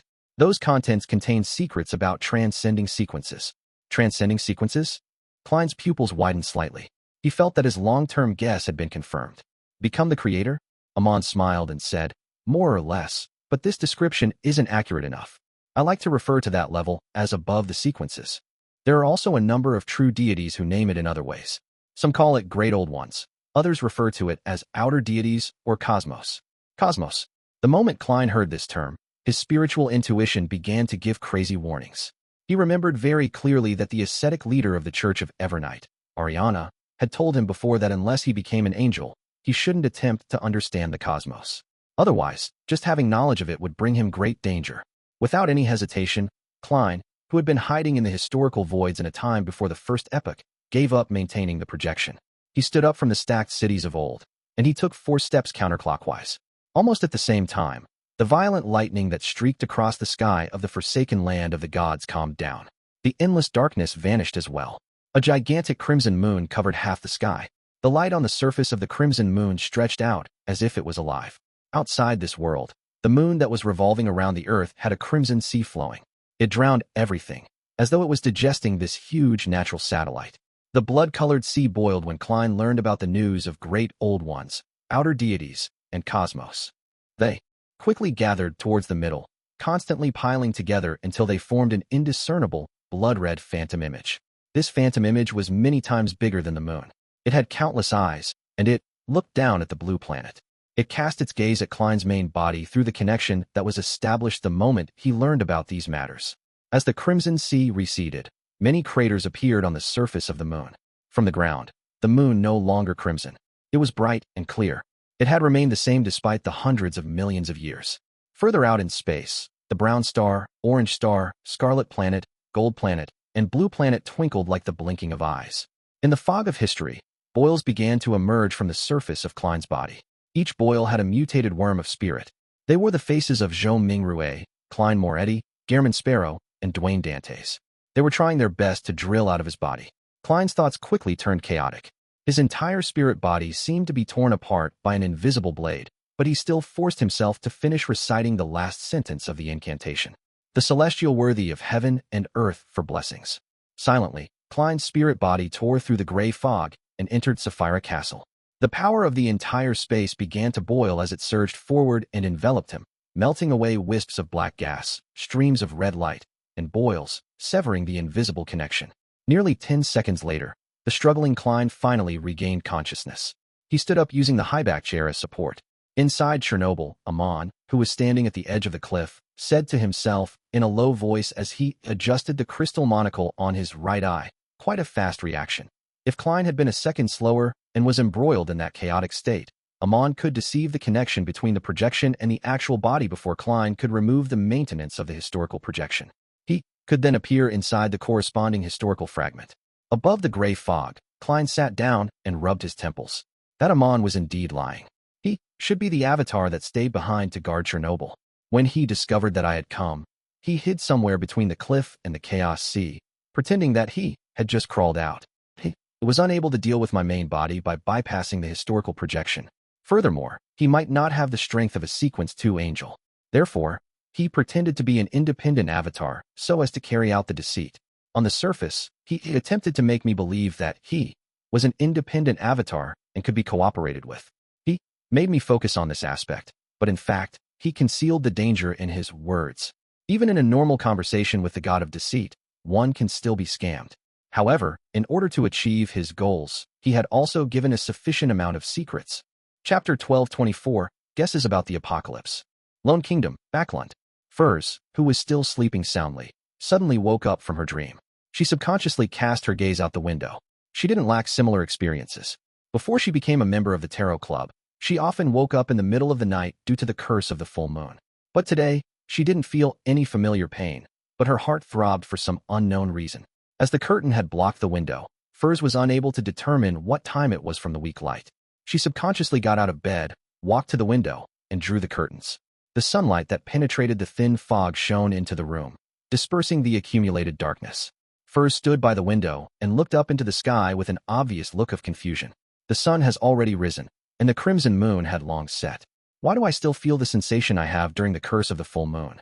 Furthermore, there were still many days to the full moon. The Intis Republic capital, Trier.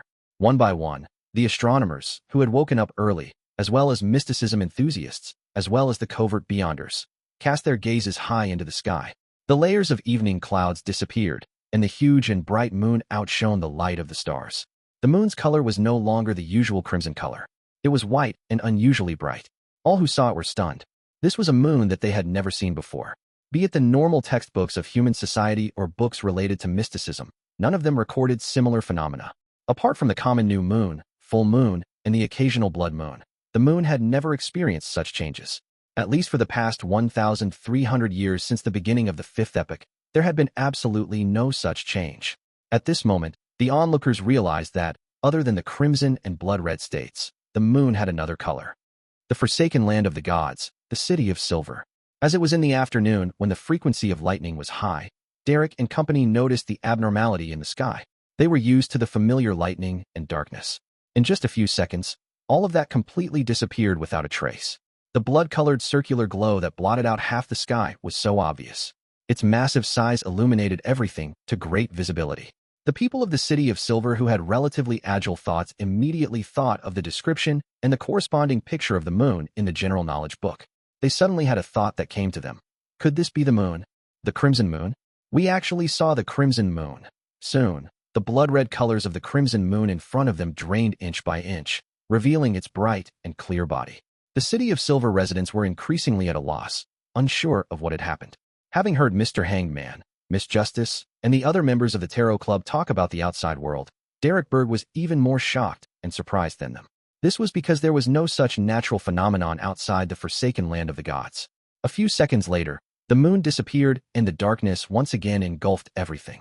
The frequent flashes of lightning became the main source of light. What happened just now? Did you see that red circle? Moon. That's the moon. That's the crimson moon. Is this a sign that we are about to escape our current situation? Our second exploration of the Giant King's court will go very smoothly, and we will open the door that leads to the outside world. Amidst the confusion, most of the residents of the City of Silver subconsciously treated this phenomenon as a good thing, treating it as an auspicious sign from mysticism. Only the chief, Colin Iliad, and the elders of the six-member council like Lovia had serious looks on their faces as they frowned. Above the grayish-white fog, inside the ancient palace, having gained a general understanding of Amon's scam, Klein instinctively turned his attention back to the secret he had learned. He previously had some guesses about the corresponding content, but when it was truly revealed, he realized that it was even more terrifying and exaggerated than he had imagined. It made him even more hopeless. To be able to successfully attract the attention of the cosmos, this means that most of the secrets that Amon revealed are true. There really is another level above sequence 0. This should be the level which the ancient sun god was at.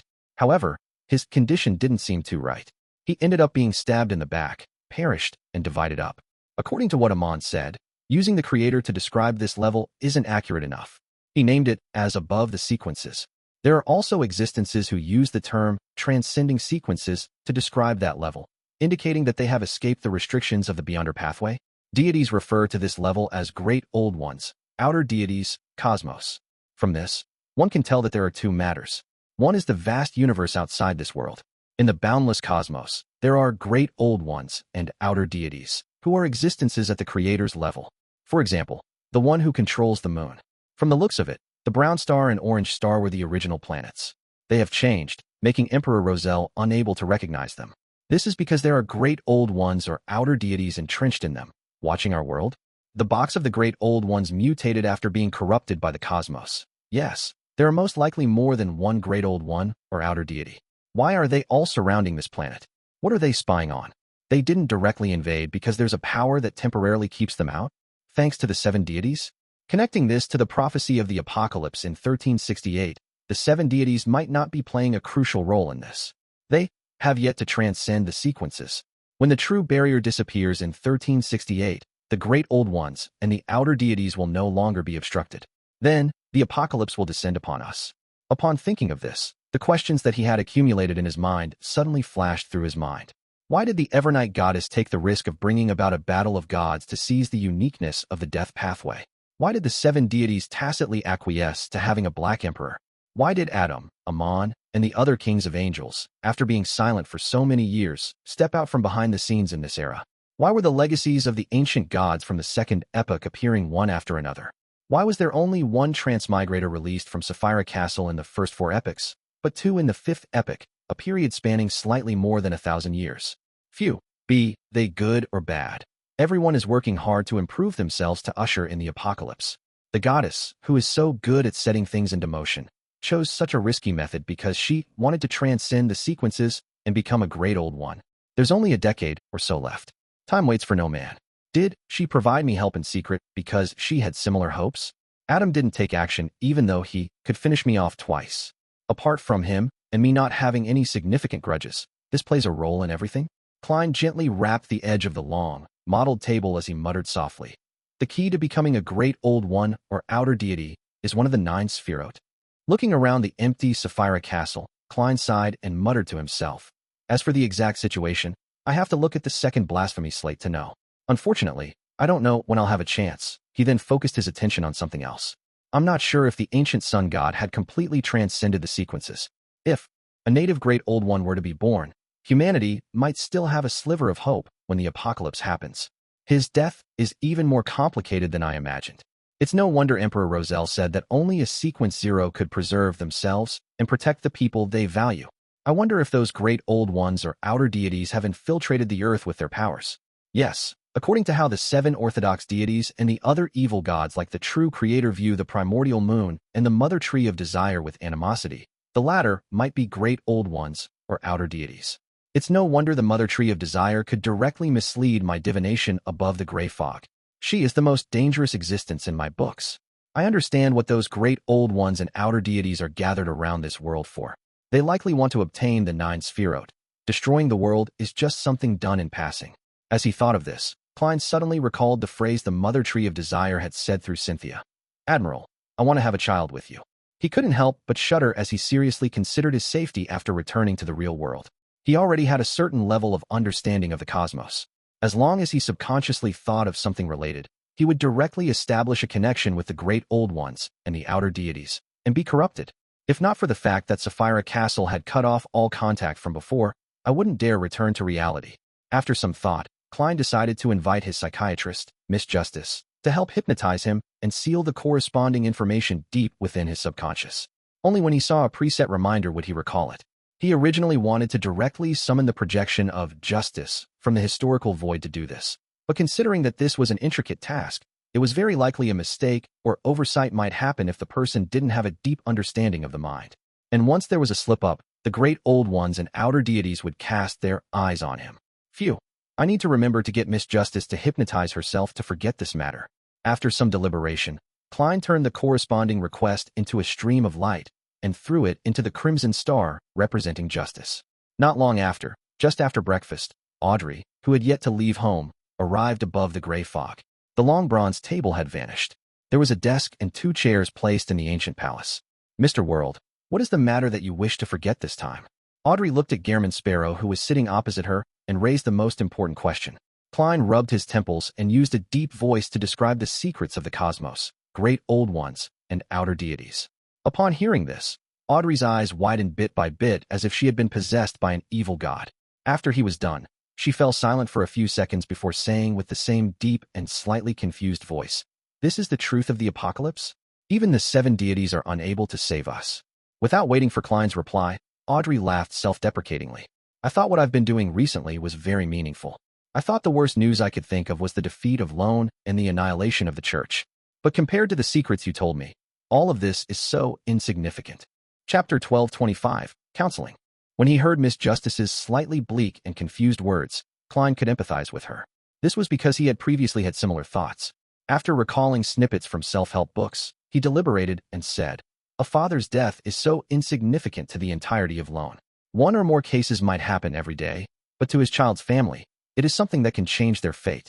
Similarly, if we don't reach the level of an angel, everyone's outcome will be sealed, death, and be buried. But this doesn't mean that the time from when we were born to the time we die is meaningless." Audrey nodded slightly when she heard that.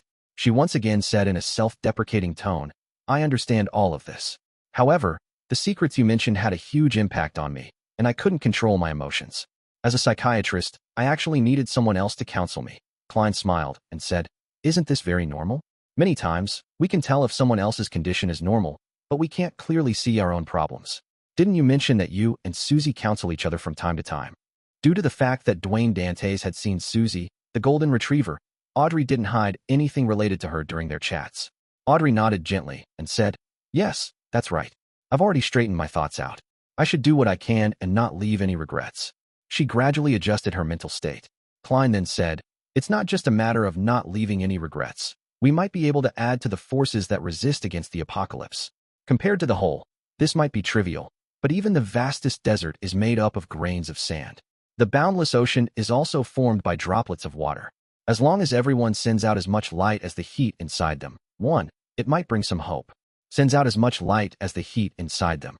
Audrey repeated the keywords in Gehrman Sparrow's words softly. "Don't quote me," Klein added with a smile. The corners of Audrey's mouth curled up as she replied with a faint smile. "Could it be something Emperor Roselle said? That I don't know? I have to endure a strong sense of shame when flipping through his quotations. I hadn't finished reading it all this time." Klein didn't give an affirmative answer, nor did he deny it. Instead, he said, "Start hypnotizing me. Let me forget things related to the cosmos, and only remember the corresponding reminder. A little while longer. I would like your advice on something." Audrey openly made a request. She took this opportunity to recount what she had been doing recently, as well as the difficulties and perplexities she had encountered. "Mr. World, what suggestions do you have? What should I do to lessen the suffering of the people of Backlund before the war ends?" As for stopping the war, although she wanted to, she knew that she didn't have the ability to do so. At the same time, she also understood that even Mr. World wouldn't be able to do it. Even if Mr. Fool personally intervened, he would at most be able to turn the situation around. There was no way to stop the war. After all, this world war was essentially a battle between deities. After hesitating for a few seconds, Klein calmly said, "Although the spectator pathway tries to act behind the scenes as much as possible, and although I always keep the words caution and carefulness in my mind for everything I do, and try not to put myself in a dangerous situation." When he said this, Audrey subconsciously thought to herself, from the various rumors at sea, the descriptions of Furs and the others, and the demigod battle I witnessed, I really can't see the caution and carefulness. There's only dominance and radicalism. To be able to do those things and survive on strength alone is indeed not enough." Seeing that Miss Justice was listening seriously with her green eyes filled with attentiveness, he continued, "In this world, nothing can be easily resolved without taking risks. Sometimes, I do something with the thought that death is a possibility." The muttering in Audrey's heart stopped. She fell silent for a while before slowly saying, "I understand what you mean. There are many times when you can't do what you want while ensuring absolute safety. You can only choose one of them." Klein nodded and decided to let Miss Justice understand the reality of this world better, so as to prevent her from being overly idealistic when she did things. "The method you mentioned just now is the most feasible, with the least risks. The people who can help the people of Backlund are the nobles, churches, businessmen, and the royal family. Why don't we rob Fasak, Intis, and the Phaenopotter army of their food? Audrey subconsciously asked. Klein calmly said, this is because the three armies have already entered the Lone Kingdom's borders. Even if you can escape a demigod's notice and successfully snatch the food, they will not collapse. They will definitely snatch the food from the surrounding people for sustenance. The effects will not be significant in the short term. As for the long term, we might not have the luxury of time to wait that long. When that happened, it was obvious to Audrey who would be the true victims. This was the difference between a war between deities and an ordinary war. Besides, I'm unable to do that. The capacity of Traveler's Bag is limited. It's the same for the teleportation recorded in Lamino's travels. Justice Audrey began to counsel herself as she asked thoughtfully, if I were to really obtain food from the nobles, businessmen, and royal family, what reaction would the church have when they discover traces of my interference? Klein maintained his previous tone and said, a tacit acquiesce. Audrey vaguely felt that this was the answer, but she couldn't figure out the reason. Klein continued, believers are the anchors of the deities. One believer is an anchor point. In this aspect, there is no difference between a noble and a poor person. In essence, no one is nobler or lowlier. Under normal circumstances, nobles and merchants can use their status, power, wealth, and influence to help the church maintain its system and spread its faith. Therefore, they are more important. But in this situation, who is more important? Thousands of anchors or millions of anchors? This is a simple problem in mathematics. Faced with the truth of the veil that had been ripped off, Audrey was momentarily speechless. Seeing this, Klein added, from this point of view, whatever you want to do on a wider level has its meaning. You will help the Evernight Goddess and the Lord of Storms stabilize their anchors. In the future, this might be critical to resisting the apocalypse. Audrey pursed her lips bit by bit, holding them pursed for a long time before relaxing them. She chuckled and said, only now do I realize that I'm actually a little proud of my status as a noble. Nobility is in your character, not status. Klein helped her finish her sentence. Audrey slowly exhaled and calmed her chaotic inner thoughts. She didn't make up her mind as a result. She casually said, our tarot club and the church. The relationship with the Church of Evernight seems pretty good. Mr. Fool and the Evernight Goddess are allies. This question stumps me. I do wish to become allies with the goddess, but she might not be interested. After lampooning a few times, Klein said in a serious tone, you can think of them as allies at the moment. He deliberately emphasized that it was only now, so as to prevent himself from being slapped in the face by reality in the future. At the same time, he muttered the real answer in his heart.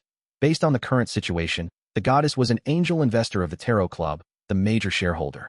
Audrey nodded slowly and suddenly smiled. I was just thinking about what you could be mumbling inwardly when you answered allies at the moment. It must be interesting, just like when we were exploring Live Seed. Lady, a psychiatrist isn't suited to joking with a patient on such matters. Is it because we've been chatting for too long in the past half year and have become much more familiar with each other that you've revealed your true nature? Please show some respect to this adventurer in front of you who is famous for being cold and crazy. Yes, I have to say, the spectator pathway's ability to adjust their own emotions is indeed impressive. It was all Leonard's fault that time. Klein was first taken aback before he pretended that nothing had happened as he leaned back into his chair. Let's begin.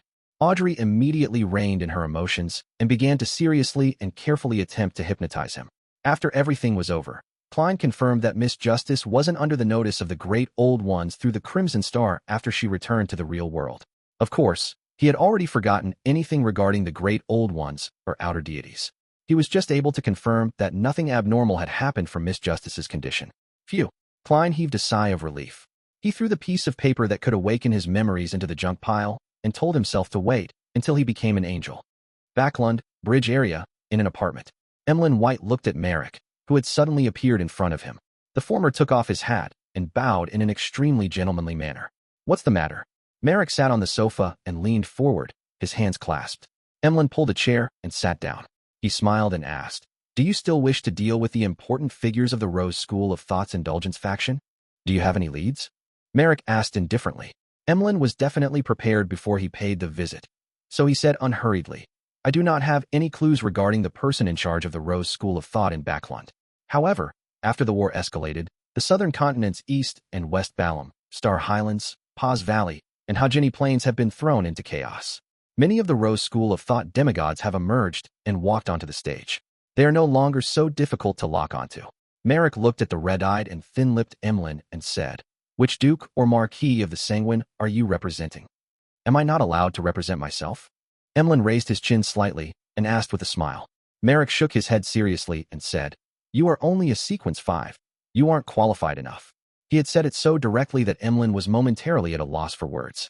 One quote from a leading figure of modern Chinese literature, Lu Sun.